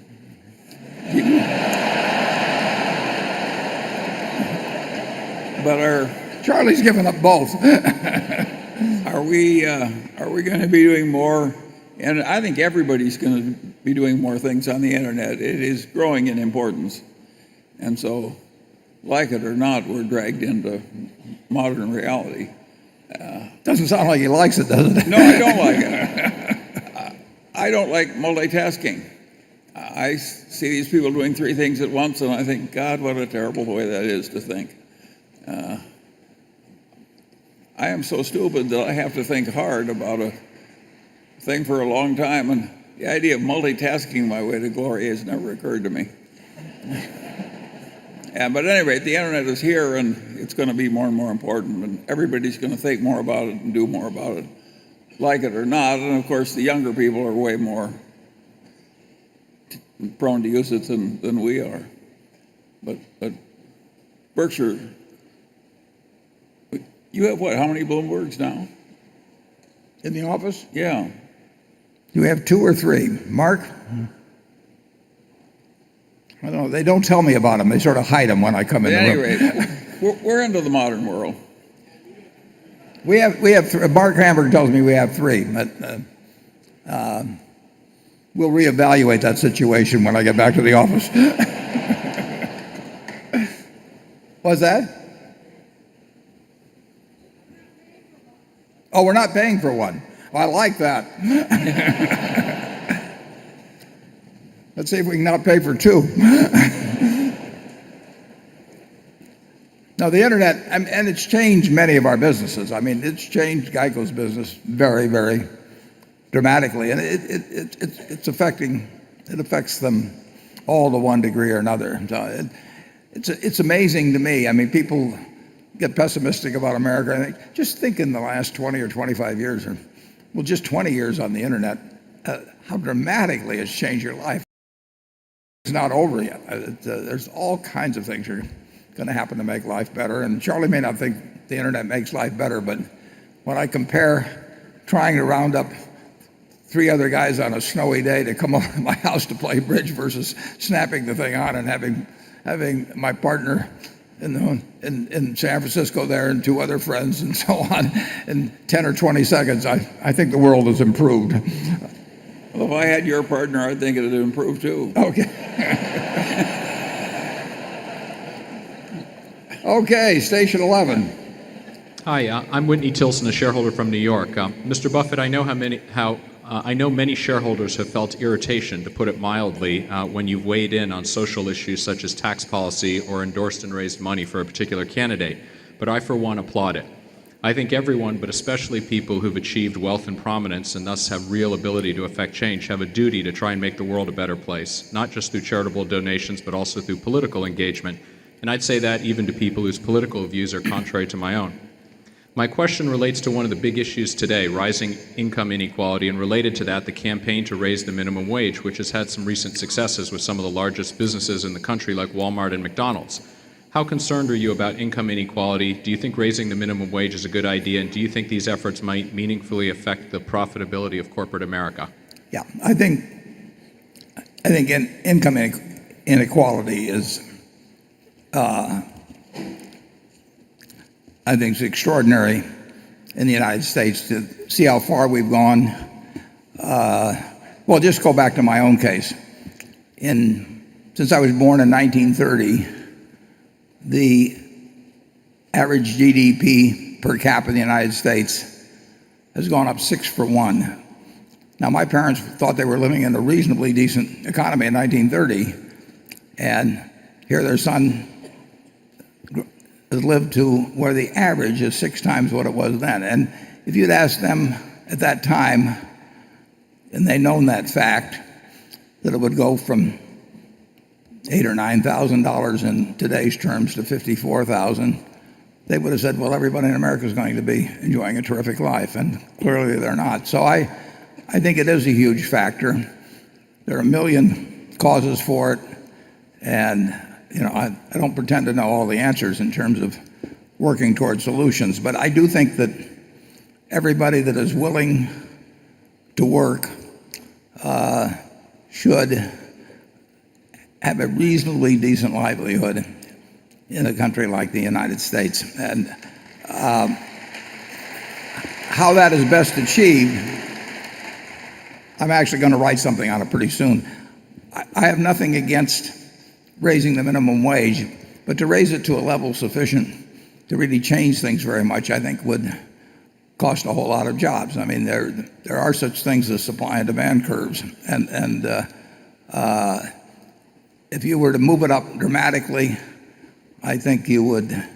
It's a form of price fixing. I think you would change the opportunities available for people very dramatically. So I'm a much more of a believer in reforming and enlarging the earned income tax credit, which rewards people that work, but also takes care of those whose skills don't fit well into a market system. So I think you put your finger on a very big problem. I don't have anything against raising the minimum wage, because, but I don't think you can do it in a significant enough way without creating a lot of distortions.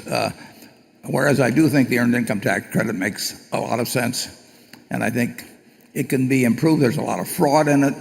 It pays out this lump sum, so you get into these payday type loans against it. I mean, there's a lot of improvements can be made in it, but I think the answer lies more in that particular policy than the minimum wage. And like I said, I think I'm going to write something on it pretty soon, and if there's anybody I haven't made mad yet, I'll take care of it on the next one. Charlie? Well, you've just heard a Democrat speaking, and here's a Republican that says I agree with him. I think if you raise the minimum wage a lot, it would be massively stupid and hurt the poor. And I think it would help the poor to make the earned income credit bigger. Yeah.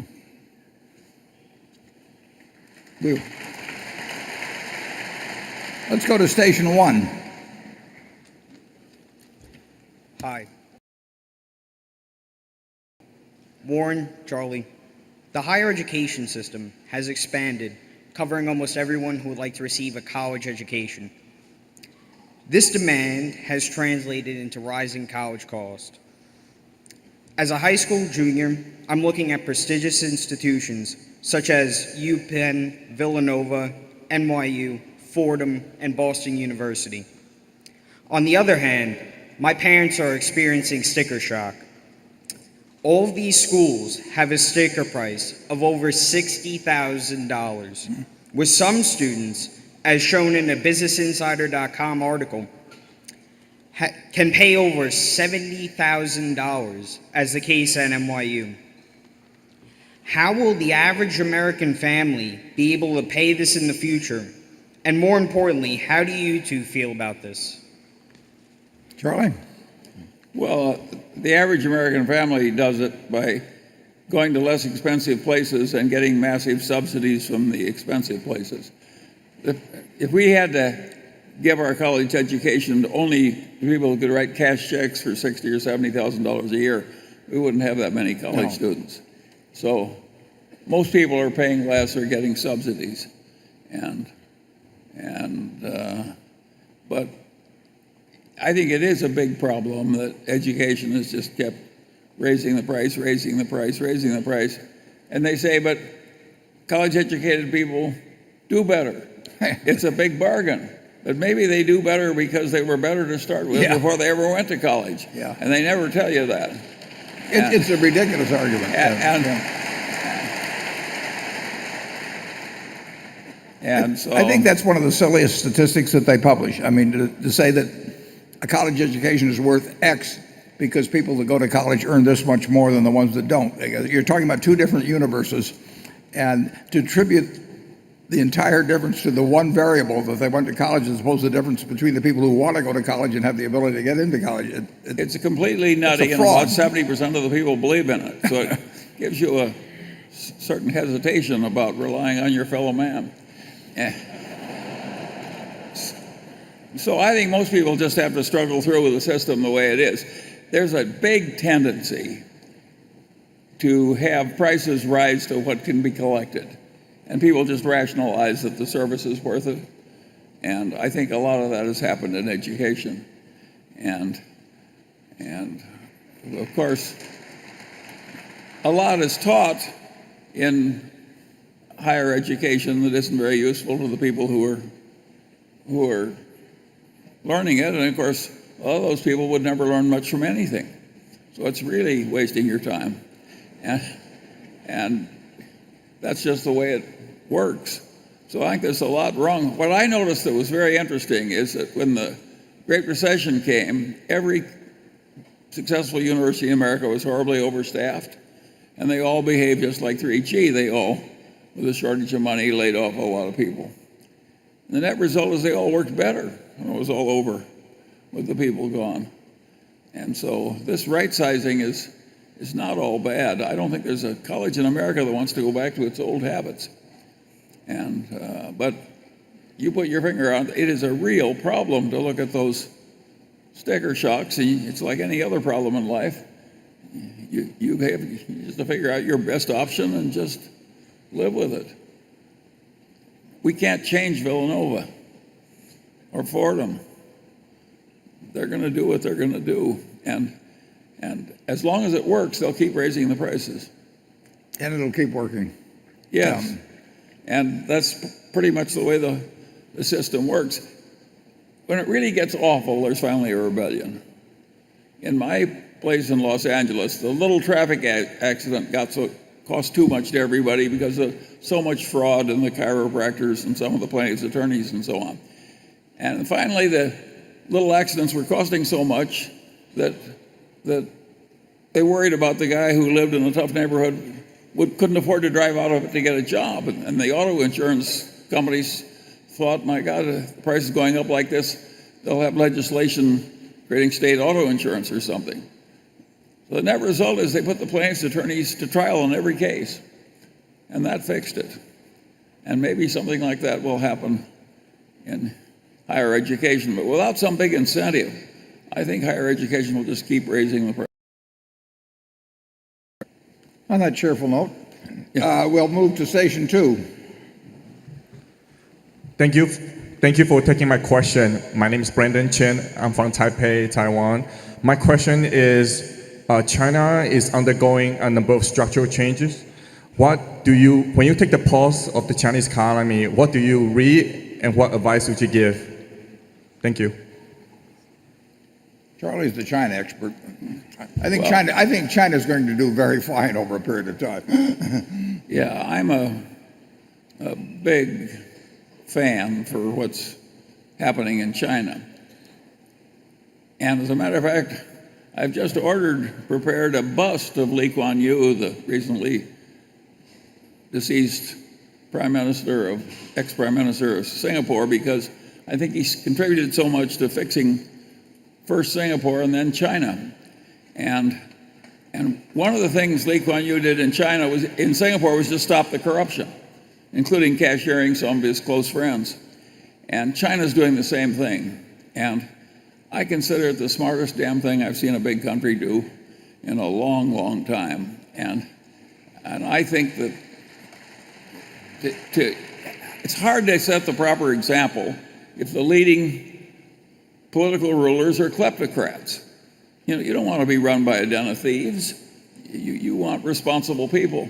And what Lee Kuan Yew did is he paid the civil servants way better and recruited very good people.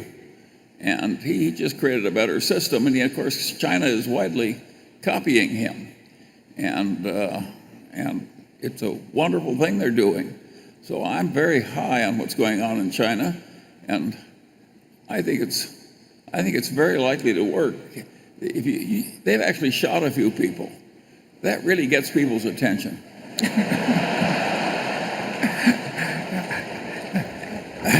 Now we're starting to get some practical advice here. What what has happened in China, over the last 40 or so years, I mean, it just strikes me as just totally miraculous. I don't think I would not have believed that a country could move so far, so fast. A country that size, particularly so far, so fast, and it never happened before in the history of the world that a company so big had come so far. When I was a little boy, 80% of the population of China was illiterate and mired in subsistence, poverty, and agriculture. Now and they've been through horrible wars, and look at them. It's one of the most remarkable achievements in the history of the earth, and a few people made an extreme contribution to it, including this Chinese politician in Singapore. And I give the Communist Party a lot of credit for copying Lee Kuan Yew. That's all Berkshire does, is copy the right people. Yeah, in 1790, the United States had 4 million people. China had 290 million people. They were just as smart as we were. They worked as hard, similar climate, similar soil. And for close to 200 years, the United States went with those 4 million people to close to 25% of the world's GDP. And China really didn't go anyplace. And then those same people in 40 years, and they're not working harder now than they were 40 years ago. They're not smarter now than they were 40 years ago in terms of the basic intelligence. And just look at what's been accomplished. I mean, it does show you the human potential when you find a system that unleashes it. And we found a system that unleashed human potential a couple hundred years ago, and they found a system that unleashed human potential 40 or 50 years ago. And when you see that example, it has to have a powerful effect on what happens in the future. And it's just amazing that you could have people go nowhere basically in their lives for centuries, and then it explodes, and it just blows me away to see it. And it's the same human beings, but they found a way to unlock their potential, and I congratulate them for it. And as Charlie said earlier, China and the United States are going to be the superpowers for as far as the eye can see, and it is really good for us, in my view, that the Chinese have found the way to unlock their potential. And I think it's imperative for two countries with nuclear weapons that in this kind of world that they figure out ways to see the virtues in each other rather than the flaws. We'll have plenty of disagreements with the Chinese, and they will with us, but we ought to remember that on balance, we're both better off if the other one's doing well. That's just my own view. Okay. Station 3, please. Hello, Mr. Buffett and Mr. Munger. My name is Chandra Chawla, and I am from San Francisco. Thank you for the last 50 years of sharing your wisdom and being an exemplar of integrity. 50 years ago, when you were starting out or getting into new industries, how did you figure out the operational metrics for a new industry where you did not have previous experience? Well, we didn't have it thought out that well in a sense at that time, but we basically looked for companies where we thought we could understand what the future would look like 5 or 10 or 15 years hence. And that didn't mean we had to do it to 4 decimal places or anything of the sort, but we had to have a feel for it, and we had to know our limitations. So we stayed away from a lot of things. And at that time, prices were different. So in terms of knowing we were getting enough for our money, it was a much easier decision than it is currently. But there weren't elaborate, there were no planning sessions or anything of the sort. We kept reading, and we kept thinking, and we kept looking at things that came along, as Charlie described it in the movie, and comparing opportunity A with opportunity B. And in those days, we were capital constrained, so we usually had to sell something if we were going to buy something else, and that always makes for, that's an interesting challenge always when you're measuring something you hold against something that has come along and to see which is more attractive. And we probably leaned very much toward things where we felt we were certain to get a decent result than where we were hopeful of getting a brilliant result. That's went with our instincts and kept putting one foot in front of the other. Charlie, what would you say? Well, that's exactly what we did, and it worked wonderfully well. And part of it is because we're such splendid people and worked so constructively, and part of it is we were a little lucky. We had some good fortune. Now, Warren says he was lucky to go to Geico, but not every 20-year-old was going down to Washington, D.C. and knocking on the doors of empty buildings to try and find something out that he was curious about. So we made some of our luck by being curious and seeking wisdom, and we certainly recommend that to anybody else. And there's nothing that proves his wisdom more thoroughly than really getting your own nose whacked hard when you make a mistake. And we had a fair amount of that, didn't we? We had plenty of them. If you'll read this book, you'll see about a few of them. We thought we knew about the department store business in Baltimore, and we thought we knew about the trading stamp business. And we've had a lot of experience with bad businesses, and that makes you appreciate a good one. And to some extent, it sharpens your ability to make distinctions between good and bad ones. And we've had a lot of fun along the way. That helps too. I mean, if you're enjoying what you're doing, you're likely to get a better result than if you go to work with your teeth clenched every morning. I think we were helped because we came from families where there were some admirable people, and we tended to identify other admirable people better than we would have coming from a different background. So my deceased wife used to say, you can't accomplish much in one generation. We owe a considerable amount, both of us, to the families we were raised in. I think the family standards helped us to identify the good people more easily than we would have if we'd had a more disadvantaged background. Do you agree with that? Yeah. Have you still got your father's briefcase? Or? I still got it, but I don't know where it is. I can't carry it anymore. It's worn out. It's got holes in it. Yeah. I got my dad's desk from 75 years ago. Okay, station 4. Hi, Warren and Charlie. This is Decora and Dan Chen from Talgarten, Los Angeles, and we're thrilled to be here again. Thank you for planting the seeds for which my generation can sit under the shade, and for my children's generation with the Secret Millionaires Club so that they could sit under the shade. I walk amongst giants. Go on.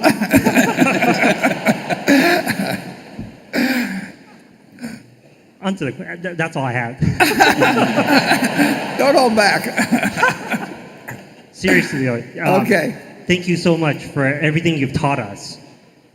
How were you able to persuade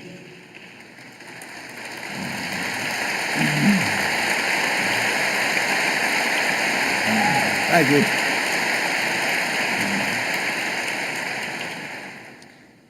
How were you able to persuade your early investors all early on, besides your family and friends, to overcome their doubts and fears and to believe in what you're doing? There's a lot of other asset classes out there, such as a lot of people believe real estate, bonds, gold. How were you able to get over that? And something I've been really dying to ask you. We didn't do very well until we had a winning record. Prior to the early winning record, how are you able to get them to buy into what you're trying to do? I mean, no one's ever done what you're doing, and no one has still. And I've been really wanting to ask you, in the past, you said you're 90% Graham and 10% Fisher. Where does that percentage stand today? Thank you again from a grateful student of your teachings, and my children love what you do too. They wrote you a letter. Thank you. A lot of it I started selling stocks here when I was 20 years old. I got out of Columbia, and although I was 20, I looked about 16, and I behaved like I was about 12. So I did not make a huge impression selling stocks. I used to just walk around downtown and call on people, which is the way it was done, and then I went to work for Graham. But when I came back, the people that joined me actually, one of my sisters, her husband, my father-in-law, my Aunt Alice, guy I roomed with in college, and his mother, and I've skipped one. But in any event, those people just had faith in me. And my father-in-law, who was a dean at the what was then the University of Omaha, he gave me everything he had, and to quite an extent they all did. And so it was they knew I'd done reasonably well by that time. That would have been 1956. So I'd been investing 5 or 6 years, and actually I was in a position where when I left New York and came back to Omaha, I had about $175,000, and I was retired. So I guess they figured if I was retired at 26, I must be doing something right, and they gave me their money. And then it just unfolded after that. An ex-stockholder of Graham Newman, the president of a college, came out, and Ben Graham was winding up his partnership or his fund, and he recommended me. And then another fellow saw the announcement in the paper that we'd formed a partnership, and he called me, and he joined, and just one after another. And then actually a year or two later, a doctor family called, and they were the ones that ended up with me meeting Charlie. So a lot of stuff just comes along if you just keep plodding along. But the record later on of the partnership attracted money, but initially it was much more just people that knew me and had faith in me. But these were small sums of money. We started with $105,000. Charlie? Well, of course, that's the way you start. But it's amazing. We've now watched a lot of other people start. And the people that have followed the old Graham Newman path have one thing in common: they've all done pretty well. I can hardly think of anybody who hasn't done moderately. Everybody did well. Yeah. So if you just avoid being a perfect idiot and have a good character and just keep doing it day after day, it's amazing how it will work. Yeah, it was accident to a significant extent. If a few of those people hadn't have said to me, what should I buy? And I said, I'm not going to go back in the stock brokerage business, but I will, we'll form a partnership, and your fate will be the same as mine, and I won't tell you what I'm doing. And they joined in, and it went from there. But it was not planned out in the least, at zero. I met Charlie, and he was practicing law, and I told him that was okay as a hobby, but it was a lousy business. So fortunately, I listened. It took a while, however. Yeah. Okay. Station 5. Hi, my name is 15 Arthur. minutes. I'm from Los Angeles. I wanted to thank you for having us in your hometown. And we've all been listening to your business prowess and all your successes. There's no question that you're good at business and finance and have fun doing it. But there are comments that you've made on income inequality, giving away 99% of your wealth. And I'm led to believe that you're motivated by more than just amassing wealth or financial gains. So I'd like to speak to your value core and ask what matters to you most and why. Charlie, what matters to you most? Well,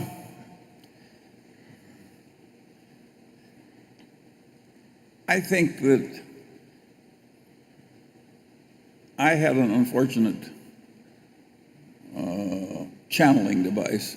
I was better at figuring things out than I was at everything else. I was never going to succeed as a movie star or as an athlete or as an actor or something. And I early got the idea that, partly from my family, my grandfather in particular, whose name I bore, had the same idea, that really your main duty is to become as rational as you could possibly be. I mean, rationality was just totally worshipped by Judge Munger and my father and others. And since I was good at that and no good at anything else, I was steered in something that worked well for me. But I do think rationality is a moral duty. That's the reason I like Confucius. He had the same idea all those years ago. And I think Berkshire is sort of a temple of rationality. What's really admired around Berkshire is somebody who sees it the way it is. Wouldn't you agree with that, Warren? Yeah, more than anything, more than energy. You better see more it the than- way it is. Yeah. What? You better see it the way it is. Yeah. You see it the way it is. And so that's the way I did it. But that goes beyond a technique for amassing wealth. To me, that's a moral principle. I think if you have some easily removable ignorance and keep it, it's dishonorable. I don't think it's just a mistake or a lack of diligence. I think it's dishonorable to stay stupider than you have to be. And so that's my ethos. And I think you have to be generous because it's crazy not to be. We're a social animal and we're tied to other people. Well, I would say, it doesn't sound very noble, but what matters to me most now, and probably has for some time, there are things that matter that you can't do. There are things that matter that you can't do anything about. In terms of health and the health of those around you and all of that. But actually, what matters to me most is that Berkshire does well. That basically, I'm in a position where we've probably got 1 million or more people that are involved with us, and it just so happens that it's enormously enjoyable to me, so I can rationalize the activity. But I would not be happy if Berkshire were doing poorly. That doesn't mean whether the stock goes down or whether the economy has a bad year. But if I felt that we weren't building something every year that was better than what we had the year before, I would not be happy. I get this enormous fun out of it, and I get to work with people I like. But that's very important. The truth of the matter is, it's easy for somebody like Warren or me to lose a little of our own money because it doesn't matter that much. But we hate losing somebody else's.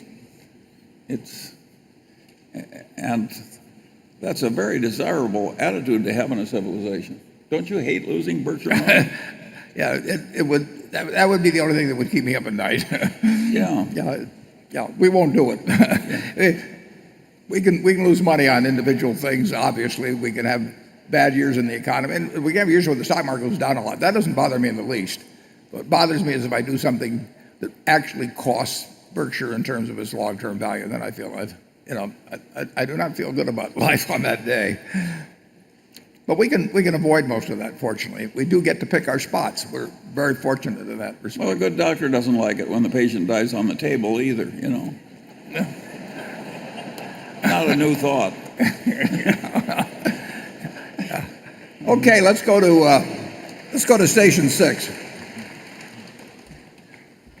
Hi, Mr. Buffett and Mr. Munger. My name is Petra Bergman. I'm from Stockholm, Sweden, in the Northern Europe. I work at something called EFN.se. I wanted to ask you, from my point of view, what would be the answer to the most intelligent question I could ask you right now?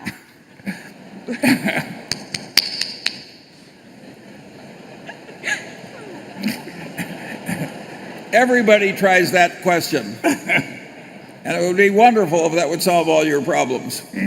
But I don't think it's a very good question. Or perhaps I should say... Let's phrase that differently, Charlie. Well, what I mean is, you're asking too much of somebody when you ask him to honestly say what is the most enlightening question he could answer. Yeah, I get that asked by the students a lot, and I've had a lot of practice in hearing it asked, but I haven't had very much success in answering it. So I'll have to beg off on that one. How about 7? Good afternoon, Warren and Charlie. Congrats on 50 years. My name is Jim, and I'm from Brooklyn, New York. This is kind of a follow-on to a recent question. You both had success in investing even before Berkshire Hathaway as investors and as fund managers. While it's well known you closely followed Graham's teachings, others like Walter Schloss and his son also had success with similar teachings yet different strategies. What would you cite as the most important reason for your early success with small amounts of capital?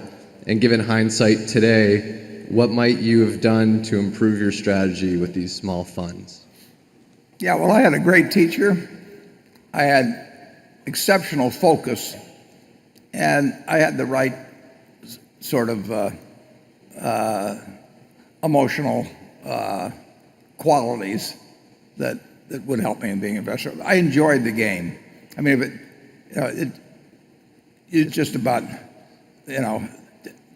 hard enough to be interesting, but not so hard as to be beyond the capabilities of people understanding it. And that's kind of the way this game is. I mean, it's not like Henry Singleton kind of questions he took on. It's actually a pretty easy game, and it does require a certain emotional stability.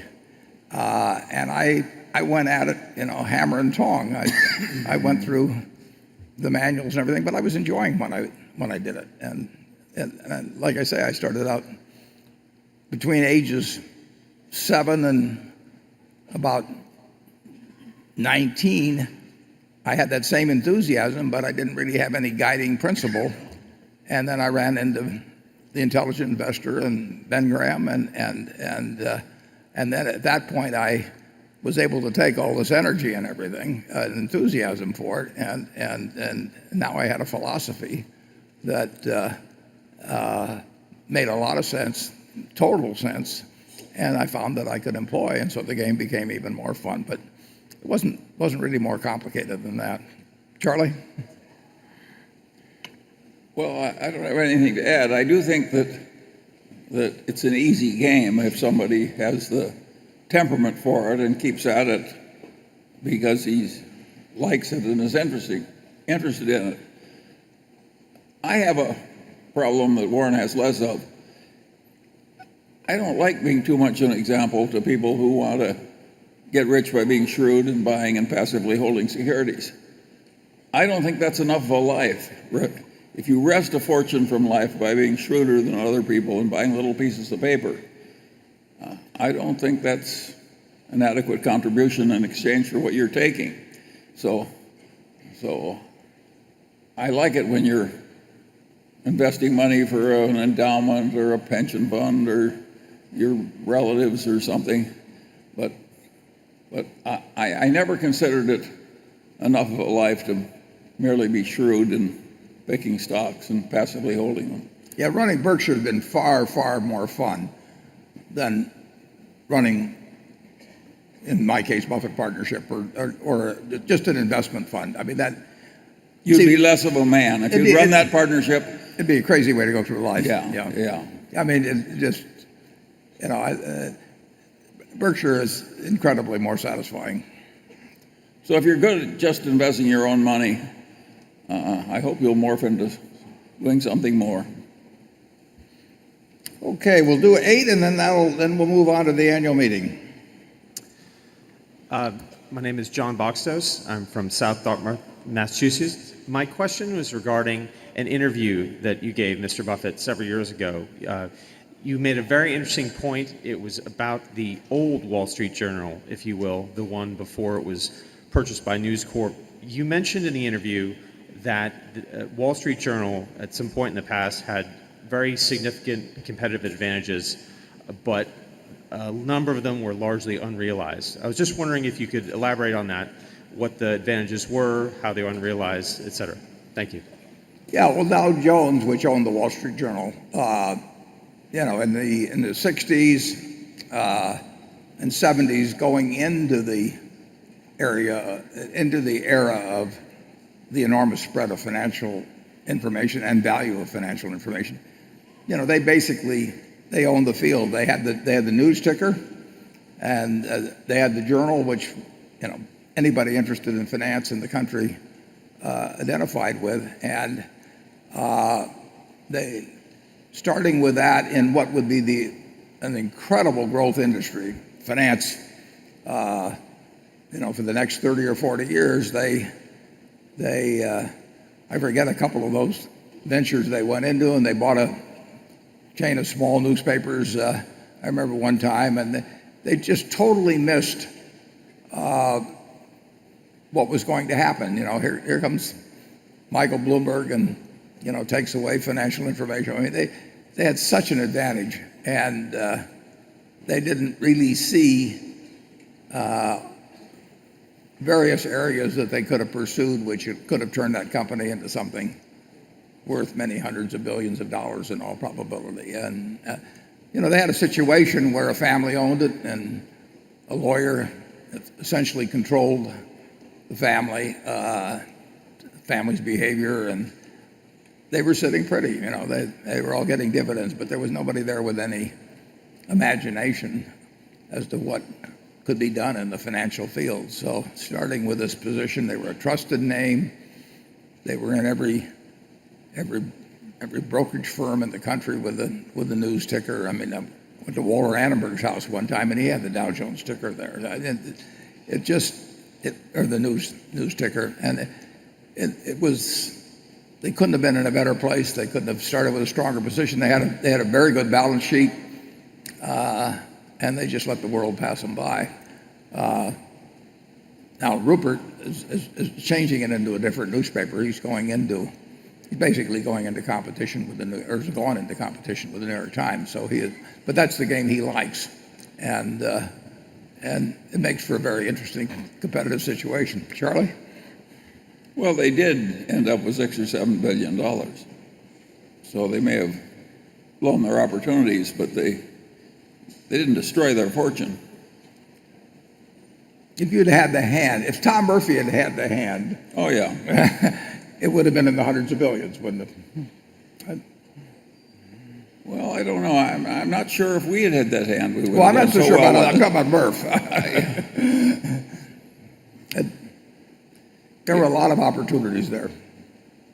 Well, I think even Murph is more like us than he is like Bill Gates. No. I'm not sure where that goes, but I think it's hard to invent he's more our entirely new modalities and so on. I think Bill would have done very well with Dow Jones too. Yes, he might have done better than anyone. Yeah, I'd like to buy into that retroactively. Yeah. Okay, 3:30's arrived. We're going to go to the annual meeting in about 5 minutes. We've got a certain amount of formal business to take care of, and I thank you all for coming.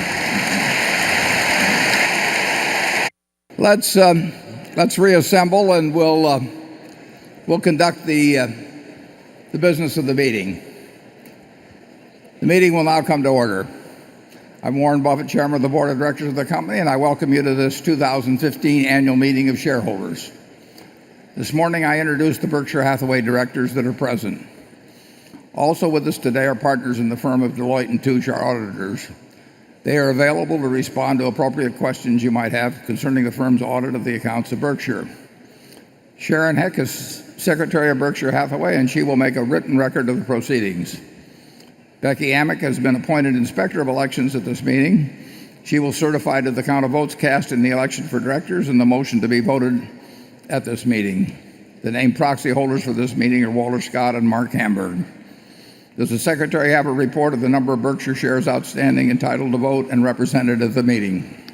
Yes, I do. As indicated in the proxy statement that accompanied the notice of this meeting that was sent to all shareholders of record on March 5th, 2015, the record date for this meeting, there were 824,920 shares of Class A Berkshire Hathaway common stock outstanding, with each share entitled to one vote on motions considered at the meeting, and 1,227,069,442 shares of Class B Berkshire Hathaway common stock outstanding, with each share entitled to 1/10,000th of one vote on motions considered at the meeting.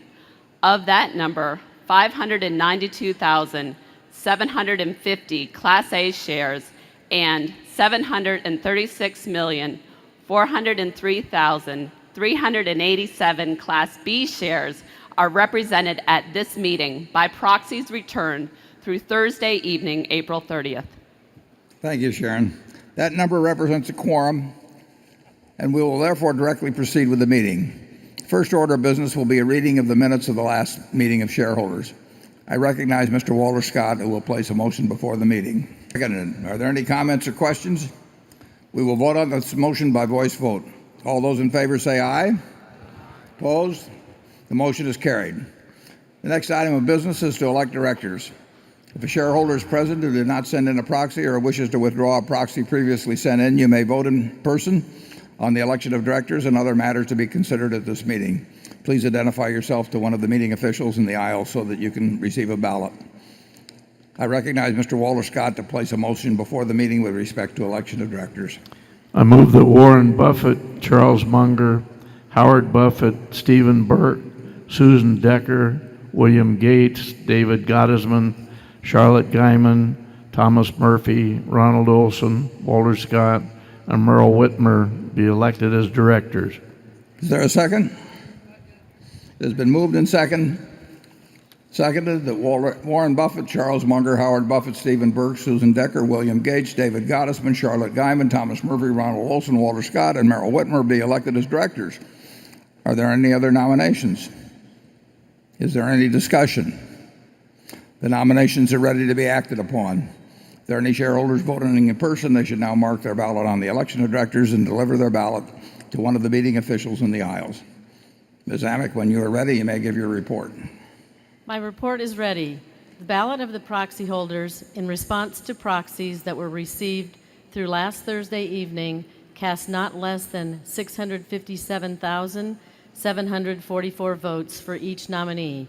That number far exceeds a majority of the number of the total votes of all Class A and Class B shares outstanding. The certification required by Delaware law of the precise count of the votes will be given to the Secretary to be placed with the minutes of this meeting. Thank you, Ms. Amick. Warren Buffett, Charles Munger, Howard Buffett, Stephen Burke, Susan Decker, William Gates, David Gottesman, Charles Guyman, Thomas Murphy, Ronald Olson, Walter Scott, and Merle Whitmer have been elected as directors. Does anyone have any further business to come before this meeting before we adjourn? If not, I recognize Mr. Scott to place a motion before the meeting. I move that this meeting be adjourned. Second? A motion to adjourn has been made and seconded. We will vote by voice. Is there any discussion? If not, all in favor say aye. All opposed, no. The meeting's adjourned. Thank you.